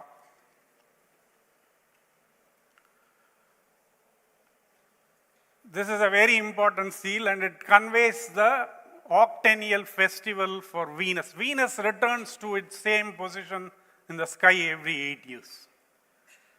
This is something, some level of extraordinary astronomical knowledge for the period in which this seal was created. So I'm going to read you the seal in the left to right convention. You see a tiger there, right? Now, this is one of the important evidences that I have to show that this is Harappan and Dravidian. The tiger represents, I believe, what we now know as the Leo constellation. Now, why did it become Leo? We'll cover that later. The next one represents a nakshatra that we call today Dhanishta, which is in Aquarius. And then the two bangle or the intersecting circles, which have been covered quite extensively with various other meanings, I believe represents the conjunction with Venus, which is the two strokes. And the two strokes representing Venus was derived by Parpola. I have built a lot of my work from Parpola and Mahadevan, like many of us have done here. And now they have repeated the last three symbols, so the next set of symbols here is the swastika. Does anybody notice anything slightly unusual about the swastikas? There are actually 5. Exactly, right. There's one right turning and one left turning. Now, if you look at the IM 77 concordance, Mahadevan sir did not assign a different sign for it. There's only one sign, sign number 148. Now, I have spun a lot of hypotheses, right? I am researching this. I will come with, there are many 5 things in the world, right? 5 elements, whatever 5 I would try. Now, this left turning swastika will always break whatever hypothesis I came up with. But I came up with this hypothesis finally that it represents the 8-year cycle of Venus, and the 5 swastikas represent the 584-day synodian period of Venus. Now, every time I present this paper, peer reviewers say, okay, I don't know enough astronomy to review this. It's possible that you might have that same opinion. I have to tell you that I did not know enough astronomy before I did this. So I don't think it is that difficult. Now, the other thing, right? This is the other part of my theory, that this is very interesting. This seal was found in Harappa, H182. But this festival, which happens every 8 years, was celebrated in the Great Bath. Now, do any of you know in India, even now there is a festival that is held every so many years? Can anybody say? Kumbh Mela, but there is a South Indian version of it. The Mahamagam. Where is it celebrated, the Mahamagam? Kumbhakonam, where? In a tank. So, in the amalgamation with the Vedic culture, the Venusian astronomy becomes a Jovian astronomy.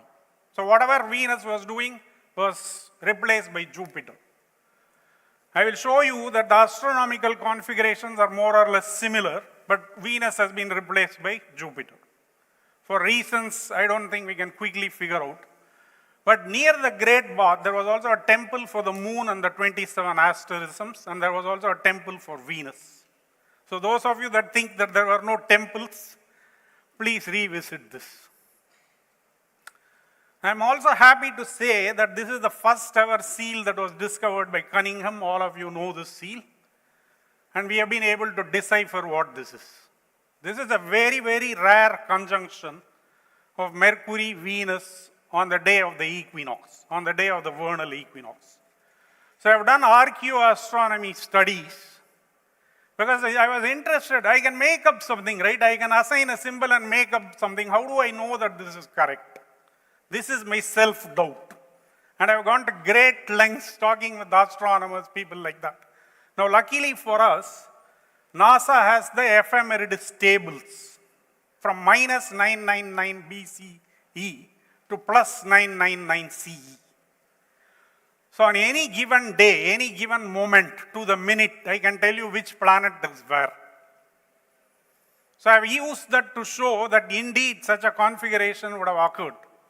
But it is so rare that it only occurs once in 100 years.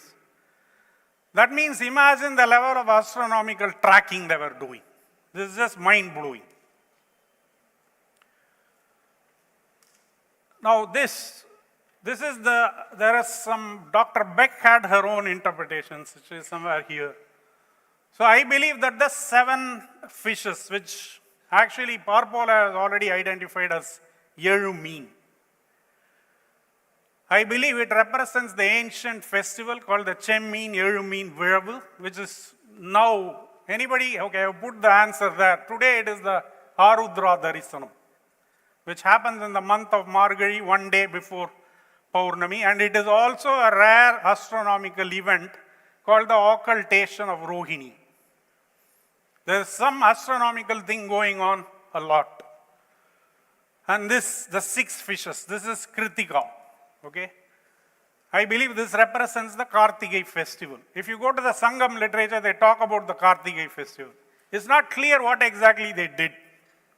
Whether they lit lamps, I'm not sure. Maybe Balakrishnan sir or other Tamil experts can comment. So, but they were celebrating it. And why it is important, the Kartigai festival, is because it is almost the start of the end of winter, which is very, very important for the agricultural people. Now, let me come to a few challenges that we face. There is no Rosetta Stone or Behi Stone inscription. I don't believe we are going to find any. And I believe bilingual parallels comes to our rescue. It's a brilliant piece of work. Like I said, unfortunately, it did not collect much attention. There's another big challenge. If these are seals, why haven't they been used at all? You would expect seals to be stamped somewhere and there should be wear and tear, and the best explanation people came up with is, okay, they wore it as an amulet. Now, there are seal impressions from Lothal and a few others, but if you look at the number of inscriptions and the seals, most of them have been unused. What did they do with that? Why would we need something that, did they never use it? Is that the impression that I should take? So this means that traditional answers, so okay, this is trade data, names of people, is hard to justify. I'm not saying that's not correct, but it's just hard to justify. Now everybody in the Indus community will tell you the average sign length is 4.6, but few people will tell you that 917, 23% of the IM77 inscriptions have only 1, 2, or 3 signs. As it is, it's difficult to figure out what could be communicated in 4.6 symbols. But how will you communicate something with just 1 sign? For example, the fish sign 59, the sign 342, the jar sign, and the 211, which I call the spear sign, I will tell you shortly. My teacher called it the arrow sign. They just appear on a seal just by themselves. There's nothing else on it. So let's say I said, okay, hey, this fish sign is Ha. Fine. Now I have to prove that it fits. So what would I do with just Ha? If I said I'm going to write all the letters, then I should find all of them. So there is a big problem in terms of decipherment because of these kinds of signs. So I propose that this has got to be a very high context subject matter. The context is so high that with one symbol I can tell you what it is, which I believe is the celestial omens list. Now, a celestial omens list in that part of the world is not unusual. The Babylonians have it. They have written reams of text of the omens. They have all kinds of omens. They have celestial omens as well. So, a celestial omen, I'll show you some examples, and before that I will want to talk to you about why this bilingual parallel is important. Hey, Americans in the audience, do you know Jerusalem artichoke? Dr. Greg. It's a tuber from North America, obviously cultivated by the Native Americans. It's neither from Jerusalem nor is it an artichoke. But how did it get that word? Because the initial Italian immigrants that looked at it, they said it looked like, the flower looked like sunflower, which in Italian is geriasol. And an explorer from France who ate that thing first, he said it tastes like artichoke. And he sent it back to Europe. And it became the Jerusalem artichoke. So why I am saying this is, words can transpose themselves from one language to another, and this is a well-attested linguistic phenomena called contact linguistics. This is a whole field by itself. This is what the bilingual parallel is. Mahadevan sir never talked about the contact linguistics. He just gave several examples of how words go from Dravidian to Indo-European and back. Let me give you another example that is more local. Jackfruit. What is the original name for it in India? In which language is it from? Chakkaparam from Malayalam. Now, Chakka and Jack, is there any connection? Chakka sounds like Jack, maybe. So you can go from anything to anything, and this is important because I am going to show you how the names of the stars and planets have come to us, what we use today and what could it have been. A lot of mistakes can occur. There are 9 major aspects. This is a long and pretty detailed paper. I wouldn't be able to cover everything here. So these are the famous Parpola's fish signs. And he has some beautiful derivations. Just reading this will give you a lot of joy. I have read it so many times that every time I read it, I learn something. So Mercury, Venus, Saturn is the roof fish. I think Anish was also talking about it. Rohini, Mrigasirisham, the Pleiades, which I think Dr. Beck has also talked about, the Erumine, which Parpola has assigned to Big Dipper or the Saptarishi Mandalam. Now I put an arrow mark against the allograph. Parpola shows beautifully that the 2 strokes can stand for the fish plus 2 strokes. Because if you remember the H182, there's only 2 strokes there. There is no fish. But we can still read it as Venus. Using that methodology, I've been able to find the allographs for many of the planets. Now, interestingly, Parpola has no explanation on what do we do if these symbols appear just by themselves. If they have to appear by themselves, then you should see a catalog of all the symbols, which you don't see. So that means they are directly communicating some meaning, which is what I'm going to talk about. So I believe that Mercury, the stroked fish, was identified by Parpola. I found 2 more allographs for it. The slash, which means the half, and the 2 strokes. And the single stroke, which is the first planet, Mercury. Now, Anish has been kind enough to review my paper. And when he reviewed it, he said, hey, in a geocentric viewpoint, Mercury cannot be number 1, or he didn't. And then when I went back to the computations and I saw, even if you did a geocentric viewpoint, the order of the first 5 naked eye planets will be the same. Mercury, Venus, Mars, Jupiter, Saturn. Same order. You can go and look at it. Now, I added another meaning to it, Arai Velli, which is half silver, a half Venus. Now, what is the Vedic term, the Hindu current term that is being used even in Tamil is Buddhan. You all agree with that, right? Now, this is where the bilingual parallels approach come. Arai Velli sounds like Arivali, Buddhan. That's the kind of derivation. Venus, I think this is a straightforward bilingual parallel. Again, Parpola has already talked about Ven mean and Velli mean. Ven means white. You all know that in Tamil. In Sanskrit, that can be translated to Shukla, which is white. Shukla Paksham, Krishna Paksham. You may have heard this. Now, the L becomes an R through another linguistic phenomenon known as the LR rhotacism. For those of you in linguistics, you will know this. So, Shukla becomes Shukra, and even in Tamil today, we use Shukra. You may have to give me a time check. Otherwise, I'll keep going on. Sunny is the roof fish. And here is another deep astronomical thing that you can see. They've assigned the number 5 to it.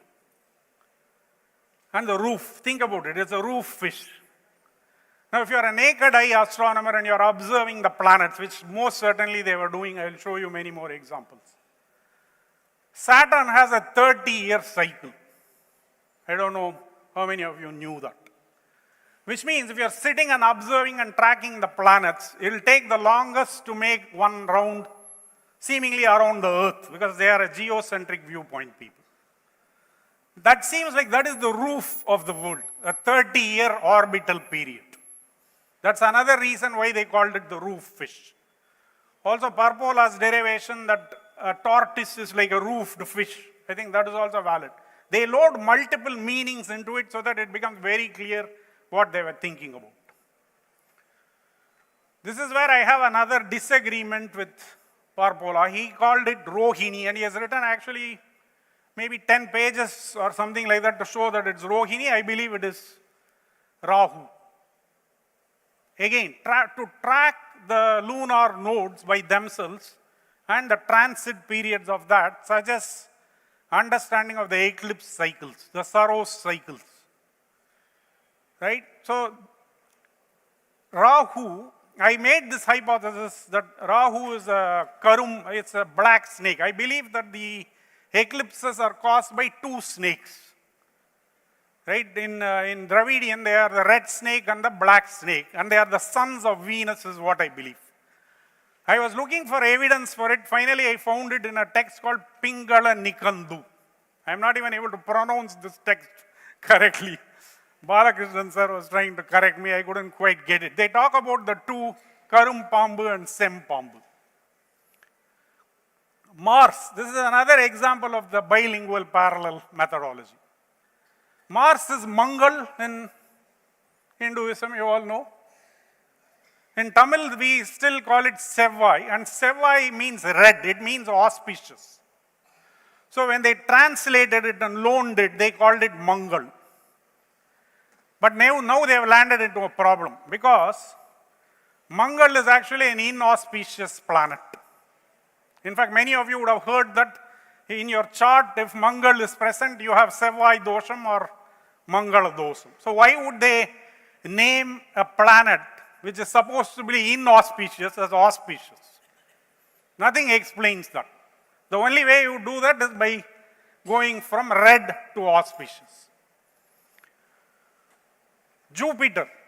I think Parpola did not identify Jupiter, but I was able to do that. The horned fish. Now it's very interesting. The horned fish represents Jupiter, it represents elephant. Represents elephant. Anybody speaking Malayalam, do you know what is the Malayalam word for elephant? Komban.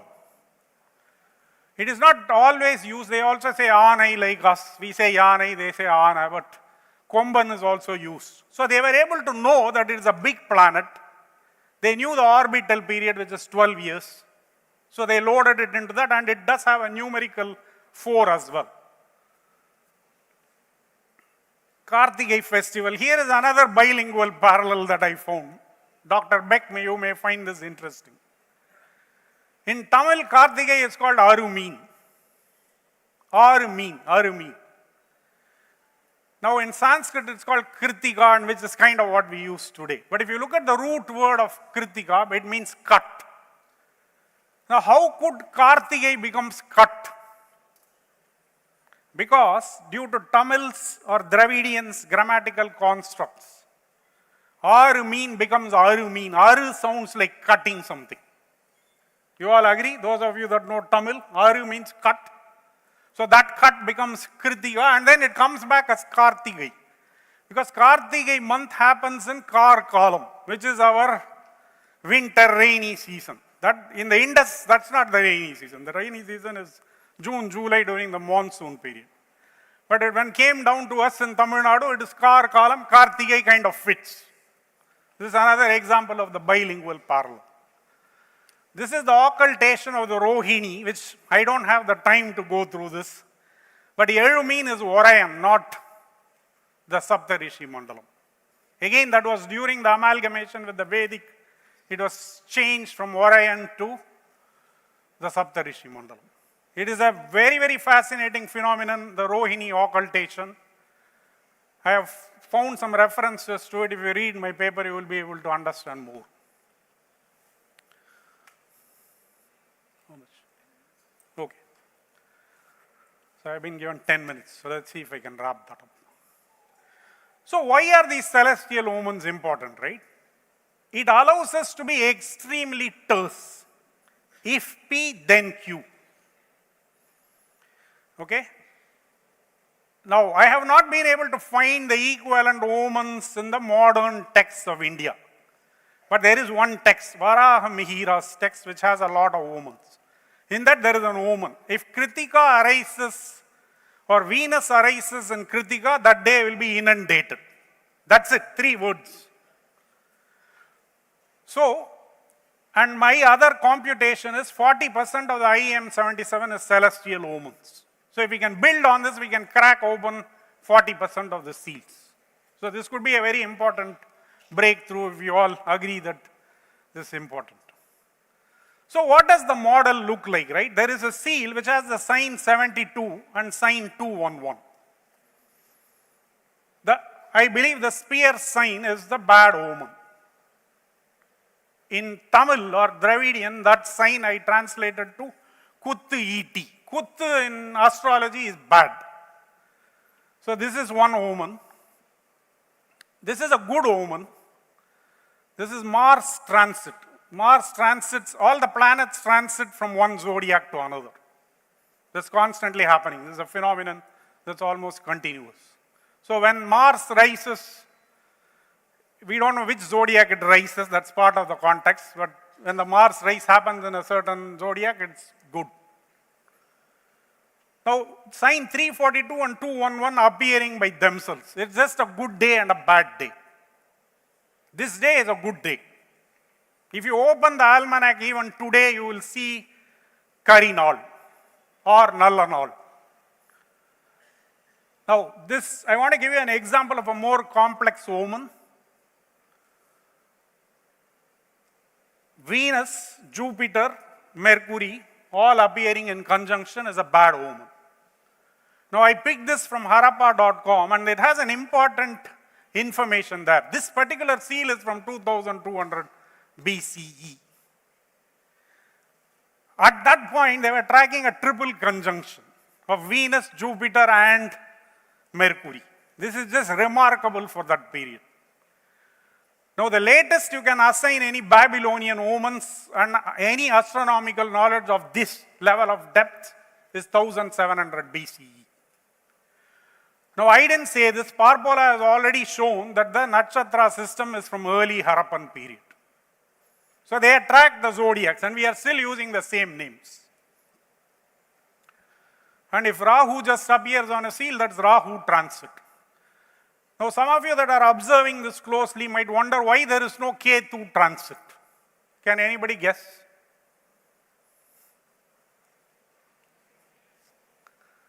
Sorry? No. Yeah, both are fictitious actually. They are lunar nodes. In the lunar orbit, there are 2 points. The reason is Rahu and Ketu are 180-degree apart nodes in the elliptic orbit of the moon. So, if there is a Rahu transit, it will be, the Ketu will be transiting 180 degrees, the other part of the zodiac, whichever sign is in the opposite part. So, I believe that there is a omen series. This is a Mars series, a conjunction with Venus. And this is interesting. I was in Dr. Greg's presentation yesterday morning, and I believe that the series were represented by the second side of the seal. I haven't seen many people actually talk about this. If you look at this, right? How do I point? This is the reverse of the seal. You are all able to see it? The back side. And you can see the jar sign, and this is the equinox series, I believe. The omen is very complex. I have not been able to read it. And I find that the series omens are more complicated. I have tabulated all of them to the extent that I could. Venus omen series, you can see that in the second side they have the Venus symbol, Mars symbol. The actual omens I have not been able to read. So whenever there is a two-sided seal, you can be sure that this is part of an omen series. There are 710 inscriptions that I have found which cover the series of Mercury, Venus, Mars, Jupiter, Saturn, Rahu, equinox, and solstices. This is the Venus Octennial Festival. This is the last point. I have more, but I will just stop here. Can somebody hit this URL, please? Ranjit, right? Yeah. You can see I simulated the trajectory of what the Indus people may have done. Venus is starting in Leo, goes to Pisces, moves retrograde to Libra.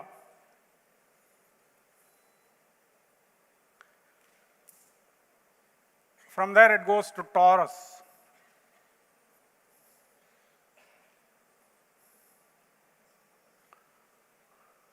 From there it goes to Sagittarius. And I have started the new year in Capricorn. All the Tamil New Year starts in April. Goes to Leo. Now this is the famous Venus pentagram. Some of you may have heard of it. Now imagine you are a naked eye astronomer in the Indus. You have a circle of this kind on the ground. You put a peg. Every time you notice it. So what will happen is, if you started in Leo when it is a morning star, the next time you are going to see it as a morning star will be in Pisces 584 days later. So now,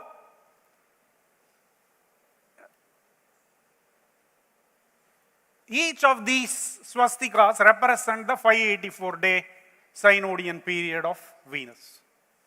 So the reverse trajectory, the reverse swastika is the retrograde transition.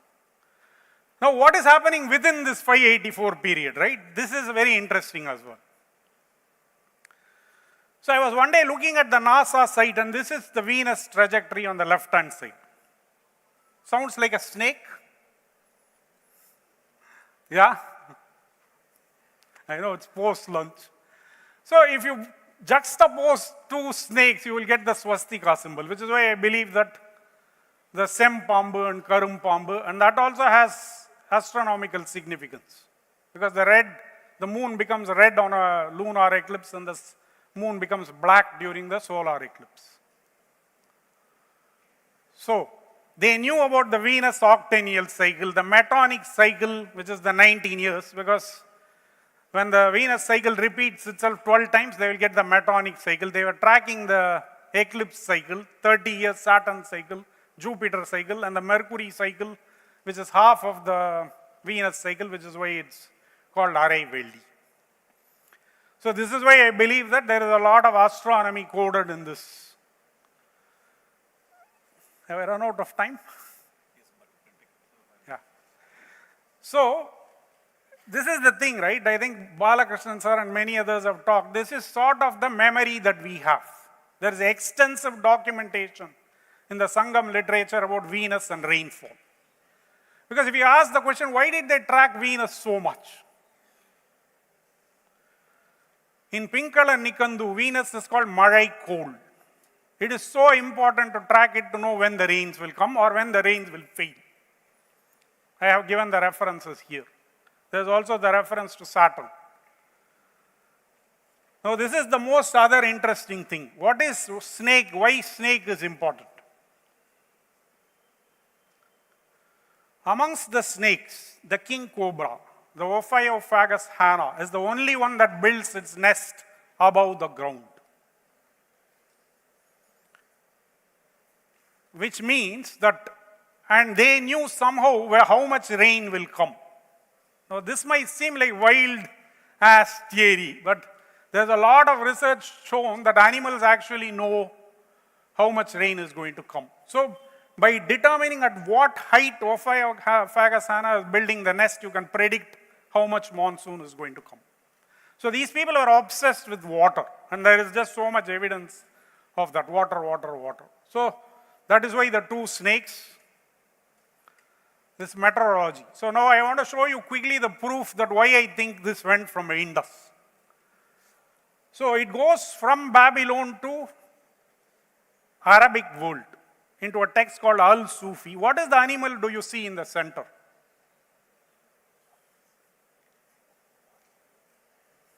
Any guess? It's a tiger, right? It has spots. Lion never has spots. So the Leo constellation has tiger and spots. Yeah. So now look at this, right? This is the Tula or the Libra. If you observe closely, someone is carrying the scales here. Have you ever seen anybody carrying a balance behind their neck? I have never seen it. You carry the scale like that. You don't carry the balance behind your neck. This is the, again, Parpola has done a lot of research to show that this is, he didn't identify this, but he has identified a seal that talks about the Kavadi carrier. So the Tula becomes, the Kavadi carrier becomes Tula. It actually goes to Europe. And in Latin, it's still called Yugam, which means yoke. And then over a period of time, through the bilinguistic parallel, it comes back to India as Tula. So these are the evidences that we have. Snakes, we'll skip this. I was happy to see in Dr. Beck's photos. I was looking for this, I never found it. Swastika and snake together. You have one picture. Because I was trying to say swastika and snakes are related. This is my RQ astronomy evidence, which we won't get into. This is the one that I did for Cunningham seal. Occurs once or twice in 100 years. The Great Bath, where this festival took place. And this is the moon temple, I believe, because it has 27 partitions, 27 times 4, which is the famous 108 number. And the Venus temple. This room, I have requested Omar, when he goes there, to get me a picture. There are 78 rooms and 13 windows. Now, I have not come across a culture which will build 78 rooms. You will build 80 rooms, 70 rooms, 50 rooms, 78, and 13 windows. The reason it's connected to the Venus cycle. We'll skip this, we'll skip this, we'll skip this, we'll skip this. Yeah, this is the other thing. I think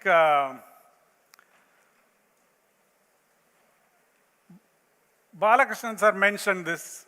People talk about the absence of horses in the Indus, but there are no lions. How come? No, I did the research. Lions were actually physically present in the Indus Valley. But they have carefully chosen not to represent it. The only explanation I have for that is they thought of themselves as tiger people. Because we just saw from across in Dr. Beck's, lions represented in the Sumerian tradition. And later on, the steppe people came, they are lion people. So over a period of time, India has transitioned from tiger to lion. We'll skip this. I have tried to identify the symbols for the 27 stars, but I am not very sure about this. And the myths, the unification of the myths, I don't think I have the time for it. If there are any questions, we can answer. That's it. Okay, I have to give this, sorry, my gratitude section. Thank you.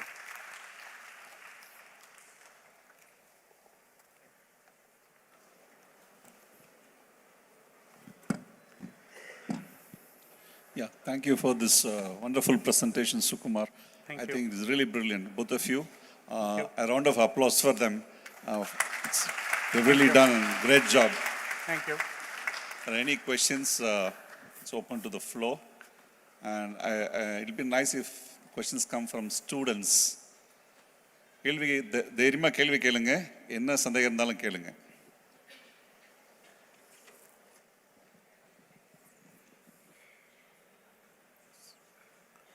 Can someone pass the mic?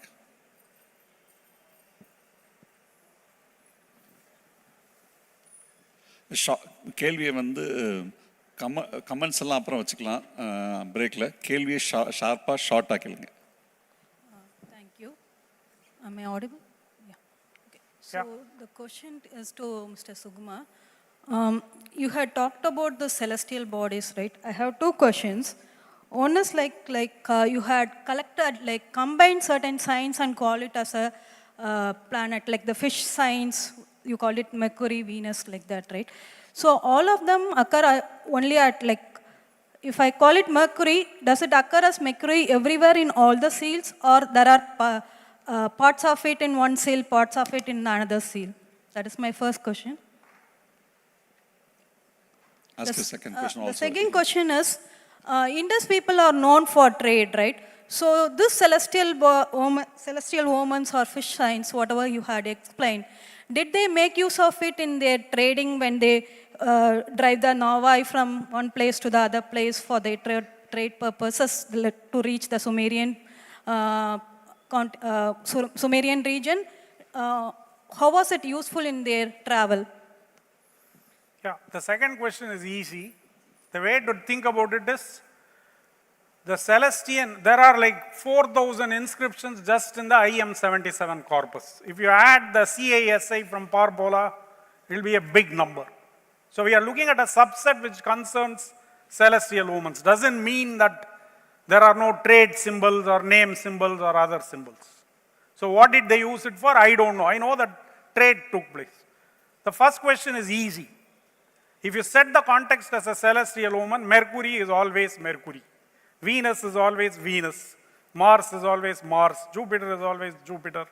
All the 6 planets, 7 if you include Ketu, which is kind of the reverse 180-degree split of Rahu. Thank you. Nice question.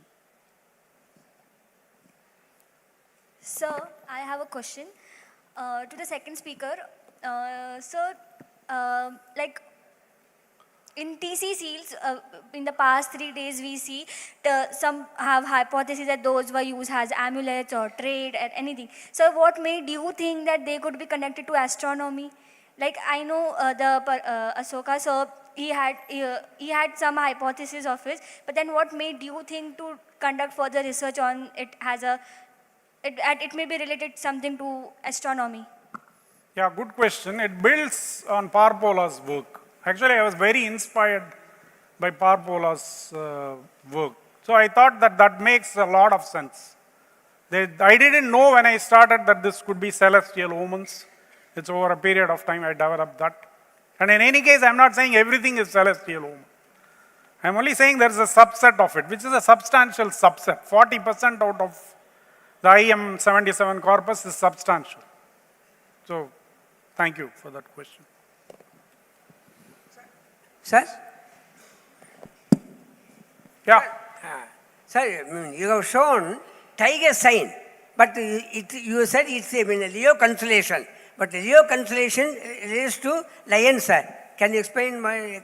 Yeah, so that's what I was trying to say. So, I believe that the Harappans originate the zodiac and the 27 star system. Now that migrates first to Babylon. Okay, now how did it go to Babylon? There's a colony of Meluhans in Babylon. There's a paper about it, you can read, it's not my paper. So it went to Babylon. From there it goes to Ptolemaic Greek. From there it goes to Al-Sufi in medieval Islamic culture. From there it goes to Spain, Europe. By the time it reaches Spain, tiger has become lion. Because they don't, tiger and lion in the sky, you can easily just change it, right? So then it comes back to us as the Simha. That's what might have happened. Students and the killing, please.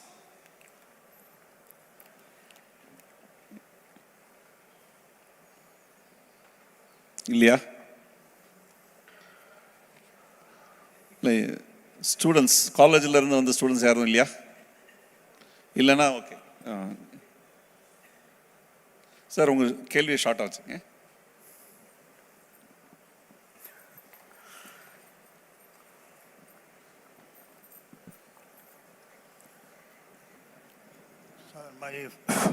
My fundamental question is, was there spoken language in the European soil. So, in the absence of spoken language, we are going for the graphical form of language. And then again there should be some grammar. Whether it is a spoken or there should be some grammar. What is the function of the language? Whether it is spoken or written, the function is very simple. It should represent certain things. And then it should distinguish between two kinds of or three kinds of representation. It should distinguish. And then it should produce some meaning. It should be comprehended. It should be interpreted. So this is the main function of Sir, the language. கேள்வி கேளுங்க. I want to know, how do you study this written form from different viewpoints, from Aravadam, Mahavadan, and also many different approach. I think my question is clear. What the approach you are following? Am I audible? From these three different point angle, can you apply that concept? It may be your own idea. So you have to apply whatever I mentioned, three important principles, in studying any written or spoken language. So primarily the work towards this has been done for a long while. It's primarily not focused on reading the signs directly. It's the primary focus is to understand what languages were spoken in the region in the first place, and this has been done through substrate analysis. So when we look at current extant languages in North India and in the region of the Indus Valley, we find that even though they are predominantly Indo-Aryan languages, they contain words which do not have roots going back to Indo-European. So அதில் இருக்கிற நிறைய வார்த்தைக்கு வந்து நமக்கு அது வந்து Indo யூரோப்பியனில் நமக்கு அது ஆரிஜின் கிடைக்கல. ஸோ அதனால வந்து அங்கே பேசுகிற வேறு ஏதாவது மொழியில் அதுக்கு ஆரிஜின் இருக்கணும், which is the most probable reason. So using this, linguists have worked for a long time and they've identified multiple possible substrate languages. So Dravidian is only found from the later stages of Rig Veda.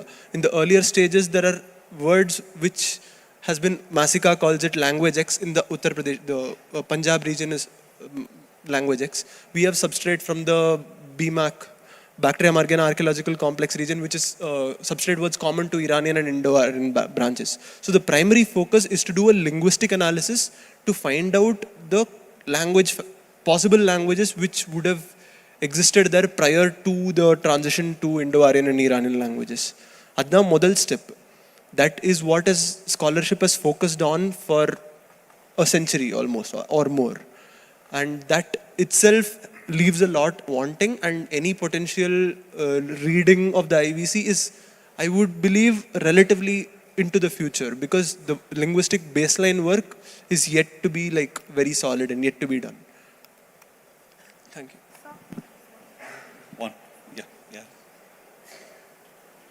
One last question. Sir, so you told that lines were purposely avoided in the seals of Indus. So my question is about on exotic species, I guess.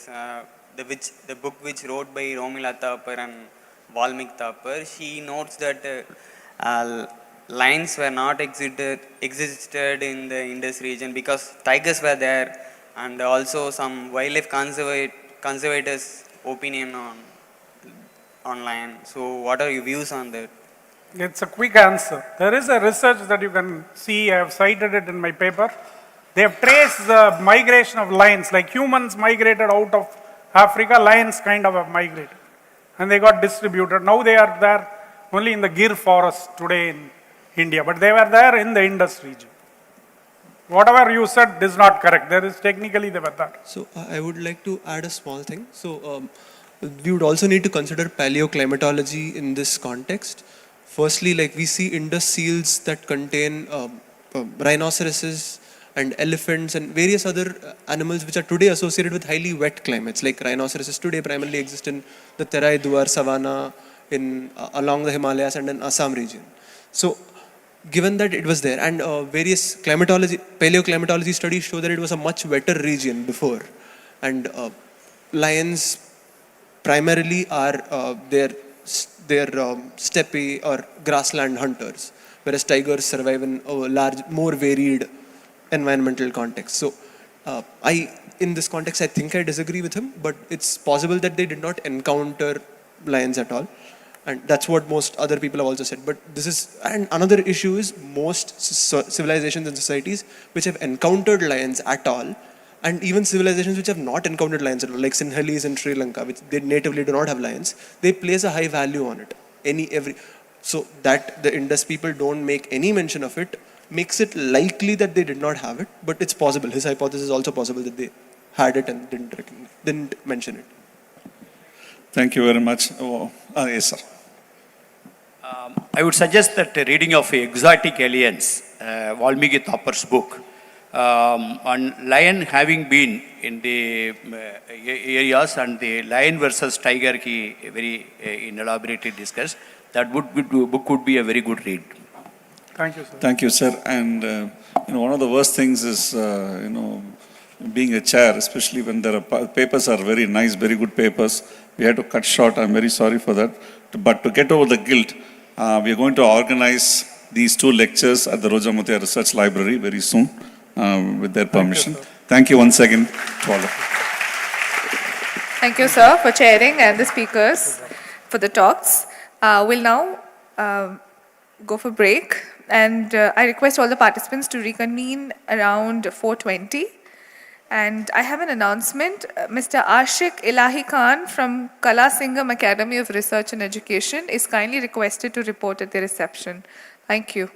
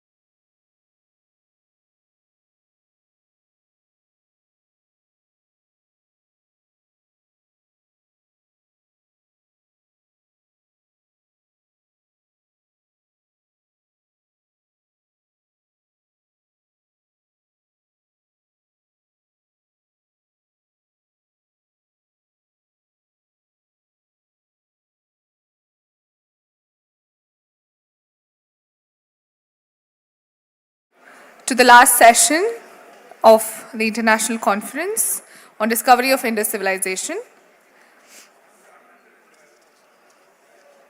I'd kindly request all participants to be seated and maintain silence.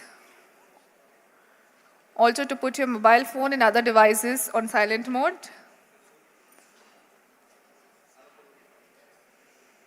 Yes. I call upon Dr. Brenda Beck to chair this session and moderate it. Ma'am, please on the stage. Thank you.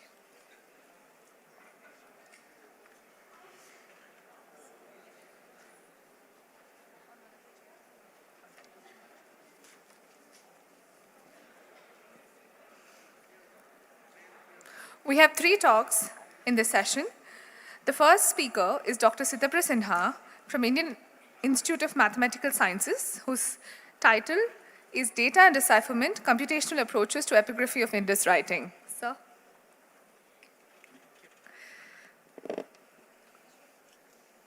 A second speaker today is Ms. Bahata Ansumali Mukhopadhyay, whose paper is titled Indus Scripts, Gemstone and Precious Shiny Commodity Related Fish Signs and Indus Gemstone Word Money, Ancestral Dravidian Symbolism in Indus Logograms and Languages. Ma'am?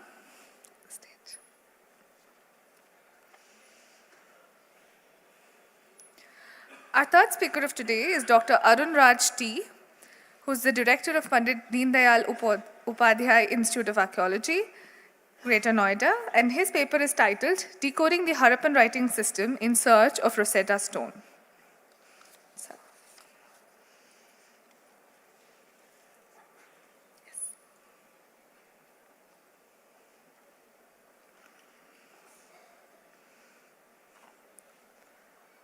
I now call upon Mr. Sugumana Murugan, who runs an archaeological journal called Sasanam, to kindly felicitate our chairperson and speakers.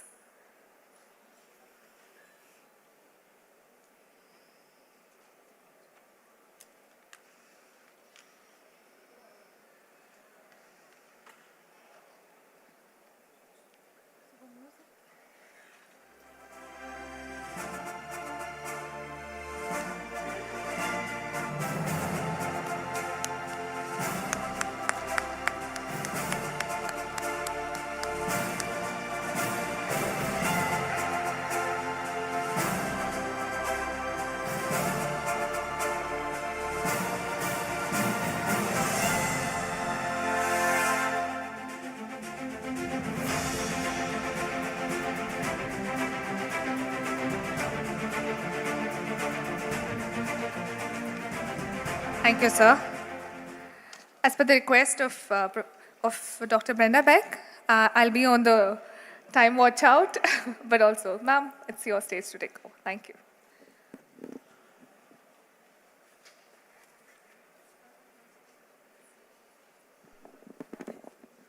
So it gives me great pleasure to announce the first speaker, Dr. Sitapra Sinha, is Professor of Theoretical Physics and Dean of the Computational Biology Graduate Program at the Institute of Mathematical Sciences, Chennai. Dr. Sinha's work took his PhD from the Indian Statistical Institute, Kolkata, at the Machine Intelligence Unit. His doctoral work was on neural network models, looking at them from the perspective of statistical physics and nonlinear dynamics, showing that that chaos can be used for computing and image processing. His research interests include complex networks, neuroscience, developmental biology, and computational linguistics. From 2010, he has been working on developing a computational program to understand and decipher ancient scripts, a cross-disciplinary initiative that he termed computational epigraphy.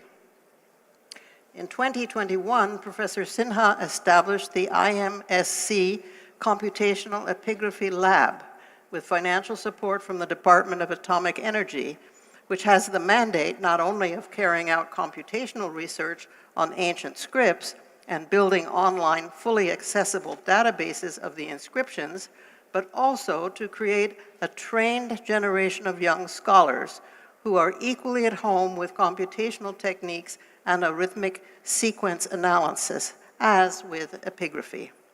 The Bits and Scripts workshop, organized by the ICEL or ICEL in March 2024, and which was planned again in March 2025, is such an initiative to bring together in common platform researchers from the sciences and the humanities to work together in analyzing and understanding and deciphering early writing, with special focus on South Asian writing systems. Dr. Sinha.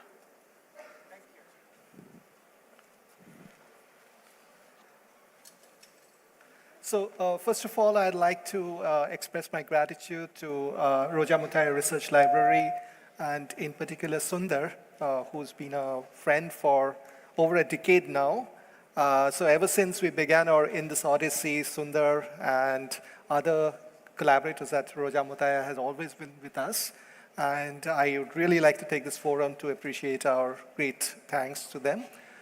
So as you can see, we are institution in Chennai. So if you are from Chennai, you are very much welcome to visit our campus. It's located quite close to IIT Madras. And as the chairperson very kindly mentioned, we had set up this computational epigraphy lab a few years back now. And our approach is essentially a computational one, where we essentially are looking at very different kinds of scripts with a particular focus on Indus writing, of course. So to begin with, I'd like to take a little bit of an irreverent, kind of approach to this very serious conference, because I'm sure you have been sitting through this, 3 days of very, very serious talks. So let me start with a nod to Douglas Adams. Are there any Douglas Adams fans here? I mean, has anyone read Douglas Adams and Hitchhiker's Guide to the Galaxy? All right, I can see one. If you have not, essentially the book has this wonderful story where humanity builds the ultimate supercomputer, artificial intelligence, to answer the ultimate question. So in the book, this ultimate question is called the answer to life, universe, and everything. But for our purpose, we can take this ultimate question to be, what does this inscription say? All right? And so in the story, Deep Thought thinks deeply about this problem for centuries and millennia, and eventually it says it's ready to give the answer. So it says, the entire humanity waits with bated breath to hear this answer. And so it says the answer to the ultimate question is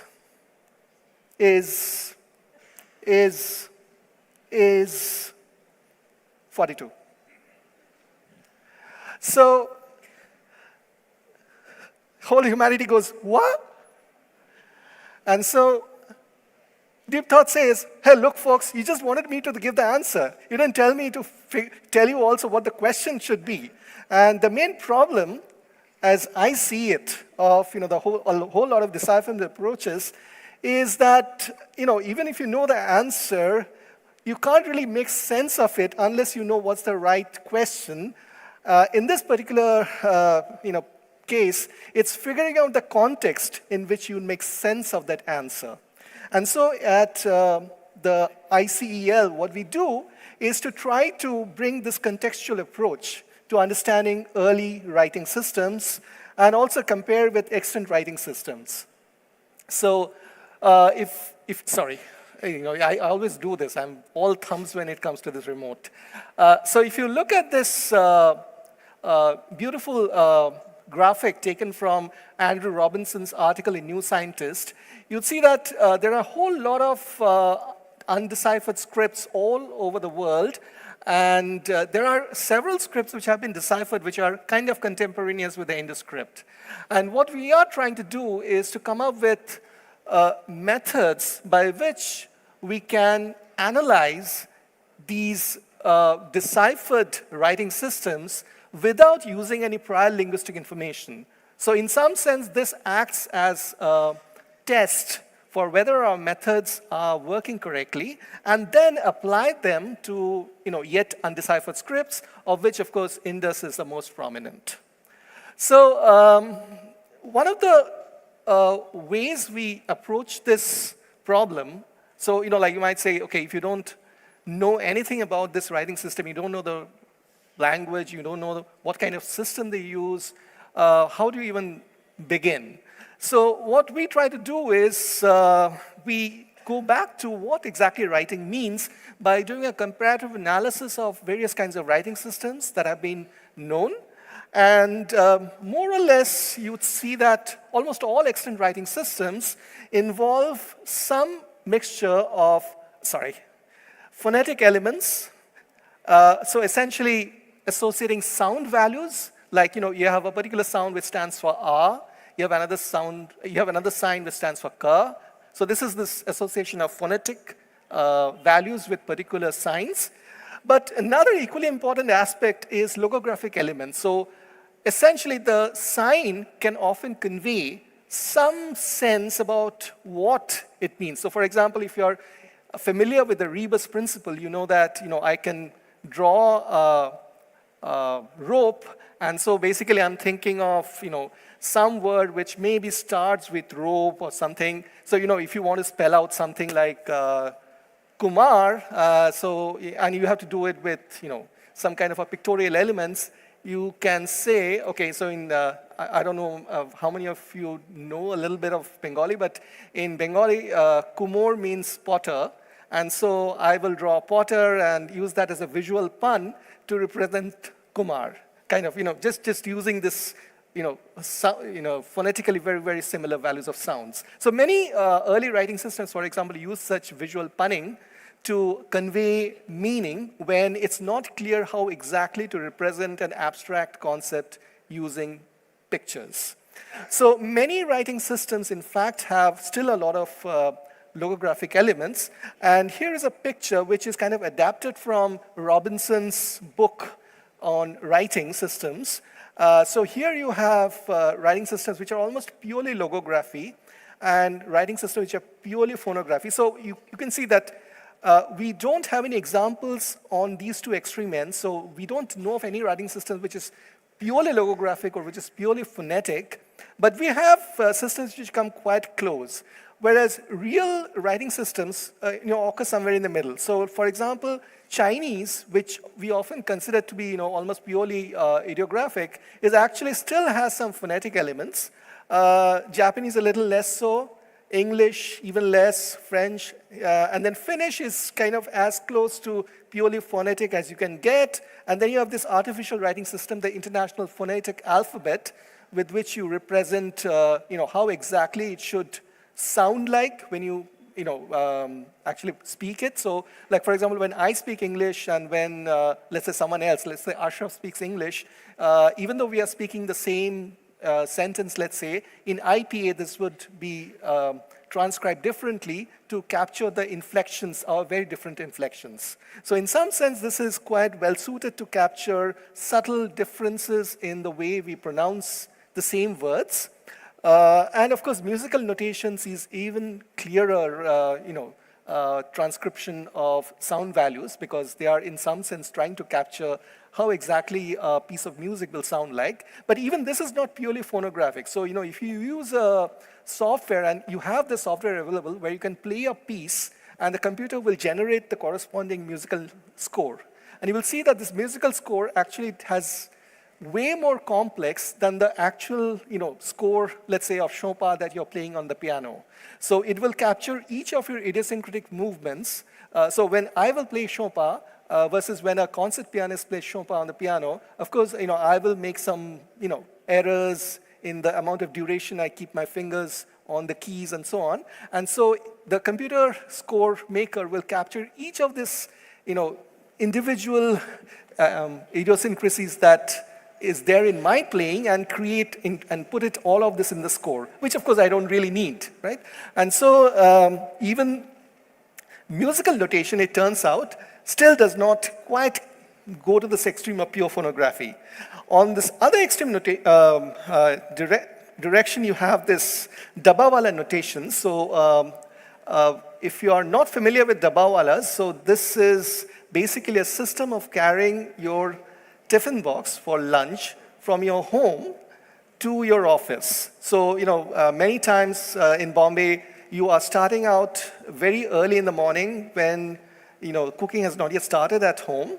And so after you're gone, someone in your home does the cooking and then, puts it in your tiffin box. And then the dabawala comes sometime, around 9 o'clock or something, picks up this tiffin box from your home. And then it goes hand by hand, from one hand to another, gets on the train, and then is taken off in another station. Then again, from one hand to another, it eventually reaches your office, where you should get it by 1 o'clock around lunchtime.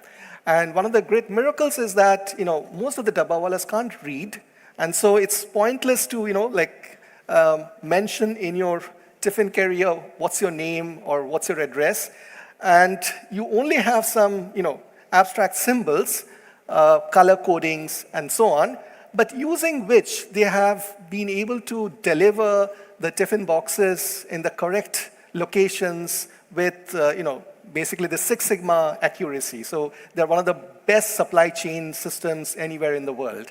And people who study writing systems find this fascinating because it's a wonderful example of how using a very limited set of symbols and color variations, you can actually convey a lot of information such that you can achieve this extremely accurate kind of supply chain management system.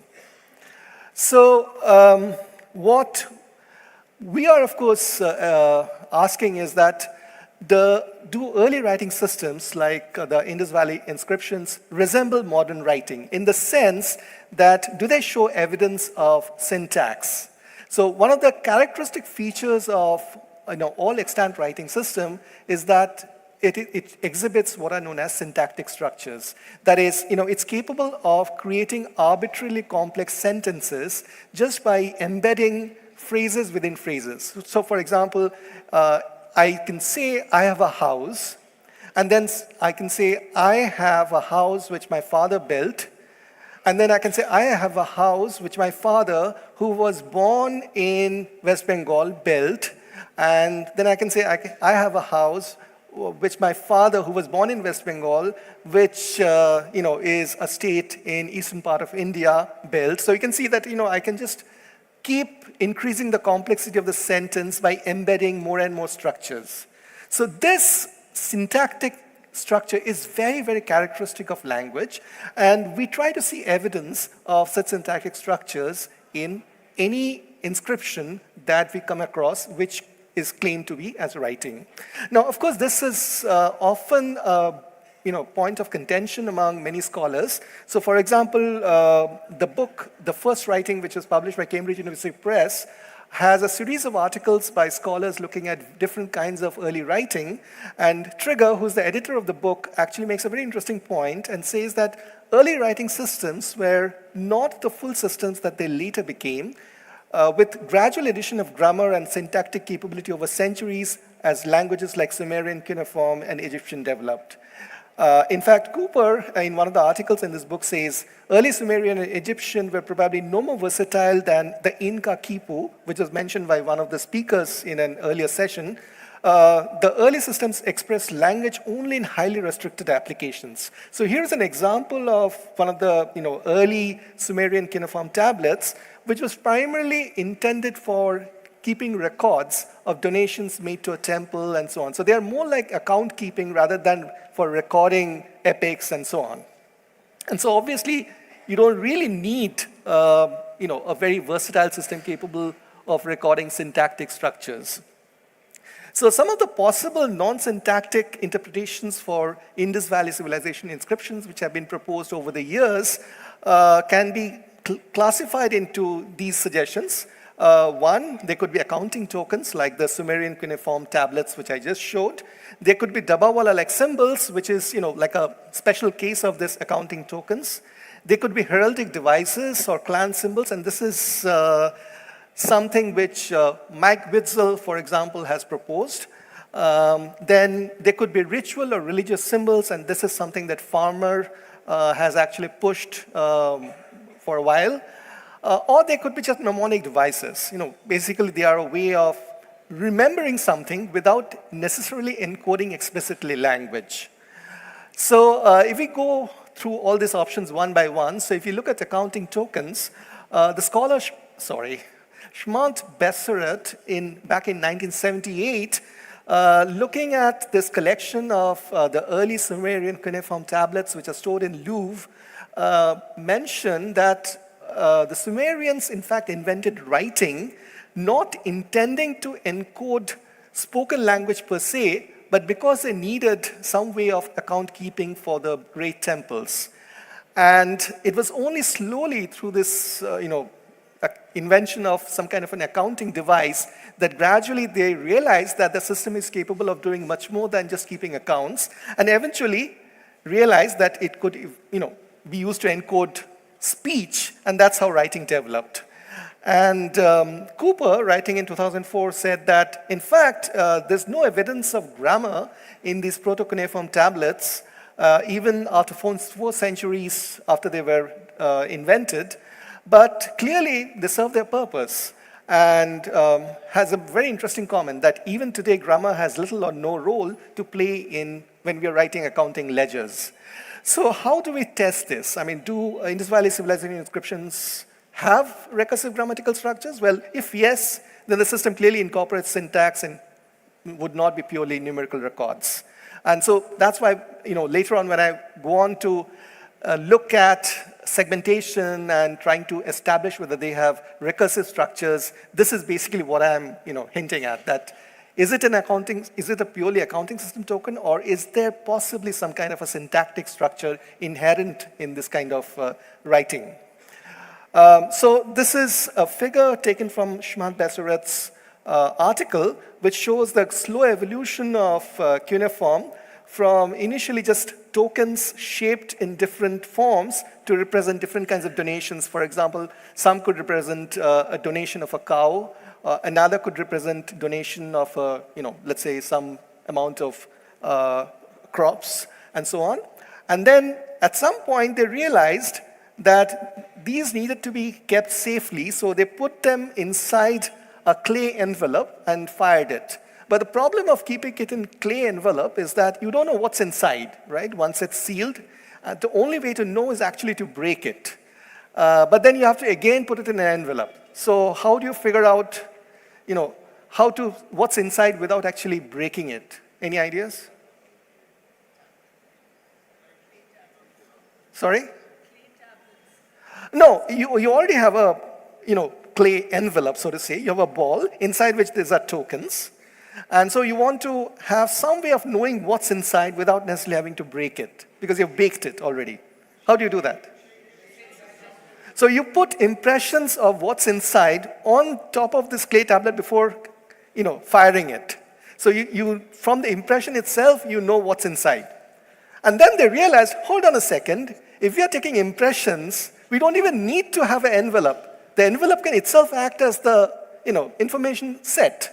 And that's how they figured out that you can just have numerical tablets without these tokens at all, which will stand for this accounting ledgers. And once they realize that they can, have symbols which represent cows and this many number, let's say bushels of wheat and this many number, they realize, well, you can, have much more complex tablets which can record which temple is this for, who gave it. So you have some way of recording the name of the person who did the donation and so on. And slowly, you have this capability of actually encoding spoken language.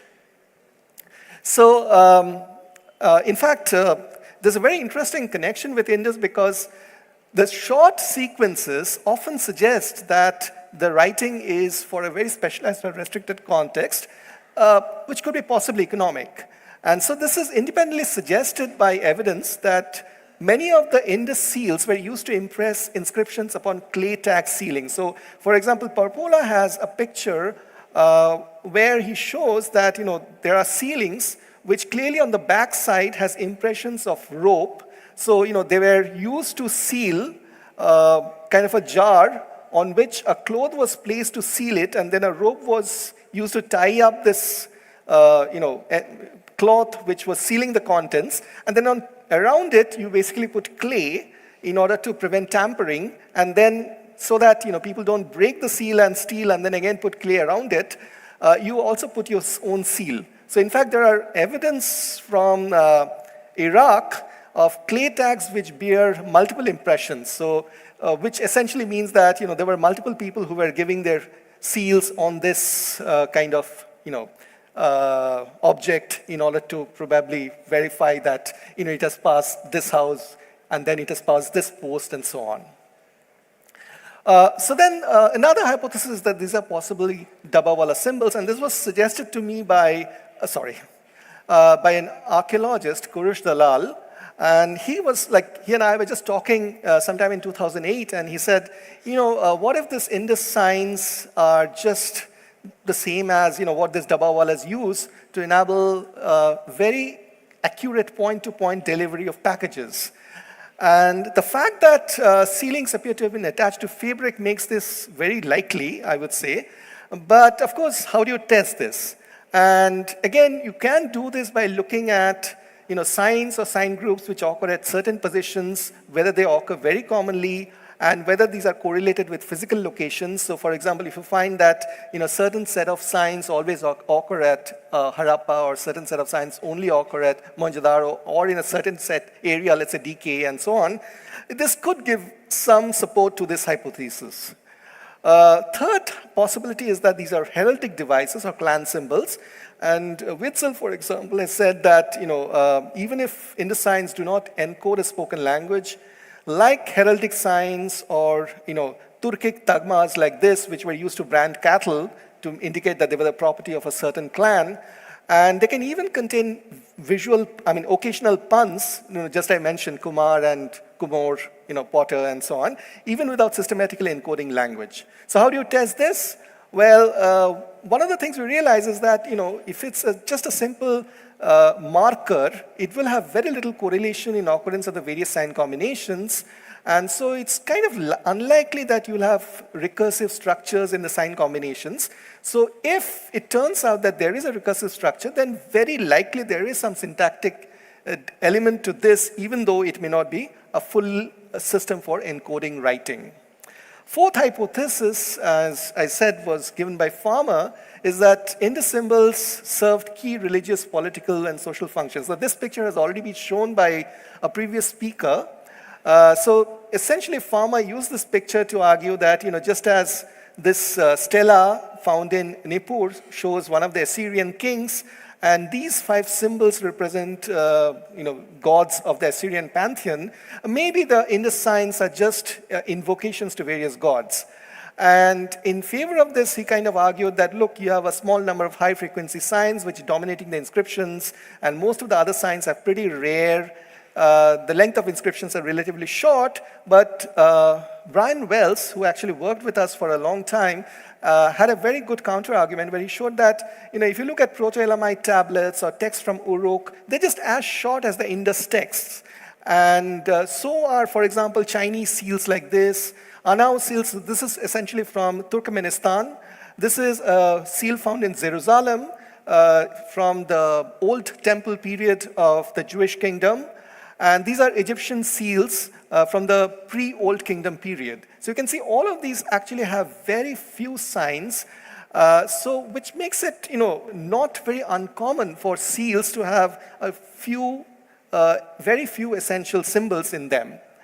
The fifth possibility is, of course, they could be mnemonic devices, and one of the most famous example of this is the Quipu system used by the Inca Empire, where they had this string which, you had a whole lot of bunch of pendant cords hanging from that, and using this, they would, keep records. So recently, of course, it has been pointed out that Quipus are way more than just, very simple system of keeping records. So for example, this was, of course, known for a long time that by using knots at regular positions, they could, keep a decimal system record. But more recently, people have started to take seriously the record of one of the early Spanish accounts. So this is De la Vega, who in his account of 1609 said that the Incas recorded in knots everything that could be counted, even mentioning battles and fights, all the embassies that had come to visit the Inca, and all the speeches and arguments they had uttered, which means that it could record speech. And people thought that, De la Vega was just making things up. But then Gary Urton and Sabine Hyland independently were looking at the quipu in the collections of various museums, and they realized that the color of the strings, the structure of the knots, and the direction in which they are hitched can actually encode information. So for example, a basic knot tied in one direction may mean something has been paid, while in the other direction it would mean unpaid. Hyland was analyzing quipus from the village of San Juan de Colata, and she showed that the pendant chords occurring 95 different combinations of color, type of fiber, and direction of the fiber orientation, and so suggests that this could be a writing system with 95 symbols, which is exactly the right number for a syllabic system. So is it a syllabic system? Well, the jury is still out on that. So this is just to show that, something which we can take as a purely mnemonic system may not be just a purely mnemonic system, but could in principle encode speech. So it's a very, very, complex problem just to say, just outright that just because you have a few symbols, so therefore this is just a mnemonic device, is not encoding full writing. All right, so given that there's no Rosetta Stone, given that the language is not known, given that the type of writing is also not known, what can we do? So these are the kind of the questions we are dealing with. What's the direction of writing? How many distinct signs are there? And this is a very, very important question. So if you look at the different Indus databases, you'll find that Parpola has about 400 different signs. Mahadevan has about 500. Brian Wells, on the other hand, have more than 600 different signs. Why such a huge difference?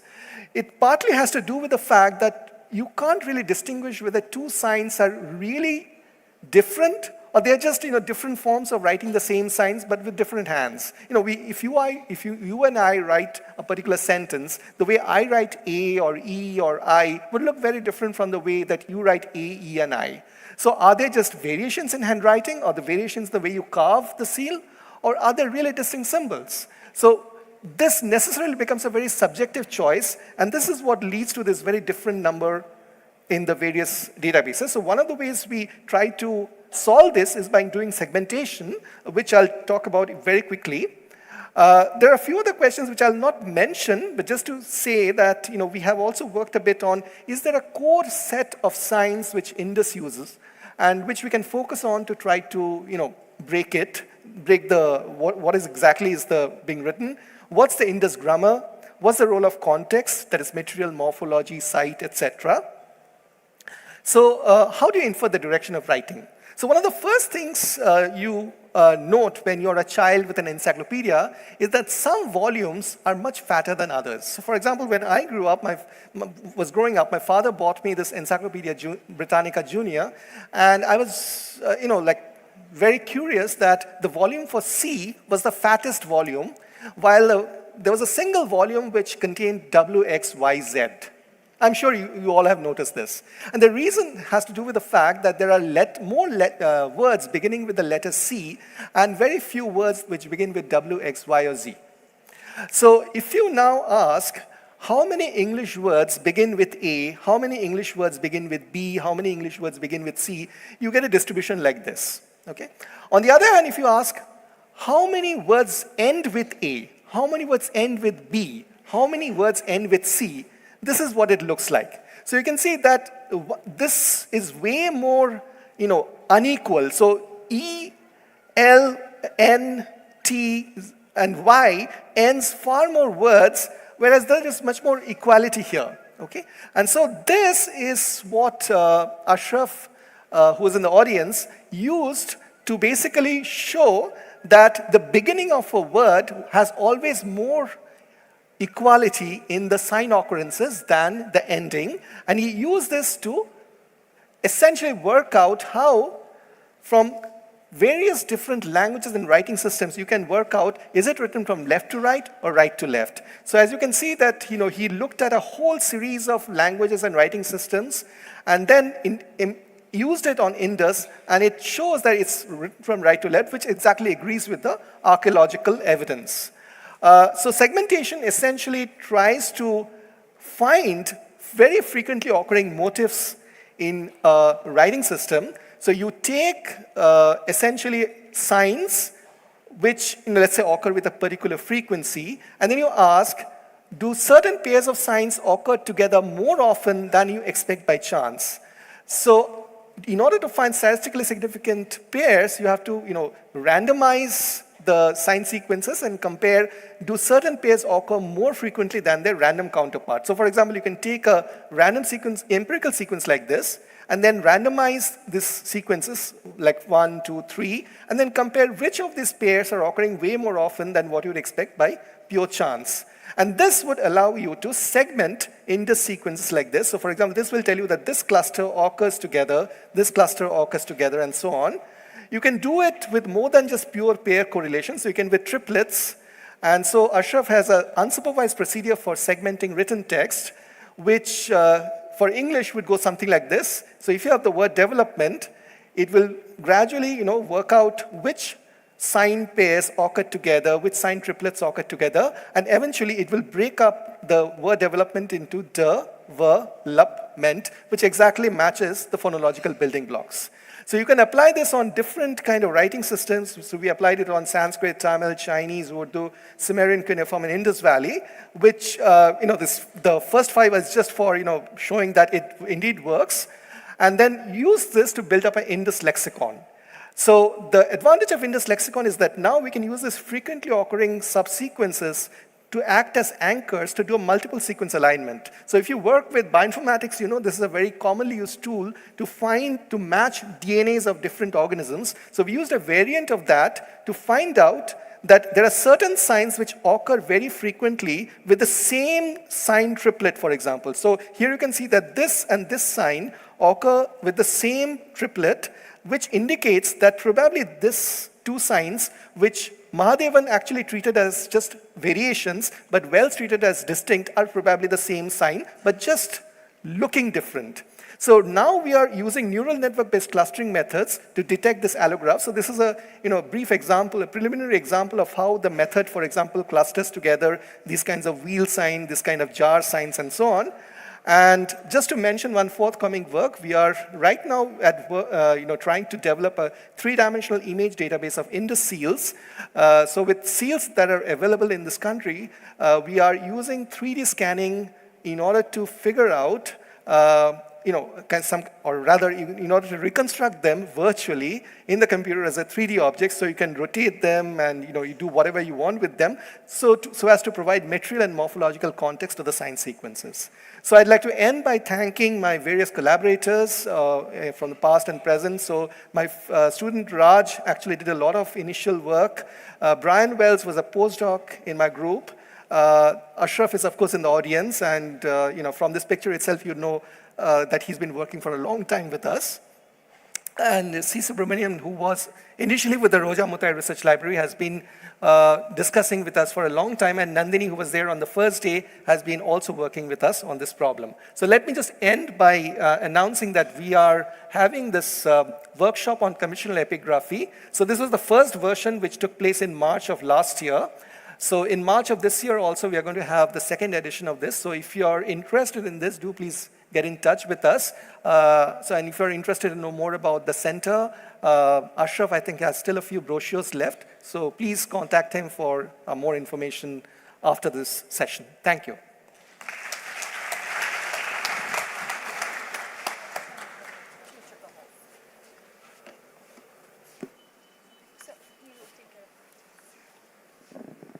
Thank you, sir. I just have one announcement to make.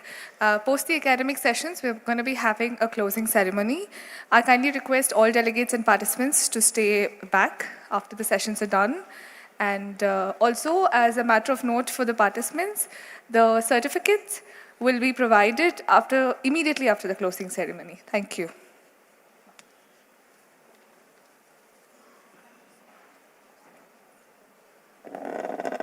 So our second speaker is Dr. Arun Raj. He's presently working as director at the Point Deen Dayal Upadhyaya Institute of Archaeology, Archaeological Survey of India, Ministry of Culture, Government of India. Being one of the young officers in ASI, He has been awarded a PhD for his research on the ancient site Arikamedu, a famous early historic Indo-Roman port site on the east coast of India. Later in the year 2016, he received a national award from the President of India for his contribution towards differently abled people by creating a barrier-free environment in the monument premise. As an archaeologist, he has been posted at different places in India, that is in Jammu and Kashmir, in Chhattisgarh, in Tamil Nadu, in Karnataka, and Delhi, where he undertook major conservation and the preservation of archaeological remains through scientific excavations. His area of interest is disaster management of heritage structures, prevention of illicit trafficking of cultural wealth, accessibility of heritage sites for people with disabilities, and ethno-archaeological studies and heritage-related publications. Dr. Raj.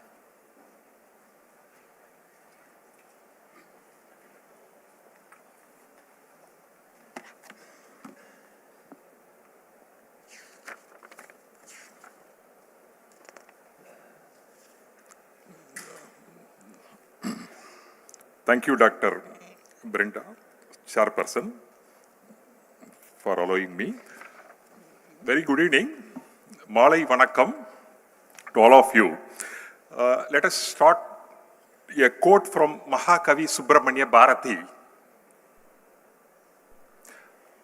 In his song, Tamil Thai, Adisivan Petruvittan, என்னை ஆரியமைந்தன் என்ற ஒரு வேதியன் கண்டு மகிழ்ந்தே அப்படின்னு வர ஒரு பாட்டில் கடைசியா சொல்றாரு, சென்றிடுவீர் எட்டு திக்கும் கலை செல்வங்கள் யாவும் கொணாந்து இங்கு சேர்ப்பீர் அப்படின்னு சொல்லிட்டு. Why I am telling all these things?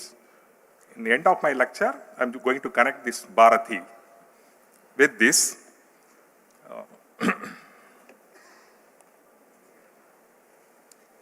I think the first day, Professor Nainjot Lahari, she has started her slide with the same content. That means the discovery of Indus Valley civilization. So there is no need to repeat all these things. As she mentioned rightly, it is not the individual contribution, it is a collective effort, particularly from Archaeological Survey of India, Government of India, the organization where I belong.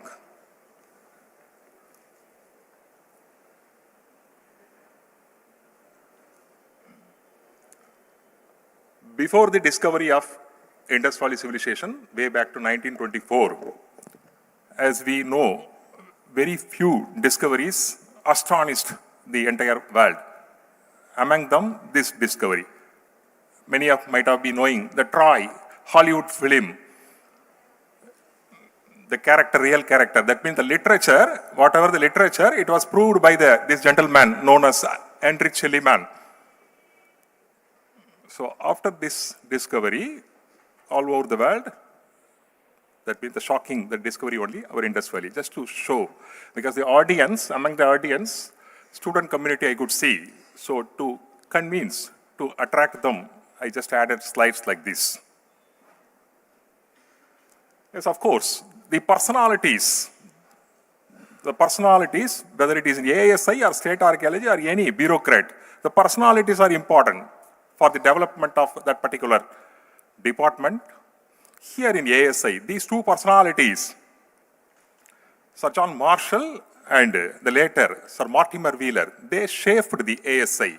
Whatever we are here, 163 years later, now Archaeological Survey of India, because of these personalities. Particularly, again, mention must be made of this, the first personality, Sir John Marshall. At the age of 26, he became the Director General of Archaeological Survey of India. That means the entire country, he was looking after the archaeological remains. How many years he was Director General? At the age of 26, he became the Director General, but he was Director General for 26 years. It's a very, very, very, very rare thing. I think in the government of Tamil Nadu, one director was there in the state archaeology for 25 years as a director. Can you tell anyone? Dr. Nakasamy, yes, he was the director for 25 years. So something related to that period. He was 26 years Director General of ASI. So he only, what had happened, I think a personality like Balakrishnan sir, he might have already mentioned about the discovery of that Indus Valley civilization. This gentleman, Marshall, he never seen India. He has never seen India. But after the discovery, excavation by the two Indians, Dayaram Sahani and one more Indians, when they brought the materials through with the help of train to Simla, where our head office was there, Archaeological Survey of India head office.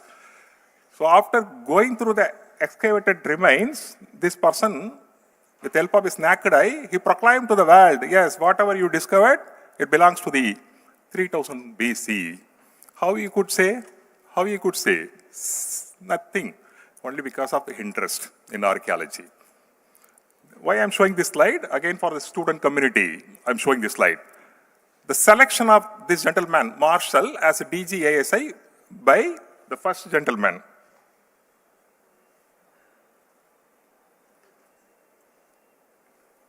Lord Curzon, Viceroy of India. Why I'm showing here two more personalities? You know this other gentleman, Arul Stein, one more popular personality who explored, excavated Central Asia, collected lakhs of antiquities which are lying in Central Antiquity Collection with ASI. When the discussion came, who will be the next DG? This gentleman, Lord Curzon told, it is none other than the Marshall, not Arul Stein, because age-wise, Arul Stein was little senior, but Curzon wants somebody, young generation. So he has selected Sir John Marshall as DG ASI at the age of 26.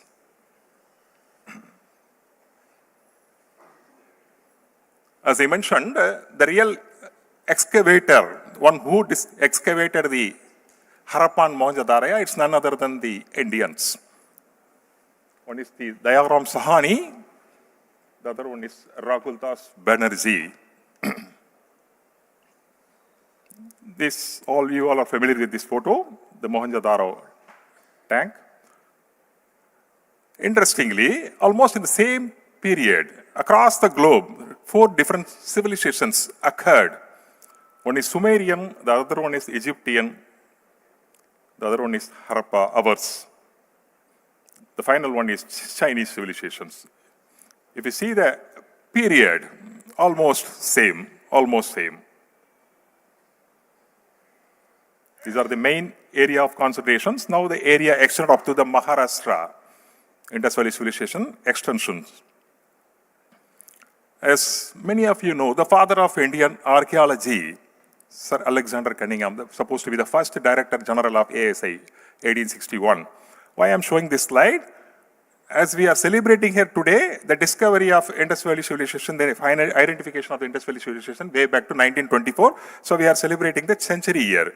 But originally, our Director General, way back to 1875, some of the local person, they showed Indus seal to him.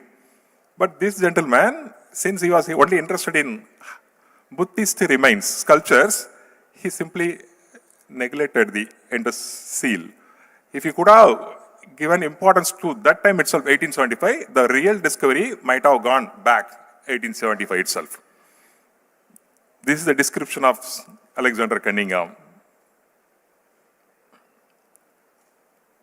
Yes, of course, seals. Again, just to give inspiration to the student community, you should not forget personalities like this. William Jones, one who established Royal Asiatic Society, Kolkata. From here only, the seed for the identification of archaeological remains in India, it's sowed. Yet another popular personality, James Princip, he lived for 41 years. He was responsible for the discovery and successful decipherment of Brahmi. At the age of 37, he deciphered. At the age of 40, he died. Again, coming to the main topic, end of script. I think you can go through the letters because time is very short. As many of you know, the earlier attempts I have given, here I have given the reason, past 20 years. These are the personalities. They are attempting, otherwise they mentioned that we already attempted, we succeeded. But whether really they succeeded, hereafter I am going to tell.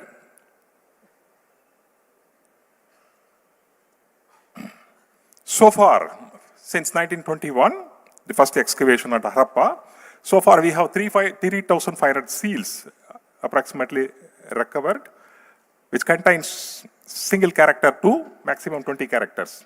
Among them, 400 principal signs, which are basically logogram, which is equal to Mesopotamia, Egypt and China. And this is one of the lengthiest inscriptions available from Dholavira, a Harappan site from Gujarat. Here I have given this chronology of Indus Valley script along with the other civilizations. So what is the real problem? Why we could not decipher? Here I have given. These bilingual texts are not found as Rosetta Stone. So what is Rosetta Stone? Many of you know. Those who doesn't know, I'm going to tell in the next slides. So whether it is Tatams, that means whether it indicates any royalty, kingship, no. That's seals, no. Extreme brevity. Brevity means that length. No, as I mentioned, it's maximum 20 character. So that is another lacuna to decipher. So mostly found on terracotta, steatite, faience omelets, and potsherds. Yes, coming to my own topic, Rosetta Stone, the magic word, the key word to decipher the famous Egyptian pyramids. Thanks to that soldier of Napoleon Bonaparte, as we know all very well the history of that Napoleon Bonaparte. Napoleon Bonaparte, he was trying to conquer Egypt. Somehow he failed in his attempt. His original attempt was, after conquering Egypt, he wanted to enter into the India to help Tipu Sultan of Mysore. But somehow, since he failed his attempt, he returned back. While returned back, one of his soldiers accidentally discovered one stone. Even though he was soldier, he felt some conscious. He took along with him way back to 1799. But it went to the different hands across the globe. Finally, in 1822, one French scholar, Jean-Francois Champollion, he could successfully decipher the Rosetta Stone, as that is Rosetta Stone, it contained 3 different script, 2 unknown, 1 is known script. So with the help of known script, he could successfully decipher the unknown hieroglyphs. How it looks, hieroglyphs, you can see. It is also again pictograms or logograms, you know. So it's very difficult to decipher, but with the help of that key, Rosetta Stone, he could successfully read. So for the Indus Valley, we need same Rosetta Stone. So where it is lying, when we are going to get, who is going to get, I'll give some clue. So here I'm just comparing the present situation, what is available in Rosetta Stone with the Harappan seals, the differences.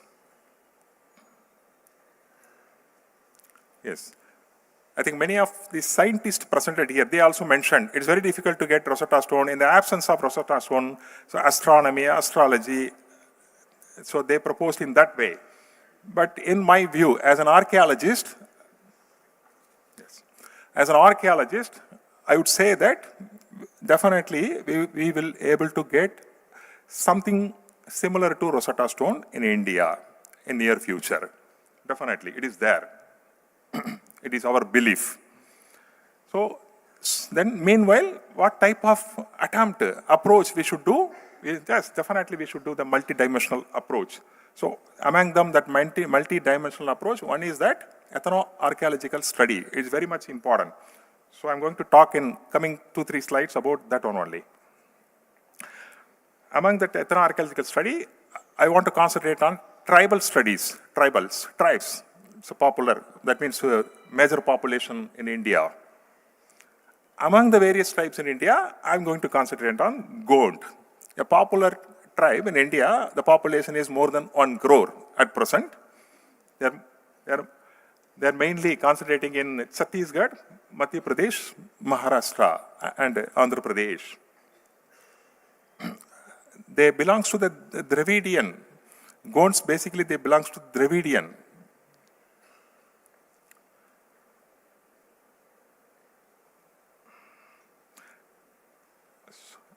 In Gond community, two scholars, I mentioned that Dr. Moti Raban Kankale and Dr. Prakash Kalame, they are claiming that with the help of that Gondi script, they could successfully read the Indus script. Because they are telling that it's their script, which is still existing in their village, in their interior places. So, in many generations they are continuing, so they could able to read it. So here I have given some of the Indus script with the translation by the Gonds. Here, interestingly, you can see some of the words are like Dravidian words, Tamil words.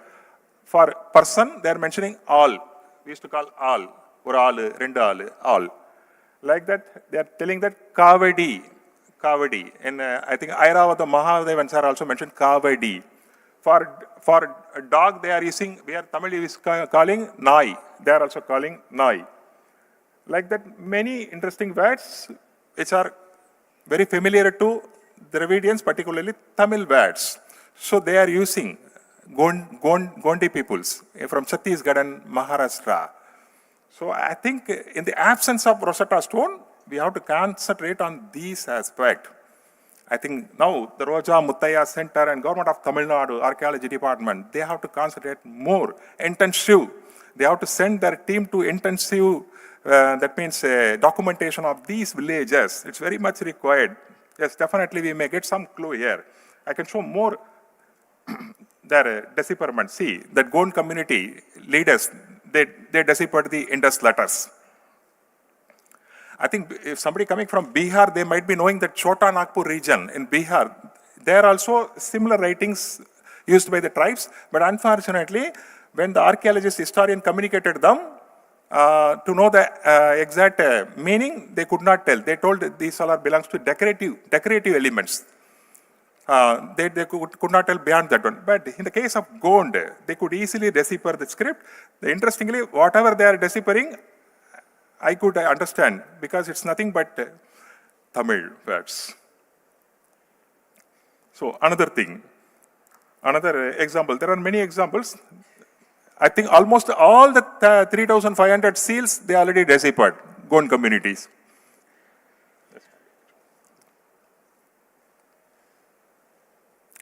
Not only, so as I mentioned, ethno-archaeological study. Ethno-archaeological means continuation of, it's a continuation of traditions. If I have for example, if I have a pen, if the pen belongs to some 100 years, but same shape, same design, some contexts are there. That is simply to understand the ethno-archaeological study. In the same manner, mention must be made of, if you go to the village and houses of this Gond community, they have many things which are resemblance to Indus Valley civilization. One is that Dogra art from Bastar, Chhattisgarh. Fortunately, I was posted in Naxalite hit area, Chhattisgarh. So because of my posting at Chhattisgarh, I could able to collect all these informations. You see that the famous Mohenjo-daro dancing girl, the right side is,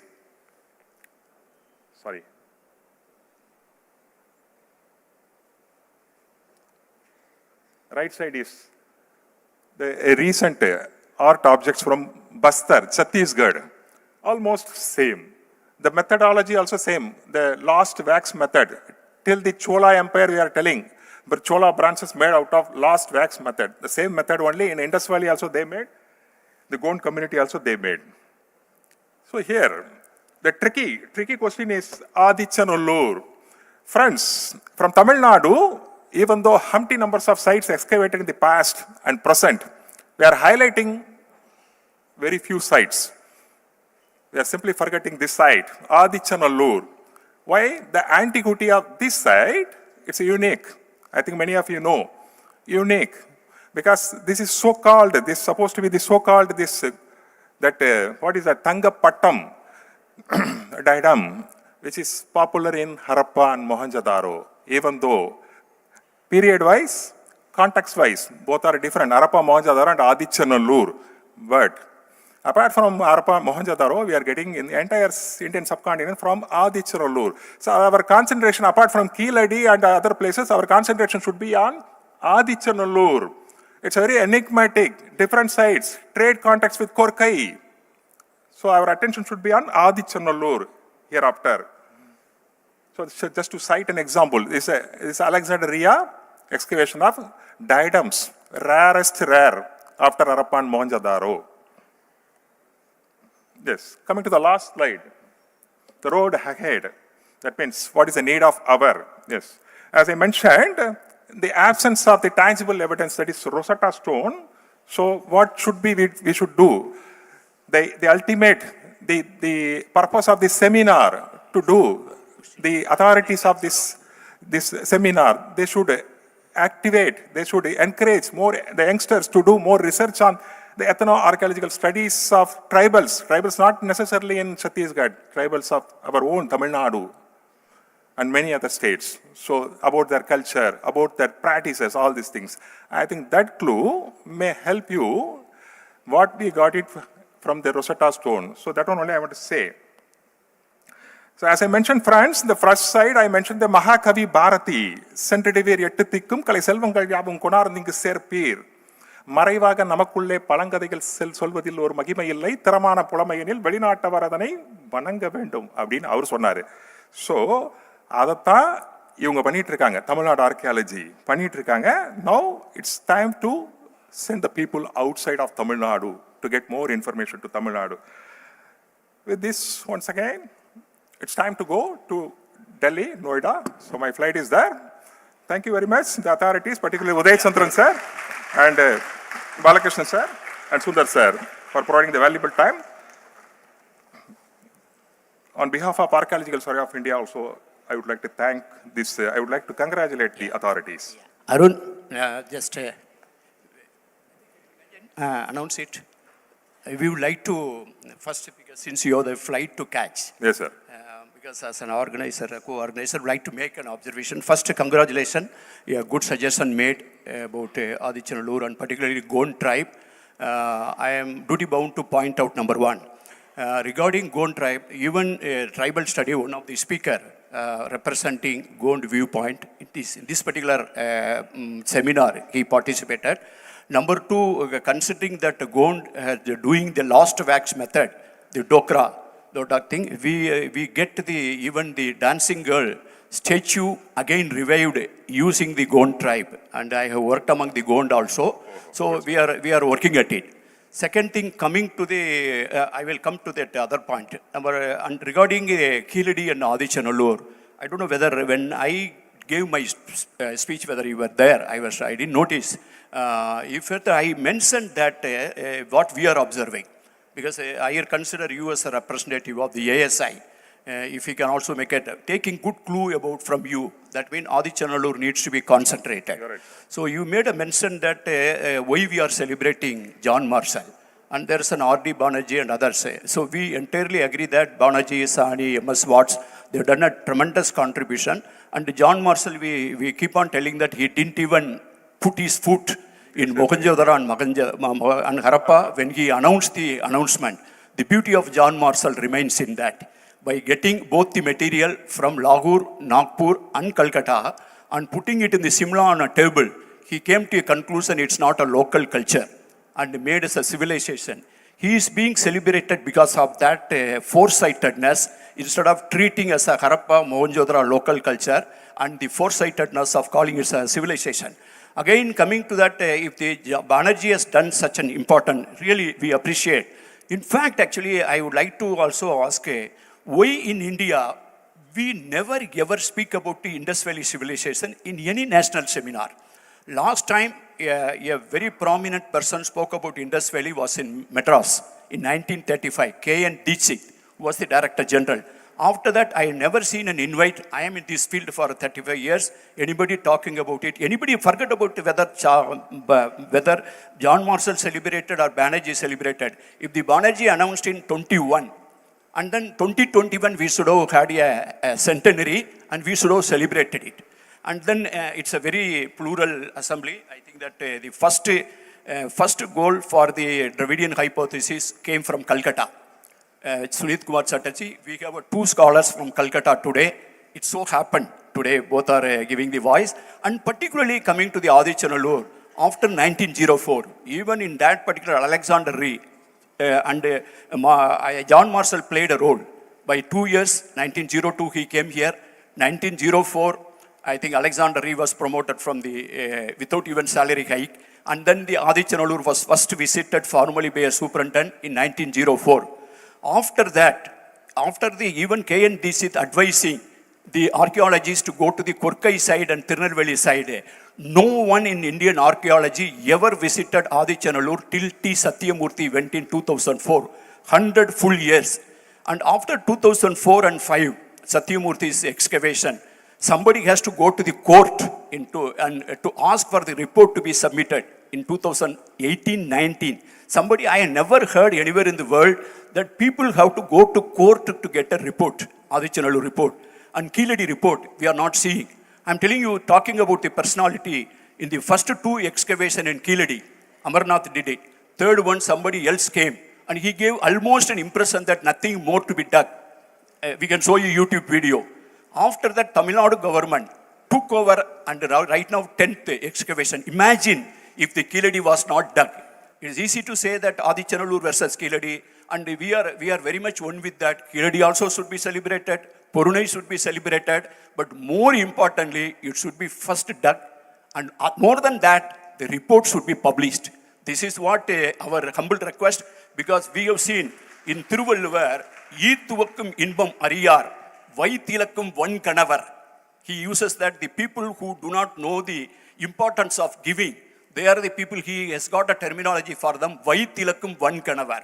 We are feeling, I'm telling you, we are all independent researchers, we always looking for it, something to read.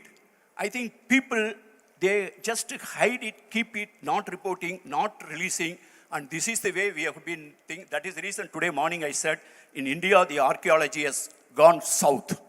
So that means it's gone, and we need a serious digging, and rather I am worried that even I mentioned that even a Rosetta Stone found, whether we'll find the light of the day, will we have access to that Rosetta Stone? I am not sure, unless it is found in Keeladi and Adi Chanalur, that too by a Tamil Nadu archaeology.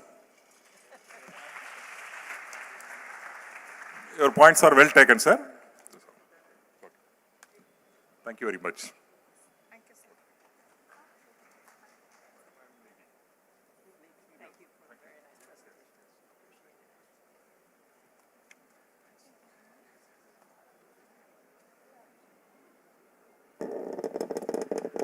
So now we are going to have the very last presentation for this wonderful conference, and it's coming from Calcutta, and I think that's appropriate. It should be very interesting.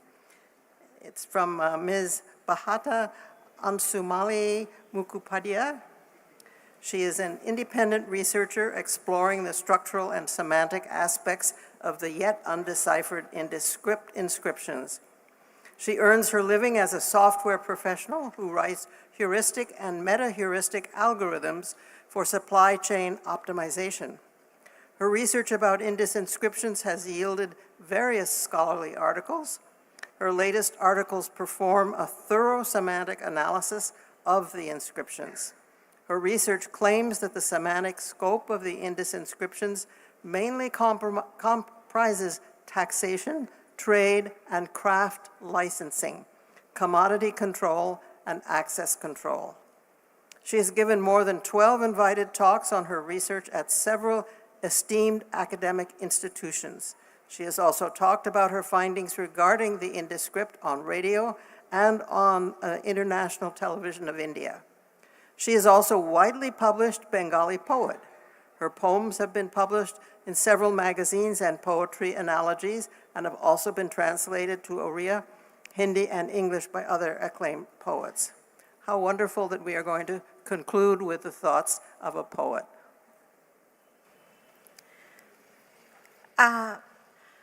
Vanakkam, namaste to all. I'm very grateful to the, I think I need the, this one, the pointer.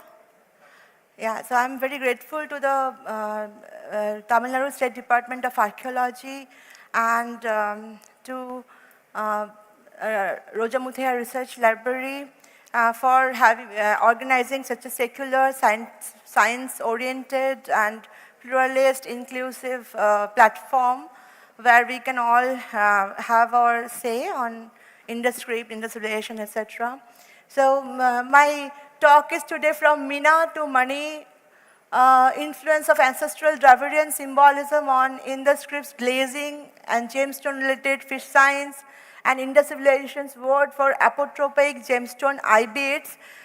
So just I am wearing so many bead necklaces because I think because I'll be talking about their crucial importance in Indus civilization's trade and their economy, and actually this kind of carnelian beads and lapis lazuli beads, which are actually now very affordable to middle class people, were possibly only affordable to the Sumerian queens or Akkadian queens that time, coveted export item of Indus civilization. So when I say that Indus civilization was kind of a, so one moment, I'll start my stopwatch so that I don't get carried away. I kind of give the time. So Indus civilization, when we say that the IndusScript is actually mainly used for mercantile, administrative control, etc. So it looks very prosaic, but when we also say that the symbol, it was mainly using meaning symbols or word symbols, not in a spelled manner, not syllables or alphabet. And I think that's a very good news, because if you have this kind of brief inscriptions written in alphabetically or syllabically, then I think you would only get names and all. But here, because it's a other way, you can get to enter the symbolic world of Indus civilization's people, how they perceive the world. So even in commercial things, in commercial scope, because they're using symbolism, many of their thoughts would be there, which we'll always not find in archaeological material. So archaeology would inform the scripts, decoding a lot, and the script, if successfully decoded to some extent, would also inform archaeology and history, I think. So how to go forward and backward, let me check. Okay, nice. So this is, today we'll talk about the fish signs of Indus inscriptions. Almost 25% of the IndusScript inscription lines, if we exclude the tablets, reverse metrological, numerical kind of inscriptions, then almost 25% have the fish sign inscriptions. And at least symbolically, it is a fish, because the crocodile is, kind of holding it between its teeth. But was it really fish? So Parpola has said that they were mean word-based Dravidian astral theophoric names. Mahadevan said later that there might have been water nymphs and priestesses worshipped in IVC. Fair Service said there could have been Dravidian words for tribal chiefs. The sound value would be Piri, etc. According to him, Branwell said that the fish sign is possibly a syllabic sign, at least in one of his books. S.R. Rao, who claimed decipherment by Sanskrit, said that they have phonological values, S-man, etc.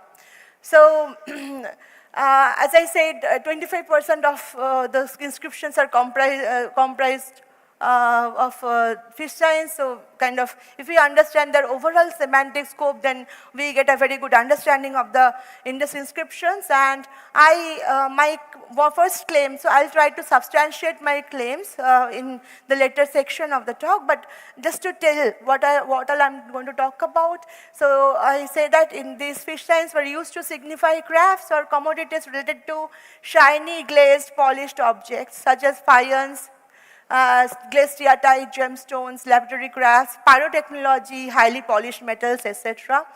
And okay, So yeah, my next claim is that Indus scribes used actually an ancestral Dravidian homonymy in the fish science, where the Proto-Dravidian mean word for fish was used to signify ancestral Dravidian nouns that use the mean root verb for shining, glittering, polishing, and various bright objects which were taxed, commodities and licensed trades and crafts.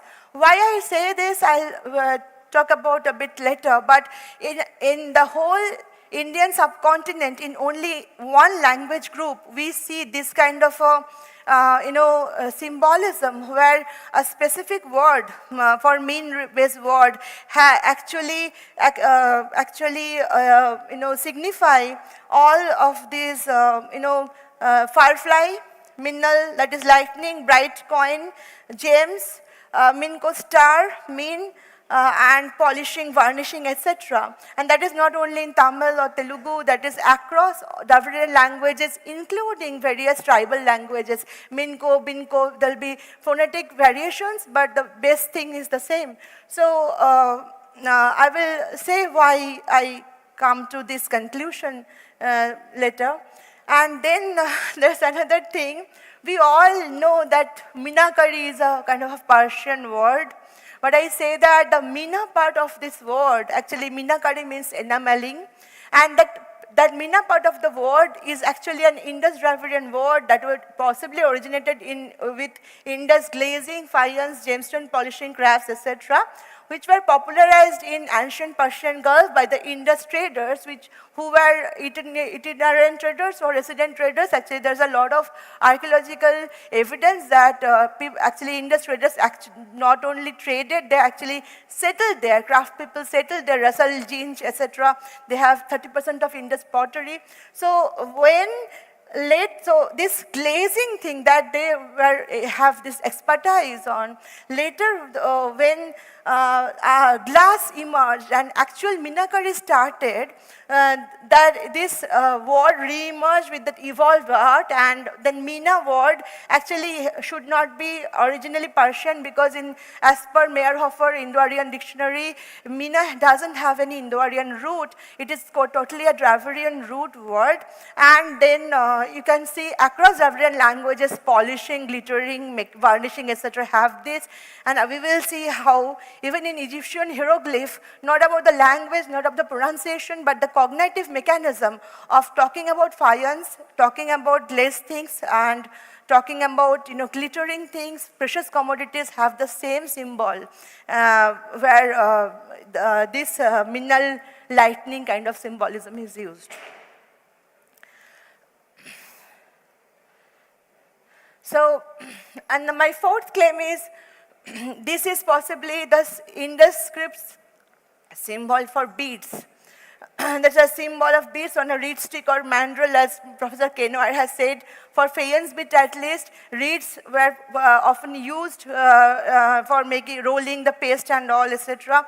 So, or at least for storing the beads. And this is a contemporary scene from a glassmaking from Dr. Alok Kanungo's edited volume, Glass in South Asia, Ancient Glass in South Asia. Possibly if I'm saying the name rightly. So see, this kind of beads in stick, and they're kept here. And this might be a bit far-fetched to some of the audience, but gemstone and bead come side by side in this terracotta pipe, who would otherwise inscribe on a terracotta pipe, which would be otherwise installed on a wall. So could it be a repurposed artifact for storing the beads or working on the beads in a pyrotechnology way, so that they have marked it so. So we'll briefly visit that. That's a conjecture. And my last claim is that the gem word money was possibly an Indus Dravidian word, which actually encompassed this word money actually have occurred in El Amarna letters, where King Tusharatta, Mitanni king of an Indo-Iranian empire, he was actually writing to his son-in-law, Egyptian Nimurea or Amenhotep, about various, precious things, how to get them and all. And then Maninnu necklaces appeared there. The great scholar Asko Parpola said that the innu part is that the Akkadian suffix and then mani part. So nu part is a suffix. Mani part is surely coming from the Indic word of necklace, manihara, that is gemstone bead, and actually in Rig Veda and Yajur Veda also Manikara, Manigriva, etc. They are showing the antiquity of the word. And though Parpola said that it might have been the Indo-Aryan word, I say that it is possibly having a Dravidian etymology as well. Actually, not as well. And it's an Indus-Dravidian word possibly, I'll say. And it is possibly encompassing 4 meanings. One is apotropic, gemstone, eye beads. Why I say all that, I'll come to that later. So if these hypotheses are correct, then they not only decode overall semantics of a significant set of Indus inscriptions, that's for 25%, but they also corroborate the archaeolinguistic, genetic, archaeogenetic and ethno-historical evidence of Indus-Dravidian link and in another way. And as I said, you see, this is a symbol for faience in Egyptian hieroglyph. This is a breastplate, and this is this part, like this rectangle kind of part, that is the Seder symbol for sky. So this azure blue sky, that is a normal popular color of faience, and this a faience breastplate made the symbol. So this symbol actually doesn't only mean blue gaze faience, they mean sparkle, shine, coruscate, lightning. Now you look at the Dravidian counterpart, not because they're translating each other or learning from each other, but because they're having the same perception and the same cognitive mechanism, where how faience looked to them, how lapis lazuli looked to them, how they were related to their ideology, symbolism, and then in Telugu also, Minnu means sky, Tamil, Minnal means lightning and bright coin, polished gaze is the mean-based things. So a similar ideal thing, that is same thing for sky and lightning, is being used in linguistic symbolism, and you can see here the same kind of symbolism that the Egyptian people perceived about faience actually encompass those meanings like sparkle, shine, and they have the sky kind of component in their hieroglyph. So I won't be able to obviously talk about the basis of my talk. So I have several articles that actually back where the structural and semantic parts of my, my hypothesis. So one of them is like, in the script was a mercantile script. It encoded information about tax, commodities, licensed trades and crafts, tax and license categories, tax rates, license slabs, tax collecting on license issuing entity types, and the seals were the tax stamps. After 200 years of seal-based administration, they actually started a tablets-based thing where the tablets obverse part was having the same type of inscription as a seal. So the same semantic scope was continued, only the administrative way, the tablets were having possibly the licenses of the same thing that were being endorsed or stamped by the seal. So that is another thing. This is a published one. As you can see, the URLs I've given here. Next is, Indus script did not, it encoded a commercial sublanguage, as actually Professor Sitavara Sinha was talking about Dabbawalas, right? This is a commercial sublanguage. Like a very specific people of a specific trade will have a specific set of nouns that they want to communicate within themselves, and they don't need phonetic encoding, they only need specific set of symbols for that. So that is called a commercial sublanguage, which is often written in a symbolic way, not in a phonetic way. And Indus script used symbols for meanings. Sometimes it used metonymy, like crown may signify crown, but crown can also metonymically signify king. Or sometimes, in only a few cases where possibly when the meanings were more abstract, could not be signified very easily, using a pictogram, they were using homonymy, where the symbolism that have of actually happened in language. Like Sumerian T means arrow and life. So to signify life, they use the arrow sign, because how to otherwise depict life. So similarly, in some cases, homonymy was used. I say that the fish signs or the symbols were the logograms, where actually a linguistic influence was there, and that linguistic symbolism, because it is only found in the Indian subcontinent in Dravidian group of languages, I propose this. I am not a Dravidian speaker. I actually understand Sanskrit better than Dravidian. So I have no conflict of interest. I'm a Bengali. I earn my living by software. So only because the script's internal evidence, archaeological evidence, and the external evidence make me think it is so, I'm proposing this, not from any identity politics or any other thing. So the mechanism was like this. So the moment you say that this is sound 1, sound 2, sound 3, and you try to do it, the script's internal structure refutes it. I don't have time to discuss why. So it's like meaning 1, meaning 2, meaning 3, meaning 4, and that is how you should join it to have a phrase, a commercial phrase normally.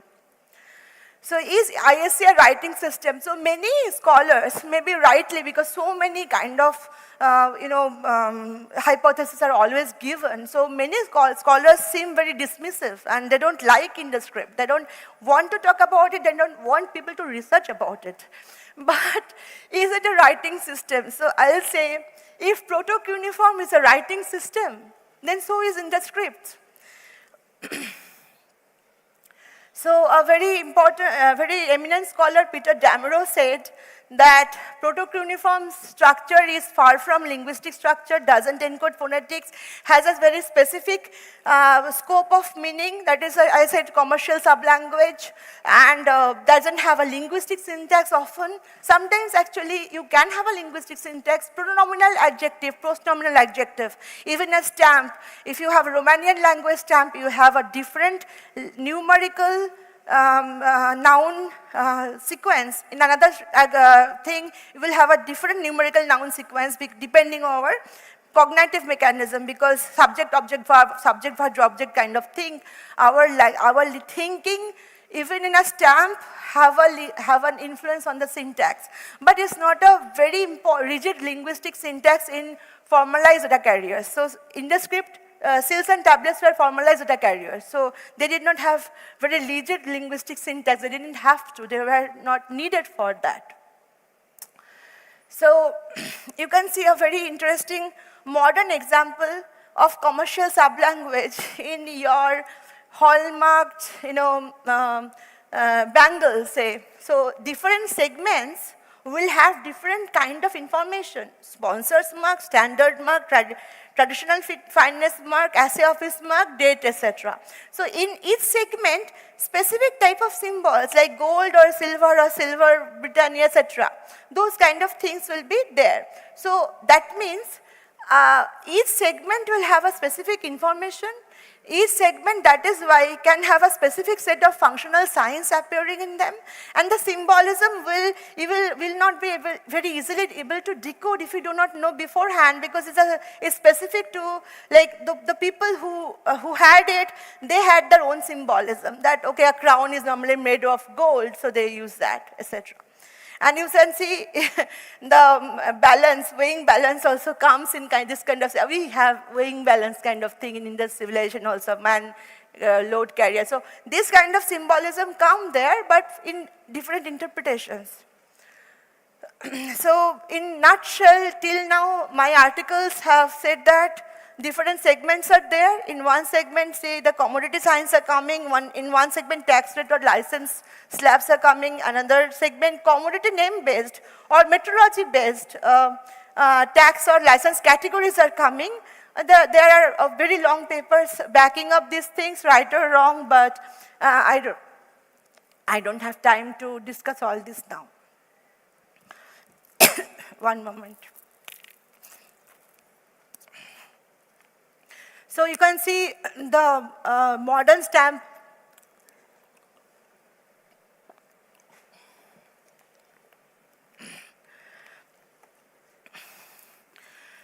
because the purpose is the same. These are, sorry. These are formalized data carriers, so even if it's a phonetic writing, see different segments have different type of information encoded, etc. So when can we say InterScript is decoded? In my mind, a symbolic system like this cannot be fully decoded. If we understand the writing structures mechanism, if we understand the so structural part, if we understand the overall semantic scope, if we understand how the signs are combining with each other to give what kind of meaning, and then with great luck, if archaeological evidence, linguistic evidence, ethno-historical, symbolism, and the graphemic features of the signs have a confluence that for a few signs we can understand, okay, this is the meaning, then we can say, okay, we kind of have decoded, but I don't think because of the very nature of the script, a full-fledged decoding would ever be possible. Only more archaeological excavations, more artifacts can give us more context for further decoding. So one of my important papers which will be in a way related to this paper is like a Mohenjo-daro hoard was there, which had a lot of gold and gemstone based ornaments, not only ornaments, finished ornaments, various unfinished ornaments, various parts of ornament making, from which we understand that it's a goldsmith's hoard, not a hoard of a wealthy person who just own ornaments. And in this paper actually is published in the previous proceedings, and I have also talked about it, but just to give a brief overview, so I say that this is the gold symbol or precious stone symbol, which has this crucible and crucible blowpipe symbolism. Sometimes you can also see in some of the variations fire and underlining this symbol. And crucible blowpipes were actually so important for metallurgy. Before furnace happened, okay, bellows came, blowpipes are very important to get the high temperature and etc. So across ancient Egypt, Mesopotamia, and various languages of India, we can find crucible blowpipe related words actually signify words for goldsmithing, words for precious metal, etc., or smelting, etc. Like, I don't go here, this is published, I have a talk in YouTube, so if anybody is interested, you kindly check. So, so the main thing is, I say that this is the precious metal thing. 10 minutes, please. 10 minutes, please. I'm checking, yeah. Yeah, okay. So, and the archaeological evidence, I was saying that I have, in that article I have said that in the goldsmith's hoard, we have this goldsmith's tool with denting marks and all, and that has this crucible blowpipe based symbol, which I say gold symbol. This is a gold made tool, which was possibly for gold assaying. I don't have time to go into the details. And this Indian version of carrots, that is Kakani, Gundumani, Guriganji seed, Kunrimani, Gunja, Rattika, whatever you call it, which was the numismatic basis of Indian punchmark coins also. Till now, this is actually, at least notionally, the unit of measuring gold and gemstone. And we know archaeologically that this was the basis of the Indus civilization's weight system, which was mainly used for precious metals because most of them are less than 60 grams. So this is another thing. I think if I am sure about any of the decoding, means in my own, if hallucinated way or right way, but I am sure about these two things, precious metal and Kakani, because in script internal evidence also, the moment this comes, sometimes the meteorological symbol changes to a modified symbol of this.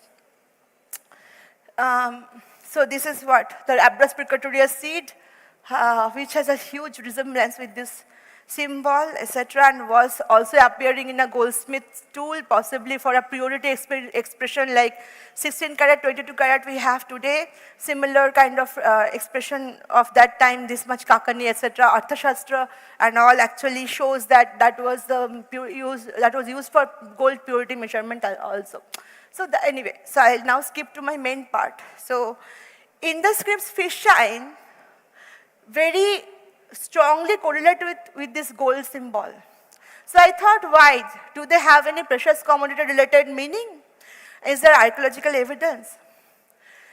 And you can see in stamps often in the part where commodities will be mentioned. Sometimes the commodities will be mentioned separately in two seals, and they will be mentioned together in a combined seal. Similarly, in Indus script has the same structure where fish, precious metal, then fish, precious metal together. This kind of structures are often found. So actually we have found, in my paper I have given, so it is very difficult to archaeologically contextualize things because often a seal can be there in a residence of a person, a seal can be there in a khan or sarai or like inn with a traveling person, or a seal can be there sometimes in the very workshop or very factory where the seal is being used in that context especially. So in only those contexts, if we see in a Mohenjo-daro jeweler shop, the only seal that we have is a fish sign seal. So from there I thought that yeah, this archaeology actually kind of supports this. And then in Charnu-Daru, the bead factory, in the vicinity of the big factory, you see this carnelian's color I have given for all the seals that have fish signs, and in that vicinity of 8D, 9D, etc., as per Mackay's report, I have made this picture. And in that place, fish sign inscriptions are really abundant. In Harappa also there are. So, and I have given in my paper various other examples, but again, contextualization is not very easy for also the archaeological excavation reports are also not often very good for Indus scripts recording purpose. They don't give enough context. They often discuss things out of their context in many various reports, I feel. So then I have already shown you this mean-based homonymy, which is exclusively Dravidian for so many things have happened. So linguistically, it makes sense.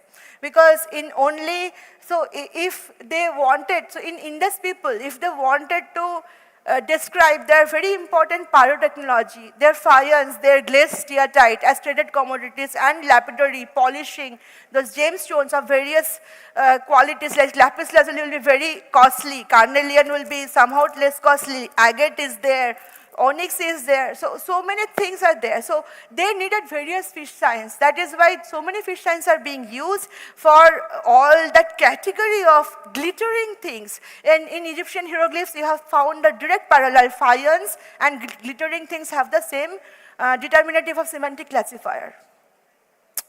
Then there's a very interesting thing. This seal, I think in Parpola's thing, Parpola's CSI volume, it is called, this iconography is called unidentified object.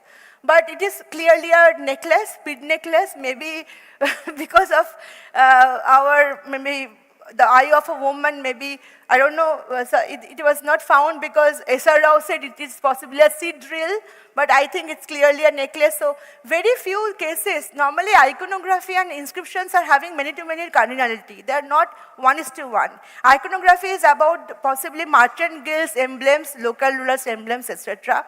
And when they kind of control various kind of commodities, so various type of inscriptions will come with the same iconography. Same inscription will kind of different iconography when different people are controlling.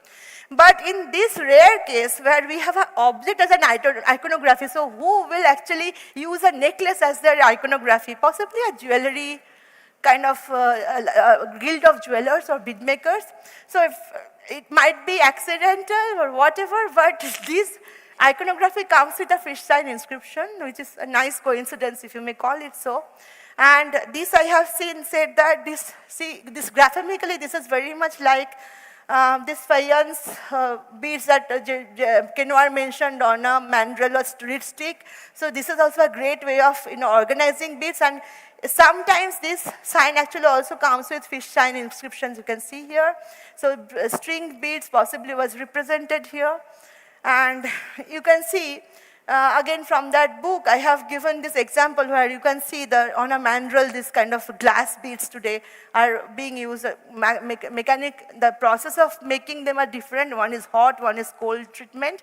But for glazing only faience, you have to heat. But again, the mechanism you can see.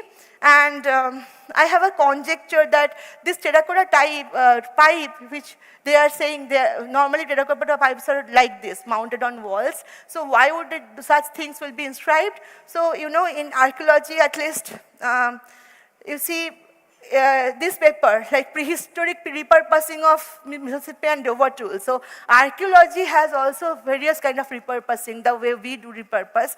So possibly they wanted some of the trader innovative way wanted such a container where with two pipes they could have, like today we have this kind of a flexible thing for engineering drawing. If you have seen telescopic, one thing goes into other. So this kind of a telescopic pipe, maybe they use it as a bead container. So that is why they have given a gemstone and a bead symbol on each of them to signify that, or maybe something else I have written elaborately about it.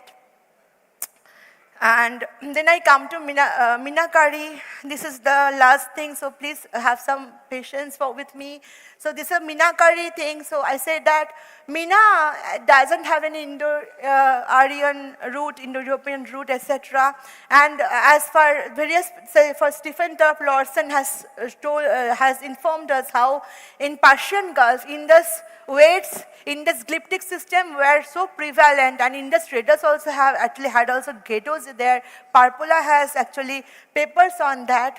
So maybe this great faience maker, these great people who actually knew how to do glazed ceramic, etc., they took the technology there and they were doing all that. Then that word with them, this Meena word, stayed there. And what happened is, as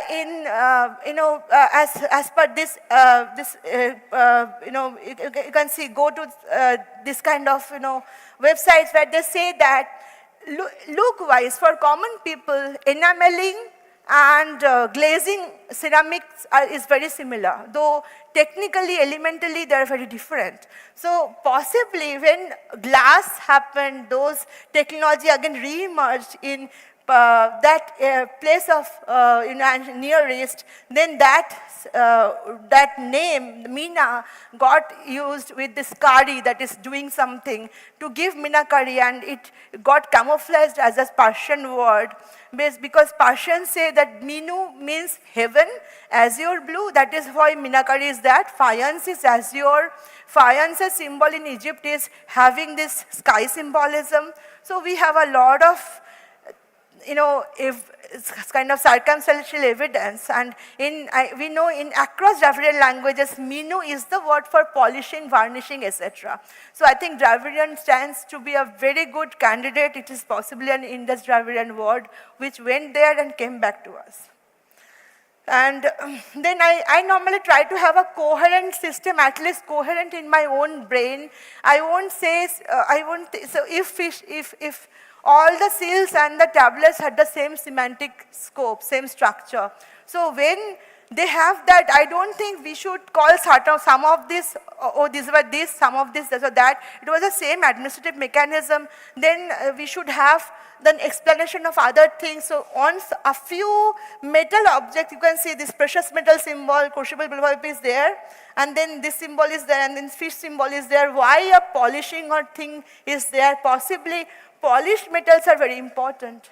I'm not sure, but I think in a few cases, polished mirrors have been also found from some of the Indus sites, or even if not, polishing of metal was a very important thing. Even today, if you Google, you see people actually sell their things not only as copper or specific things as polished copper. So maybe to give that extra edge to some of their thing, for the export quality things, they gave such a polishing kind of word in their metal. And then I think in ancient Mesopotamia, Meluhan eye stones and fish eye stones were very important. Their first archaeological reference have come in actually Lothal, but as per Howard Carter, that first textual reference came in Akkadian version. But you know, see, this fish eye base of Meluha were apotropic as part of Kenoer. This fish eye design was very much like a protective amulet, so that is why even on faience they made the same design artificially.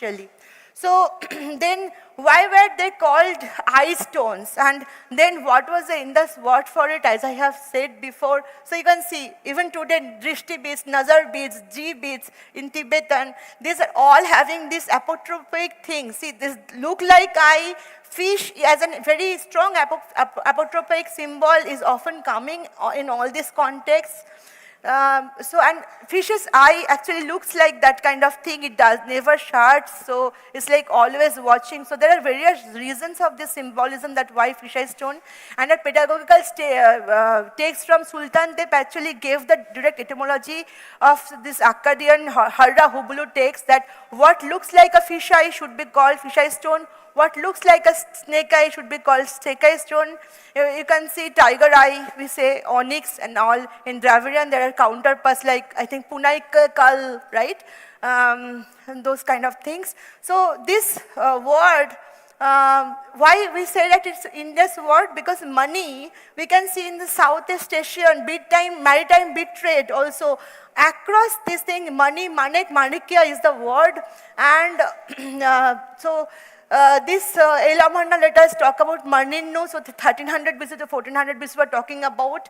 Then in Atharva Veda, money does not mean just gemstone. It means any kind of bead-like amulet, even made of plant seeds. So that means amulet and apotropic meaning is very important in money. And then in ancient Near East, these were called eye stones. If you look at Scarlock's Medicine of Ancient Near East, Pappardilu, Papparminu stones, which are actually banded agate stones like eye stones, were used as counter witchcraft medicine. So these were very important for their apotropic quality. So which word encompasses all this and which has that antiquity? Money has that antiquity.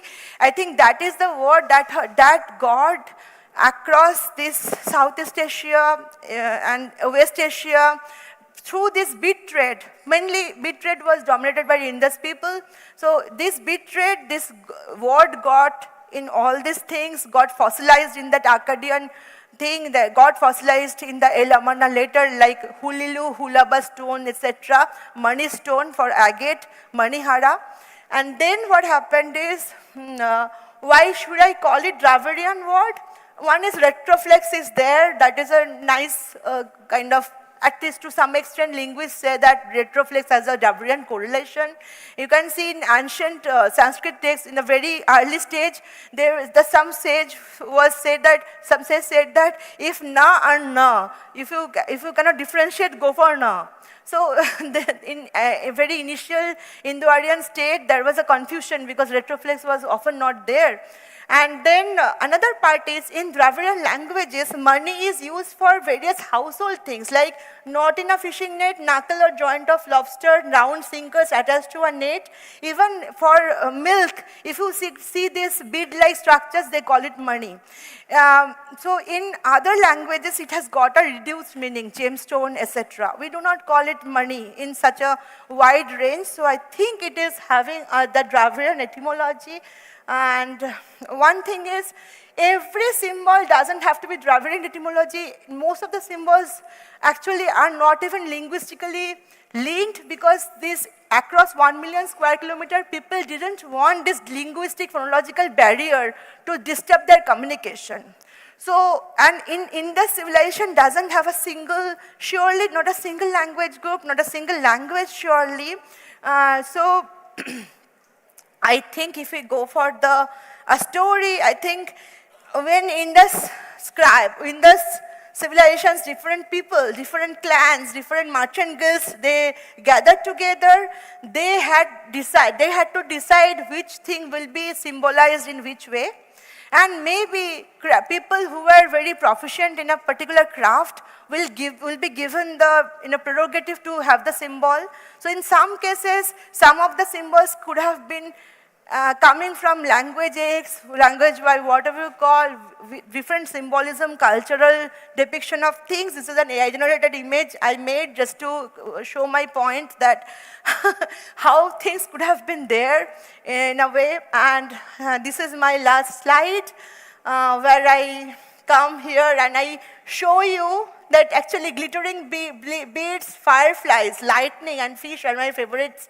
If you try to translate this in Google, you see in Tamil how many times you get this min word. So I think that in some way drives my point here. Thank you for your patience and please let me know if you have any question. Thanks. Thank you.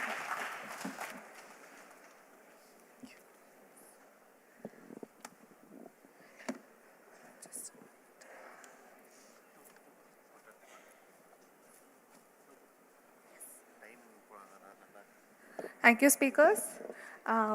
We now have time for 2 questions from the audience because of time constraints.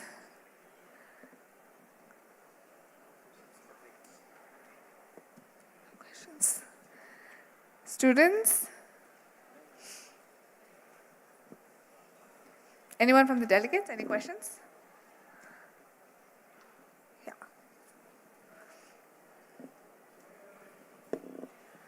Yes, so Mike, please, to that side. One more for you. Yes, the next one.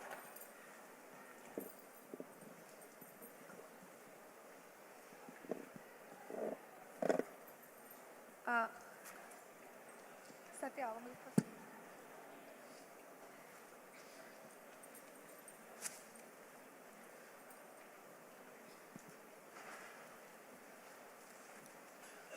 அனைவருக்கும் வணக்கம். Madam சொன்னாங்க அந்த மின்னல் வந்து அந்த சிம்பிளுக்கு வந்து கூடியதாக எனக்கு தெரியல. ஆனால் அந்த மின்னல் வந்து கற்கள் வந்து மின்னதுனால அது மின்னுதுன்னு சொல்கிறோம். இந்தியாவில் சங்க காலத்திலிருந்து கொடுமணல் முதல் சிந்து சமவெளியிலிருந்து மிக உயர்ந்த பொருட்கள் சங்கு, கற்கள், மணிகள், முத்துக்கள் தான் விலை உயர்ந்த பொருட்கள் ஏற்றுமதி ஆயிருக்கு உலகத்துக்கு. அப்படி ஏற்றுமதி ஆகும்போது இந்த மின்னல் இந்த மின்னுதல்னு வச்சு தான் இந்த குணத்தை வச்சு தான் அவங்க நம்ம மின்னுதல் இந்தியாவில் சொல்கிறோம். அங்கே வெளிநாட்டில் அதை மைன்ஸுன்னு அதுபடி தான் உருவாயிருக்குமா, மைன்ஸுன்ற அந்த மின்னல் வச்சு உருவாயிருக்குமா. அதே போல் இது விலை உயர்ந்த பொருட்கள் மணிகளாக போனதுனால அவங்களுடைய இறக்குமதி பொருளில் மிக அதிகமான விலை உயர்ந்த பொருட்களாக இருக்கிறதுனால அதனுடைய மதிப்பு மணியாக அந்த வார்த்தை உருவாயிருக்குமா அப்படின்னு என்னோட கேள்வி. நான் கேட்குறேன் அவங்ககிட்ட. I'll translate it in English. Okay. நன்றி. Ma'am, he'd like to know, because the word for money and mining is also having a root, according to him, from min. He's asking because these precious products, because they've been exported there, is that the reason why the words like mining and money have the meaning what they have now? Yes. The very English word. Money and mining, yes. I have I have never tried to explore that. I sincerely doubt that. அவங்க ஆங்கில வார்த்தைகள் ஆராய்ச்சி அந்த மாதிரி பண்ணதில்லைன்னு சொல்கிறாங்க. அப்படியே இருந்ததுனாலும் அவங்களுக்கு அந்த வார்த்தைகள் அதிலிருந்து தான் வந்திருக்க வாய்ப்பு இருக்கான்னு சந்தேகம் இருக்குன்னு சொல்கிறாங்க sir. Thank you. Next question please. My question is for Dr. Sinha. So, sir, what I wanted to ask is, see the Indus Valley region and the Harappan sites, it spans a large geography and hundreds, thousands of years in a way.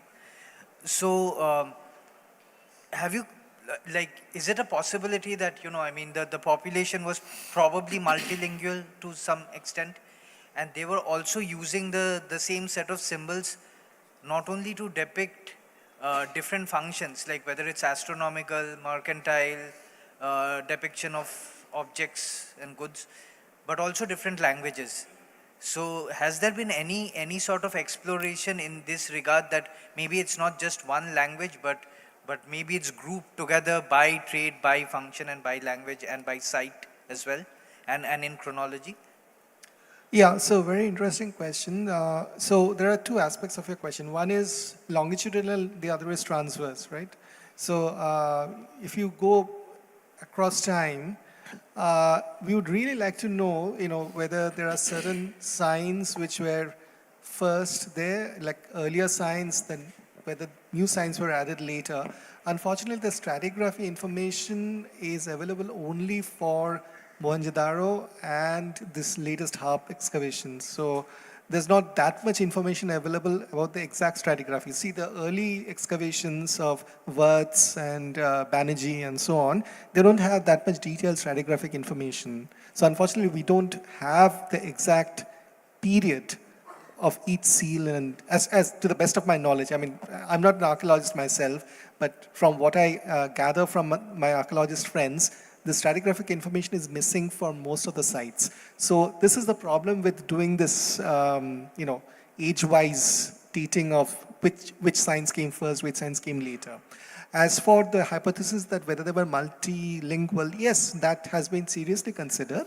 And in fact, if people have tried to see whether the statistics of sign occurrence in the seals which are artifacts occurring in the various sites, they differ or not. So for example, we know very well that the West Asian seals having Indus signs have a very completely different sign statistics or sign occurrence statistics compared to the seals found in northwestern India and Pakistan. I mean, this was apparent even to Marshall and, for example, the first person to do the concordance, Hunter.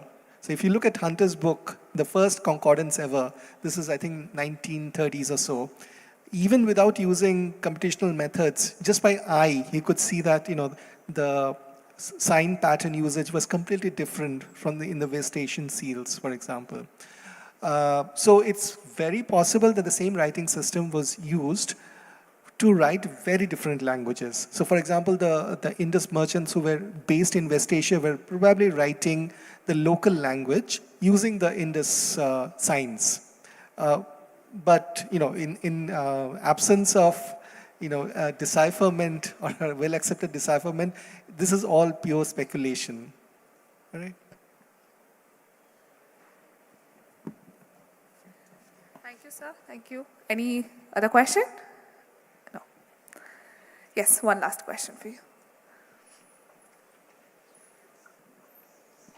Ma'am, when you said about the weight measure on the goldsmith's tool and all, does it occur with a numerical sign before, or is it, okay, it's a Gundrimani comes with some numerical, is it? Yes. Yeah, am I audible? I can hear Yeah, you. it comes with a numerical sign, very much so. And some of them, one person actually told me that the Kharoshthi numeral of 4 or 5, like it's a cross and all, and some strokes that actually come with it. It's scribbled the way it's like a functional thing, not an aesthetically decorated thing. It's on a goldsmith's hoard, and it has signs of getting it, like the tool is placed in between tooth, and actually it is very much look like at least the assay needles of modern time. Not only that, in 4MSR Binjore, that is a copper smelting site, at least Sir Arvind, Manjul sir's son Skanda, when I talked about it in ASI, he gave me, he told me about a very similar looking needle or whatever you call it, where the body was copper and the tip was, gold foil. And in another side, we have got body of copper and the tip was gold directly. That means the tip has to be gold for scratching the bodies, yeah. So why the tip is gold? What is it scratching on? Most possibly on a testing stone, and from Banavali, we have got testing stone with scratches of gold. So gold testing was there. So precious metal was being transaction was happening. That is the weights less than 60 grams we have, cubical weights. They are all for precious metal. So for this kind of things, surely without assaying, people wouldn't have taken each other's gold, right? So I think assaying was a very important thing. So that assaying mechanism that is on testing stone and all, and writing the purity like 14 karat, 12 karat like that, that same mechanism if you do it in ancient Indic way, that will be a Rattika or Kakini or Kundrimani, whatever you call it, that is across our India. The linguistic symbolism is, I don't believe you this much. Ratti bhar vishwas nahi hai. Ek Ratti Bishwash Korina in Bengali, and in, I think, Gundrimani Ashte Nambike Illa, something like that, and one of, I think, Kannada or, I don't know. So that means this symbolism that the minimum weight unit is Ratti is still continuing. So I think that is, the Indus civilization is the root of that weight unit and that symbolism. Thank you, ma'am. Thank you. We now come to the end of the academic session. I kindly request Dr. Sitabra Sinha and Ms. Bahata to take your seats. Thank you.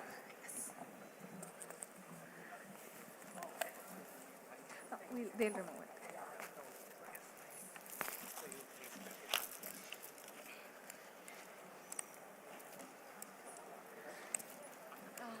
Can someone take it out? Yes. So I request Tirudi T. Uday Chandran, Sir, Principal Secretary, Finance Department and Commissioner, Department of Archaeology, Government of Tamil Nadu, to please adorn the stage for the valedictory ceremony.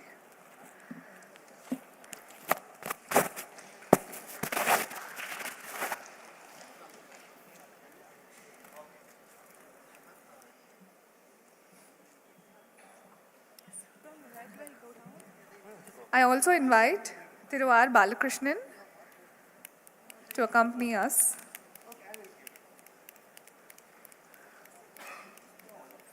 And also Dr. Brenda Beck. Ma'am.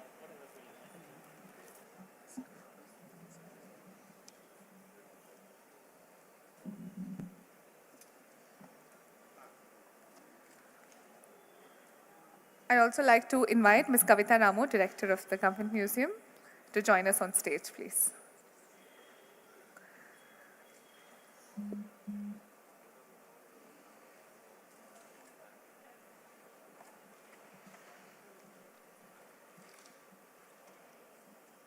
Thank you, ma'am.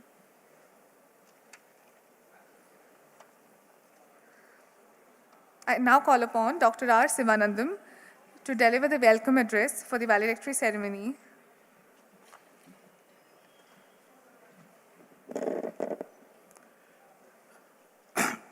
அனைவருக்கும் இனிய மாலை வணக்கம்.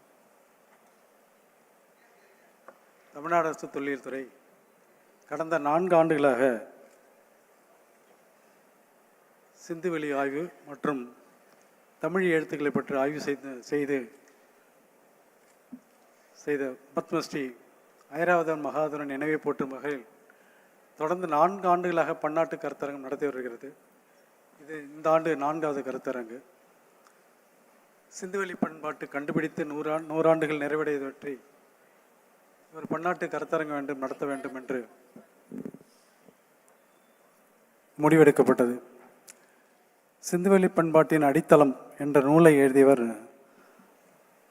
ஐயா பாலகிருஷ்ணன் ஐயா அவர்கள். இந்த சிந்துவெளி பண்பாட்டினுடைய பன்னாட்டு கருத்தரங்கை நடத்த வேண்டும் என்பதற்கும் அடித்தளமாக இருந்தவர்கள் நீதித்துறை செயலாளரும் பாலகிருஷ்ணன் ஐயா அவர்களும் இந்த இடத்துல பதிவு செய்ய விரும்புகிறேன். இந்த பன்னாட்டு கருத்தரங்கம் எப்படி நடைபெற வேண்டும் என்று ஓராண்டுகளாக திட்டமிடப்பட்டு கருத்தரங்கம் ஒரு செறிவான கருத்தரங்கமாக இருக்க வேண்டும். இந்த கருத்தரங்கில் கலந்து கொள்வரும் அறிவுசார்களும் தொல்லியல் துறை தொடர்பானவர்களும் இது ஆர்வலர்களாக இருக்க வேண்டும் என்று ஒரு நோக்கோடு இந்த கருத்தரங்கத்தை காண திட்டமிடப்பட்டது. அதன் நோக்கில் தான் ஏறத்தாழ நாங்கள் பதிவு செய்ய ஆரம்பிக்கும் பொழுது 600க்கும் மேற்பட்டவர்கள் எங்கள் துறை அல்லாதவர்கள் சார்ந்தவர்கள் அல்லாதவர்கள் பதிவு செய்தார்கள். இதுவே இந்த பன்னாட்டு கருத்தரங்கத்தினுடைய சாதனையாக கருதப்படுகிறது. இந்த கருத்தரங்கம் தொடங்குவதற்காக அமைச்சர் பெருமக்கனர் அவர்களையும் நிதித்துறை செயலாளர்கள் அணுகிய பொழுது இது உடனடியாக நடத்த வேண்டும், அதற்கான வழிமுறைகளை வகுத்து கொடுத்தார்கள். அதனுடைய இந்த ஏற்பாடானது எந்த விதமான தொய்வும் இல்லாமல் சிறப்புற நடைபெற்றது. மாண்புமிகு முதல்வரை அழைக்க வேண்டும் என்று நாங்கள் கோரிக்கை வைத்தபோது உடனடியாக அதை பரிசீலித்து ஓரிரு நாட்களில் அனுமதி வழங்கி இந்த பன்னாட்டு கருத்தரங்கினை நேரடியாக அவர் தலைமையேற்று இந்த பன்னாட்டு கருத்தரங்கை துவக்கி வைத்தார்கள். இந்த நேரத்தில் மாண்புமிகு தமிழ்நாடு முதலமைச்சர்களுக்கு நன்றி கூறுகிறோம்.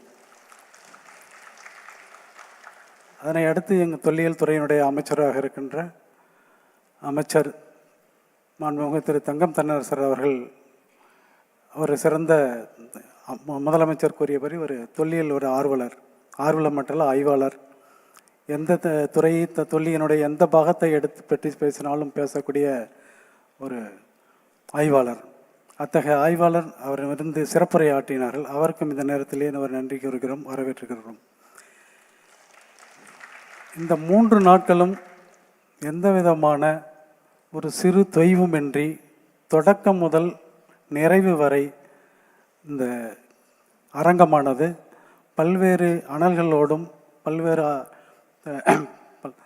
ஆய்வறிஞர்களோடும் உரையாடப்பட்டது. இதில் எடுக்க வைக்கப்பட்ட அனைத்து தகவல்களும்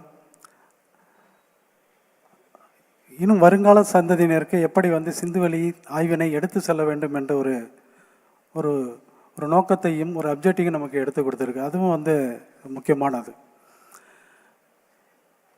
இதில் எடுத்து வைக்கப்பட்ட அனைத்து கருத்துக்களும்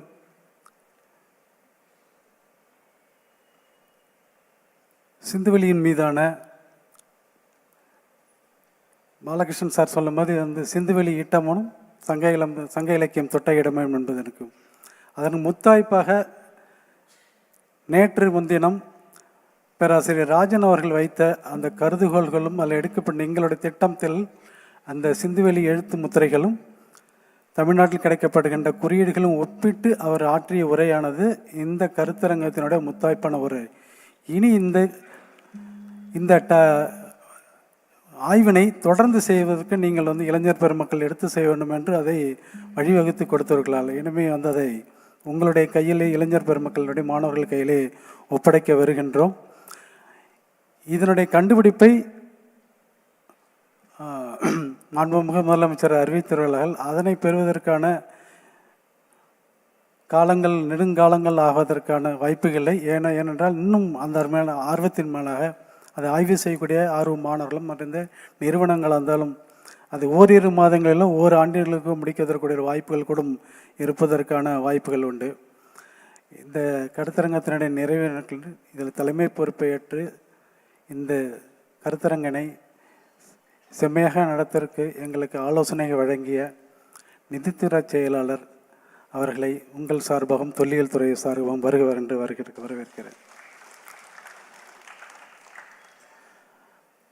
அதிகாரியாக மட்டும் இல்லாமல் ஆய்வாளர்கள் மட்டும் இல்லை, இலக்கியவாதியாக இருந்து நம்மையெல்லாம் தமிழோடும் தமிழ் பண்போடும் தமிழ் தொன்மையோடும் நம்மளை சீராட்டி பாராட்டி நம்மளில் ஒருவராக இருந்து நமக்கான தேவைகள் என்ன, அதனோட நோக்கம் என்ன, அதிலிருந்து எப்படி பிறராமல் நடக்க வேண்டும் என்று தன்னுடைய முத்தாய்ப்பான கருத்துக்களை தமிழகம் முழுவதும் பரப்பி வருகின்ற இந்த சிந்துவெளி ஆய்வாளர் என்ற ஒரு அடைமொழியோடு என்று நம்மளுடைய இருக்கின்ற திரு பாலகிருஷ்ணன் ஐயா அவர்களை உங்கள் சார்பாக வருவென்று வரவேற்கின்றேன். தொல்லியல் துறையோடு இணைந்து நாங்கள் செயல்படுகின்றோம். அதற்கு எங்களுக்கு முழுதுணையாக இருக்கின்ற அருங்காட்சியகத்துறையுடைய ஆணையர் பெருமகளவர்களை வருகின்ற வரவேற்கிறேன். மற்றும் இந்த பன்னாட்டு கருத்தரங்கில் கலந்து கொண்டு கருத்தாளர்களாக எங்களுக்கு பெருமையளித்த அனைத்து ஆய்வாளர் பெருமக்களுக்கும் பன்னாட்டு தேசிய மற்றும் மாநில கருத்தாளர்கள் அவர்களுக்கும் எங்களை வருகின்ற வரவேற்கிறேன். அதனை அடுத்து தொல்லியல் மீதும் வரலாற்றின் மீதும் தமிழ் தொன்மையின் மீதும் என்று ஆர்வம் கொண்டுள்ள தொல்லியல் ஆர்வல் பெருமக்கள் பெரும்பாலும் வந்திருக்கலாம். அவர்களை வருகொண்டு வரவேற்கிறேன். ஒன்றிய அரசு தொல்லியல் துறை, மாநில அரசு தொல்லியல் துறை, அருங்காட்சியகத்துறை போன்ற இந்த துறை சார்ந்த அனைத்து அலுவலர்களையும் வருகின்ற வரவேற்கிறேன். தொல்லியின் மீது கடந்த கிபி என்பதற்கு போல் கீழடிக்கு முன் கீழடிக்கு பின் என்று இருந்த காலகட்டத்தில் தொல்லியல் மீதான ஆர்வம் மாணவர்களிடையே மிகப்பெரிய இருக்கும். அதன் காரணமாக தமிழ்நாடு அரசு தொல்லியல் துறை, சென்னை பல்கலைக்கழகம், தமிழ் பல்கலைக்கழகம், திருநெல்வேலி பல்கலைக்கழகம், தஞ்சாவூர் பல்கலைக்கழகத்தில் இப்பொழுது அதிக எண்ணிக்கையிலான மாணவர்கள் கலந்து அனைத்து இந்த பல்கலைக்கழக நிறுவனங்களை சார்ந்த மாணவர்கள் வந்திருக்கலாம். அவர்கள் அனைவர்களையும் வருகின்ற வரவேற்கிறேன். இந்த பன்னாட்டு கருத்தரங்கம் சிறப்பாக நடைவதற்கு எங்களுக்கு துணை புரிந்திருக்கிற தொல்லியல் துறை அலுவலர்கள், தொல்லியல் துறை அதிகாரிகள் அவர்களுக்கு வருகின்ற வரவேற்கிறேன். இந்த பன்னாட்டு கருத்தரங்கினை தமிழகம் மட்டுமின்றி உலகம் முழுவதும் எடுத்து சொல்லிக் கொண்டிருக்கின்ற அந்த பத்திரிகை துறை நண்பர்களும் ஊடகத்துறை நண்பர்களையும் வருகின்ற வரவேற்கிறேன். இதில் பங்கேற்ற அனைத்து பொதுமக்கள், ஆய்வாளர்கள், ஆர்வலர்கள் வருகின்ற வரவேற்று விடைபெறுகிறேன். நன்றி, வணக்கம்.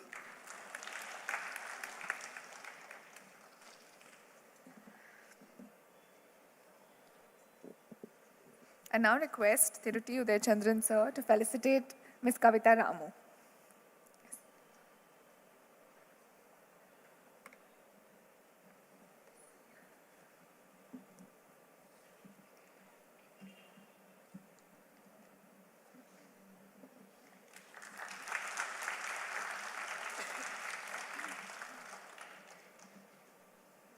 I call upon Dr. Brenda Beck to provide some of her feedbacks regarding the conference. Please, ma'am.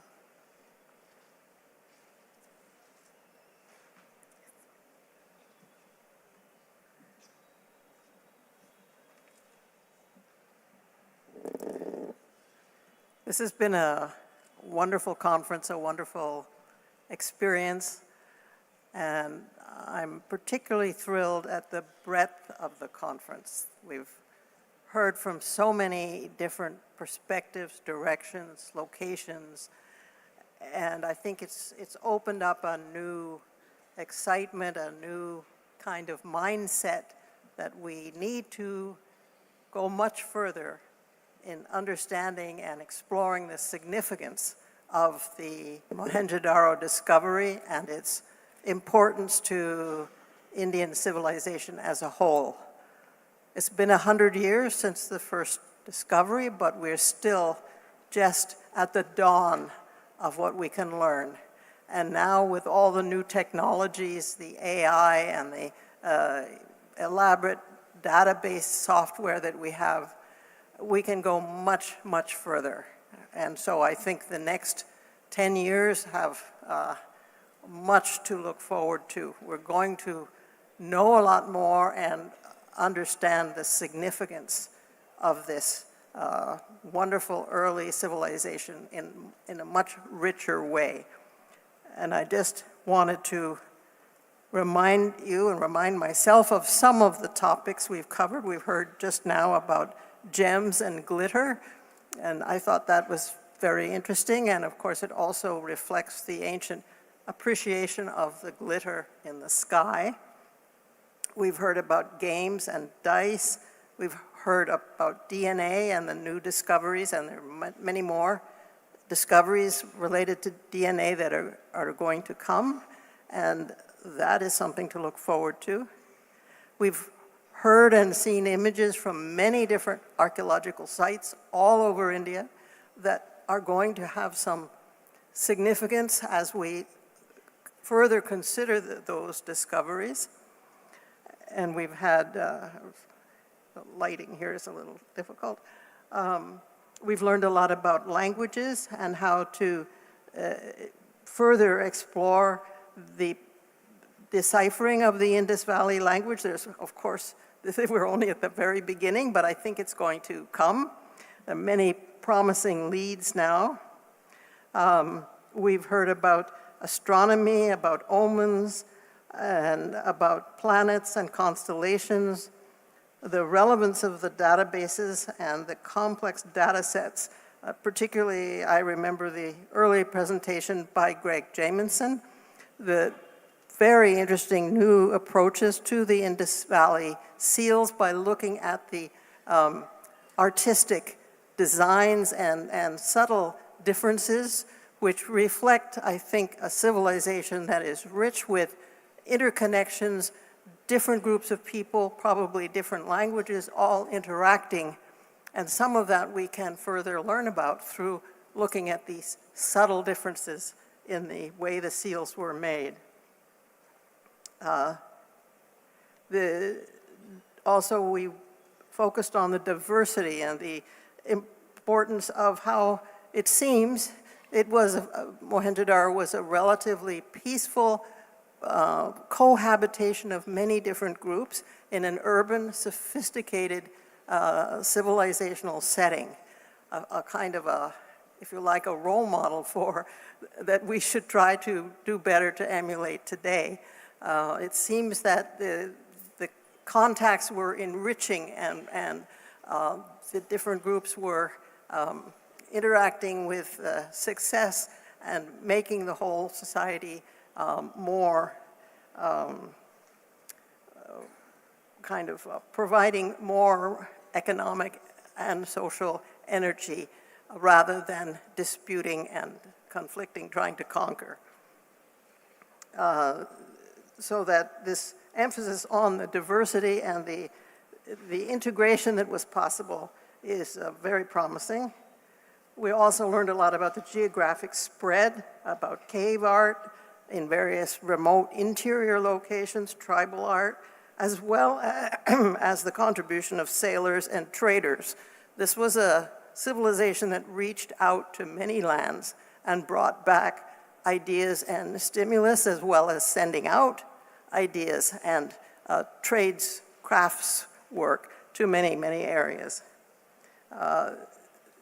There's some debate, of course, and some research about the developing strategies that we should use and how to approach it, but this conference has suggested that there are many approaches and many research strategies. We must not limit ourselves to one, but be accepting and interested in the many possibilities. So this has been, I think, a very significant coming together after 100 years, and to me, it symbolizes a kind of renaissance, something that is now happening. The seeds have been planted, and I hope there will be very significant kind of developments as a result of this wonderful conference. So thank you very much for the opportunity to be part of it.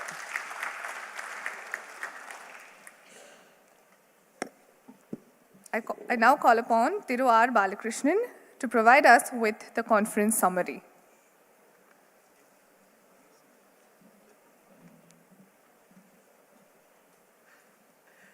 I didn't know this. Thank you very much. Good evening. In fact, I was eagerly awaiting words from Uday Chandran. He has come for this concluding.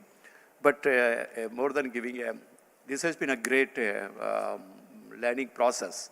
This 3-day has, in fact, have been in a very open-minded, very transparent discussion from the various perspectives. That's precisely the point. It's not one particular thing, language, linguistics, history, archaeology, from genetics point of view, and then from the tribal, a viewpoint came from the one of the person who is doing a research in the Gond tribal thing. Somebody is putting about the Kongu perspective. There's been last 62 years he has been associated with Tamil Nadu. I think the scholars from abroad, the scholars from the various parts of this country, and then the scholars from Tamil Nadu and the practicing archaeologists and others.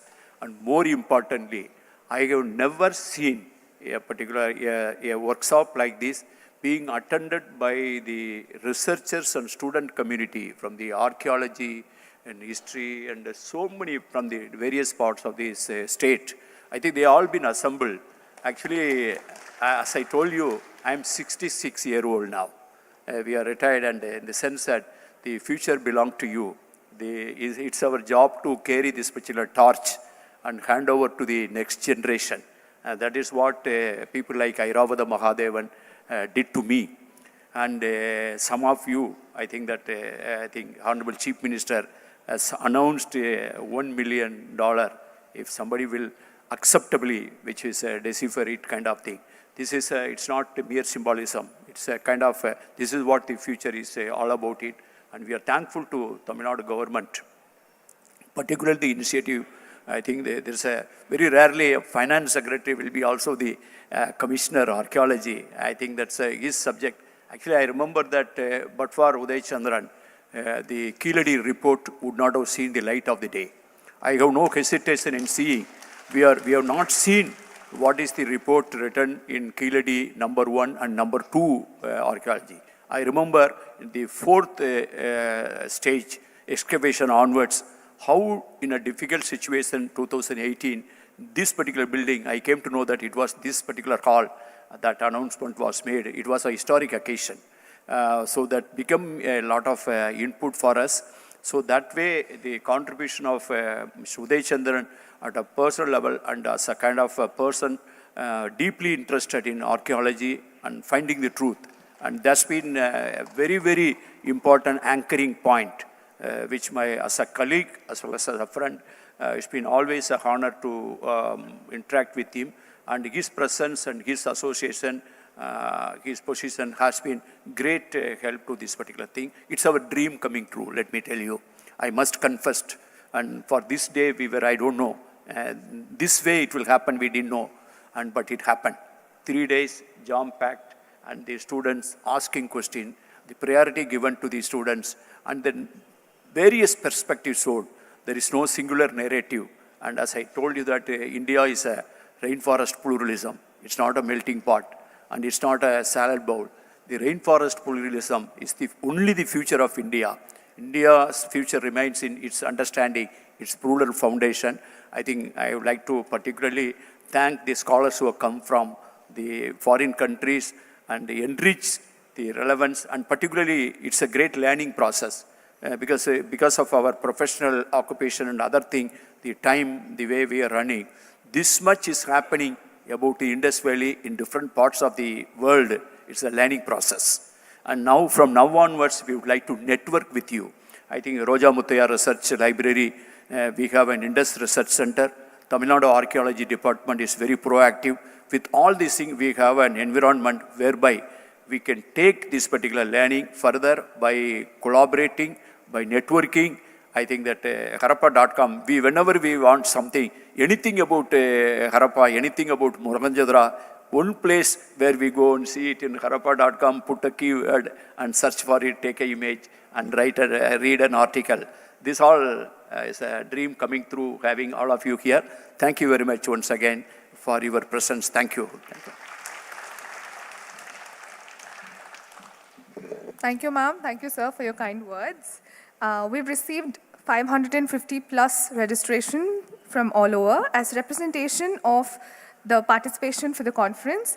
I kindly request Thiru T. Uday Chandran sir to deliver certificate of participation to a few representative students.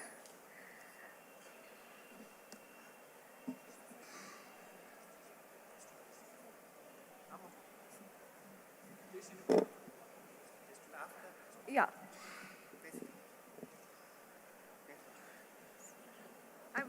I would request Uday Chandran sir to kindly deliver the valedictory address for the conference, after which we'll have the distribution of certificates.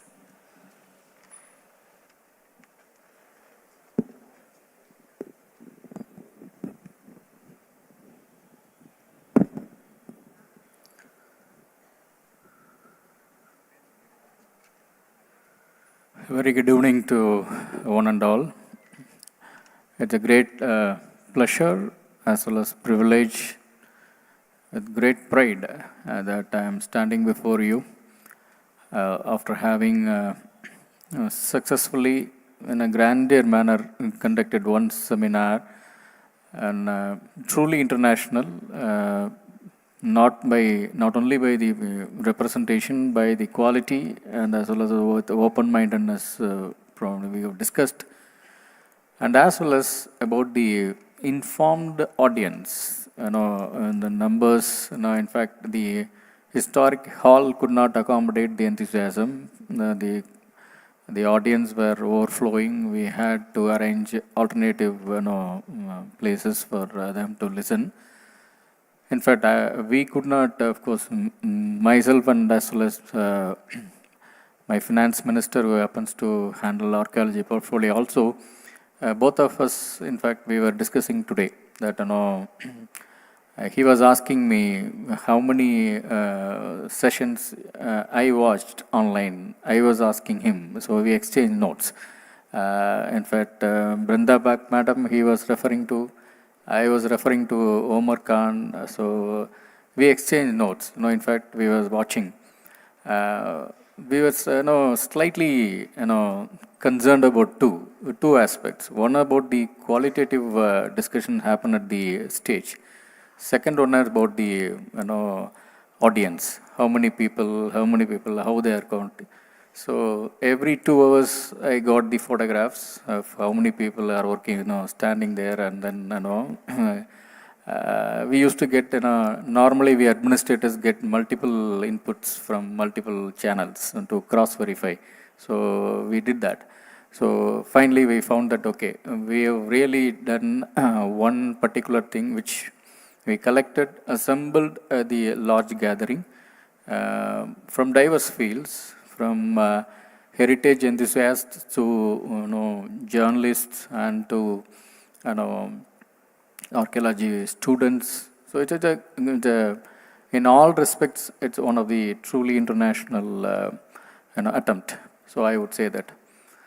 But at the same time, with pride, I'm making the statement that it's the qualitative attempt we have made. But with humility, with a caveat, with a humility I must add, this is not a great achievement for the archaeology department or the individuals. We Tamils, we do have this kind of tradition. The place called Madurai in Tamil Nadu, it used to be called as Kudal Managar, Nanmada Kudal.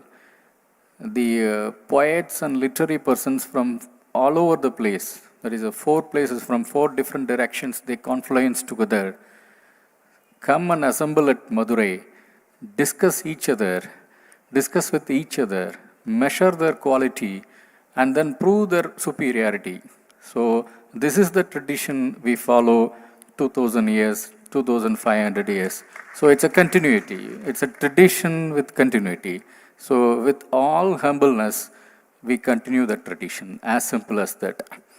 So with all humility, that the tradition with modernity, we have invited people from across the globe, and with the divergent viewpoints, that is more important. So we used to, get exchanged to all the, healthy debates, and finally, in fact, I made the remark in my welcome address. I am specifically making this valedictory address in English because I did it in Tamil with my, abundant passion to my language. I made it in a more chaste Tamil, so which could not be understood by many people. That's why I'm making it in this language now. So in that particular speech also I mentioned, we've got a lot of passion towards archaeology. We've got a lot of passion towards establishing our antiquity. But it's not with haste. We'll always do with, we'll test it. I will send our samples to the best laboratories in the world. We'll get the reports. We'll consult all the best, again, the archaeologists and the experts in all the fields. Get the reports. Collectively, we will evolve a consensus and then declare to the world. With evidence, we will prove our antiquity. That is our motto in the archaeology department of our state. So again, I would like to reiterate that point. In this particular event, the contribution by Roja Muthiah Library was immense, guided by Balakishan sir, and then led by Mr. Sundar and then his team. I will continue to work on that. So in fact, this particular 3-day event, it has not ended. The journey has just begun. And that's what I will say. The journey has just begun. We will lay a roadmap how to collaborate further. We'll have a roadmap of the future projects. We'll have further roadmap of how to take this debate further, new frontiers. In fact, I am just coming from delivering a lecture at IIT Madras about, in their technical festival called Shastra. It's about, talking about technology in government, is about data-driven governance. I ended the entire, 45 minutes talk about how we use the data. Data is a new oil, how the data is being used for our own governance, data-driven governance, evidence-based policy making, and all. Finally ended with the brightest minds available in IIT Madras. Let them concentrate on deciphering IndusScript.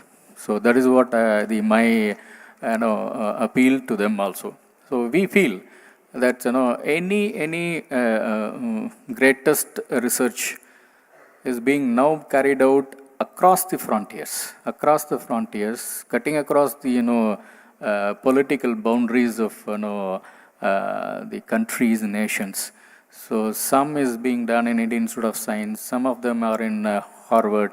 So it's a collaborative effort only, it's needed. So we feel that collaborative effort is absolutely necessary to understand any archaeological excavations and related things.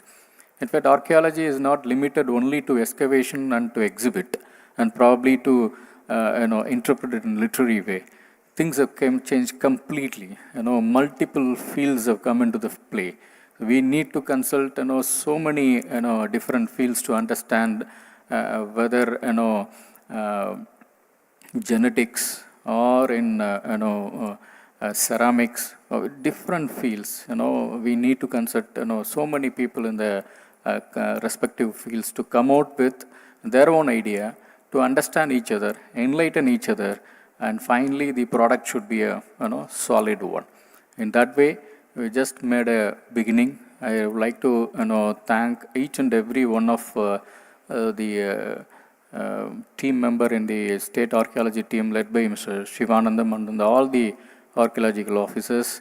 In fact, we have done extraordinarily, made a lot of efforts.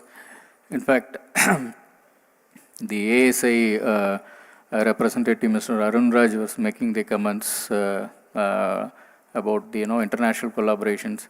We have sent 2 of our young archaeological officers to Spain, to Egypt.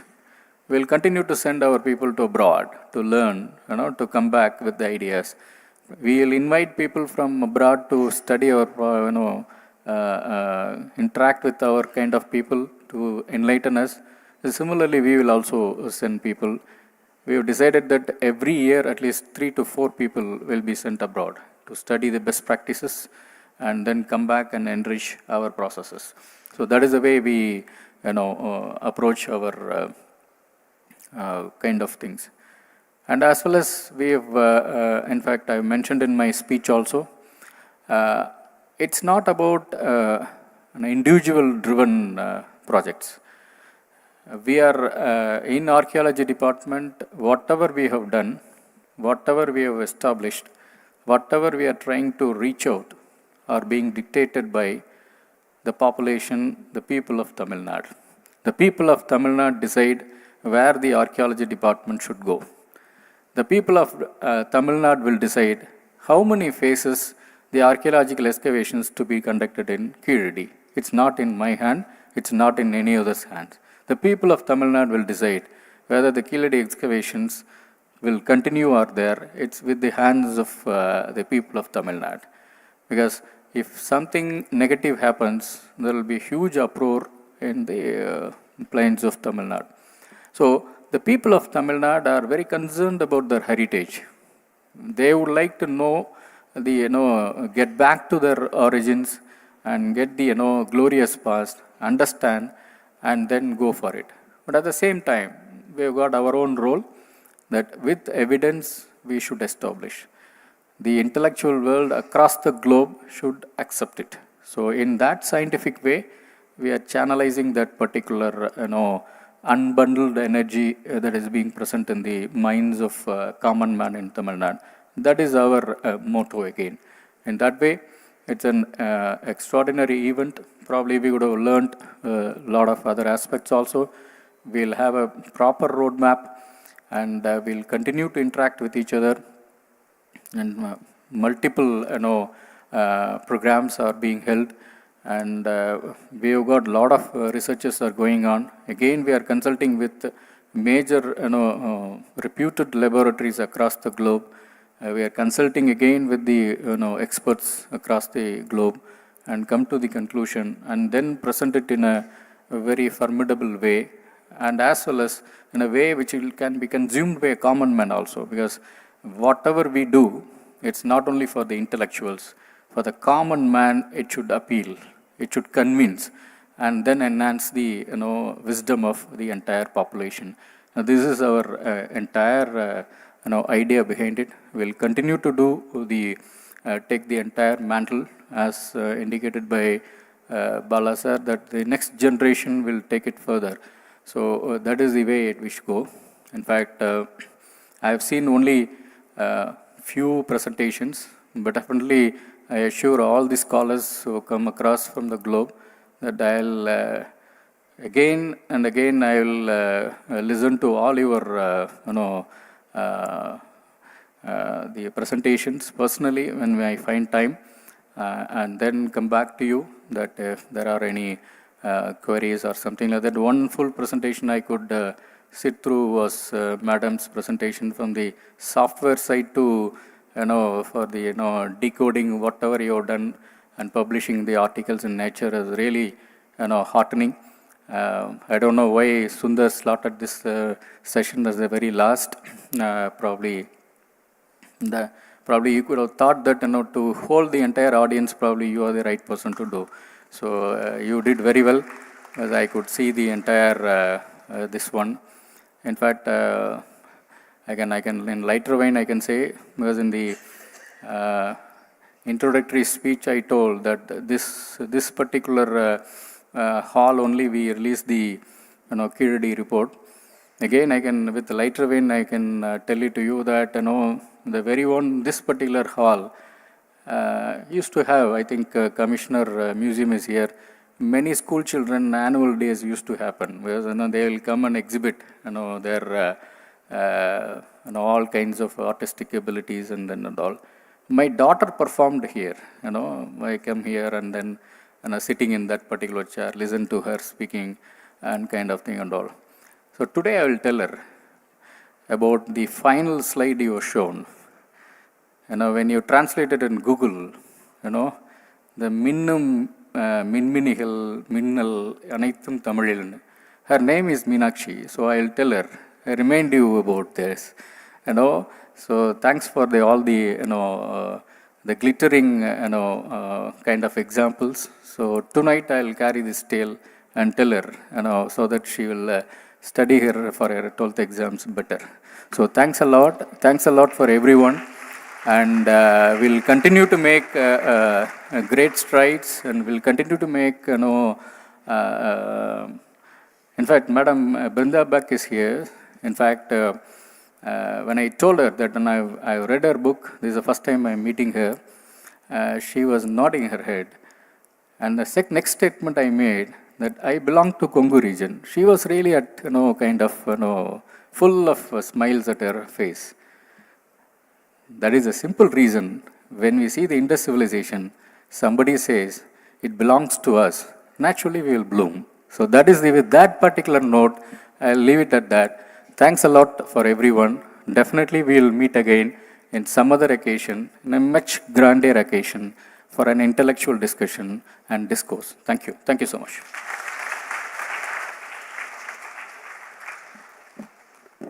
Thank you, sir, for that very inspiring and motivating speech. And I, on behalf of all the audience in the auditorium, would like to wish your daughter the very best of luck for her 12th exams. I now ask Thiru, sir, to please start distributing the certificates. We'll call upon the students. The first recipient of the certificate of participation would be Miss Anisha from Manonmaniyam Sundaranar University, Tirunelveli.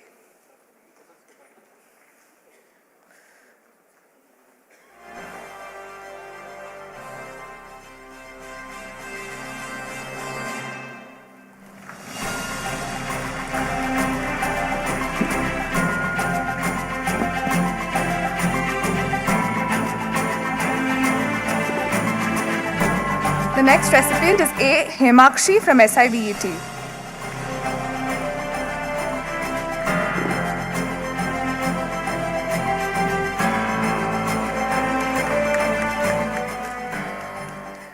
It's Dharanishwar S. from SIBET.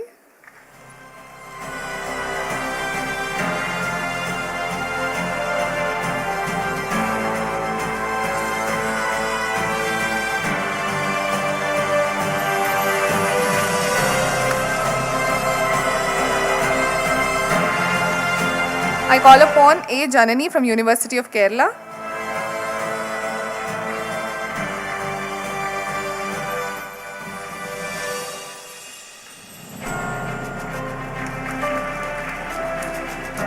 Mr. Loganathan from KPR College of Art, Science and Research.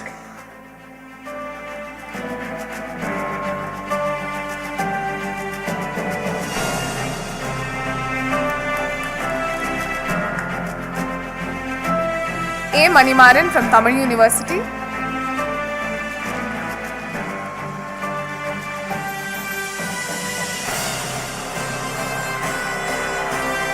Ms. Priyadarshini from Tamil University.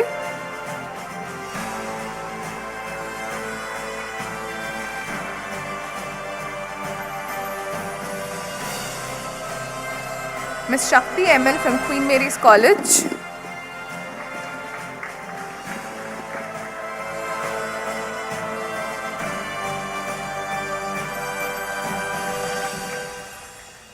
Ms. Sushantia from Madras Christian College.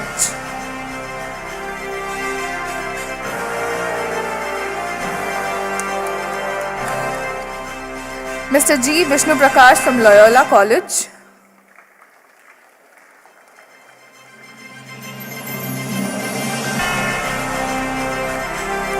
Dr. P. Murugan from Manonmaniyam Sundaranar University, Tirunelveli.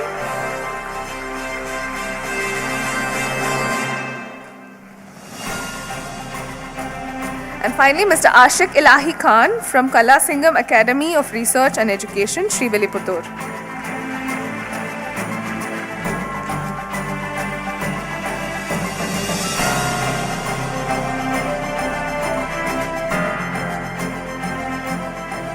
Thank you, sirs. Thank you, ma'am. I now call upon Mr. Sundar Ganesan, the Director of Roja Muthiah Research Library, to deliver the vote of thanks.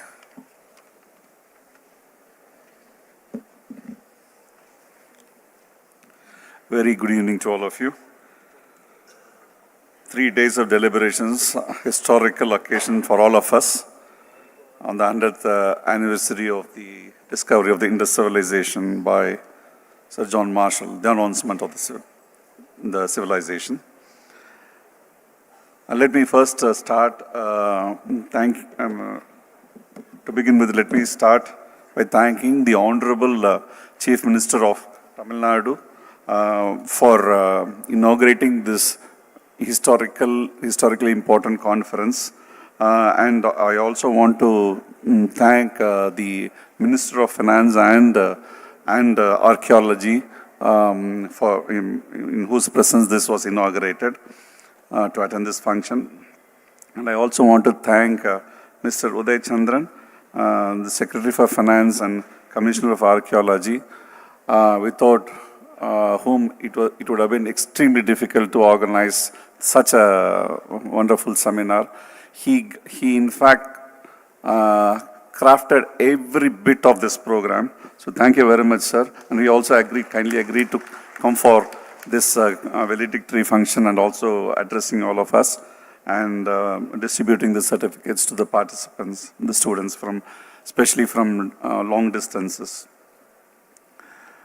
I also want to thank Mr. R. Balakrishnan, the Honorary Consultant for the Indus Research Center of the Roja Muthiah Research Library, who has also been guiding in a big way to take this forward, always continuously, especially in the field of Indus research.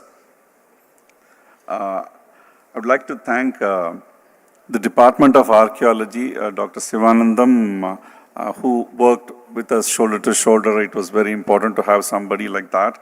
And thank you very much, Dr. Sivanandam.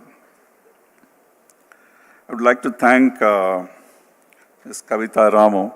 Without her support, it would have been extremely difficult in this place. And for everything, she was nodding her head. And in fact, we had initially some trouble with setting up fire for the kitchen and setting up fire for the bead making process. So she immediately cleared all of that.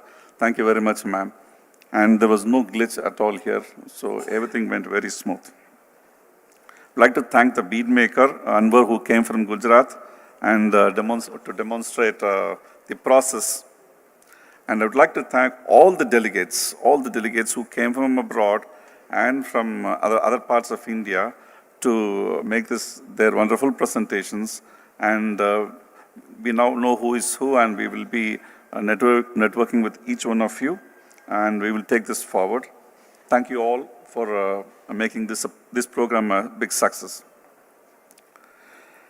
Also want to thank people who actually supported this whole process, like the Tamil Virtual Academy staff, especially Mr. Komagan, Mr. Nagarajan and Mr. Gandhirajan, who were, continuously working for this program. On the eve of the inauguration, I don't think they slept the whole night. It was very important. Thank you very much, all the three of you. And the Public Works Department staff, the DIPR staff, all of you, thank you so much for making all the banners, the media, coordinating with the media. And also I want to thank all the members of the media, both print and visual, and also the web channels. Thank you very much. And you have really been covering this program wonderfully well. And thank you for all that. I'd like also to thank the staff of EVOC. I don't think without you, we could have done much. So thank you so much. Romba nalla pannirkinga, romba alaga ella banners ellame pramadama pannirkinga. Thank you. The catering service, Golden Line Catering Services, also provided wonderful service. Thanks to them. And I would like to thank the professors, students from different colleges and universities, and enthusiasts and general public. Thank you. And one more person, I'd like to thank Edel Madi, who really compared this program very well. And it was very difficult coordinating. I know it's not easy thing, so she did a wonderful job. Thank you very much, Edel Madi. And once again, thanks to all of you for this. And also to the Isai Kalluri Manavargal, thank you very much. Inauguration lavanda paadnaanga, and also now for the national anthem. Thank you once again. And let's raise for national anthem.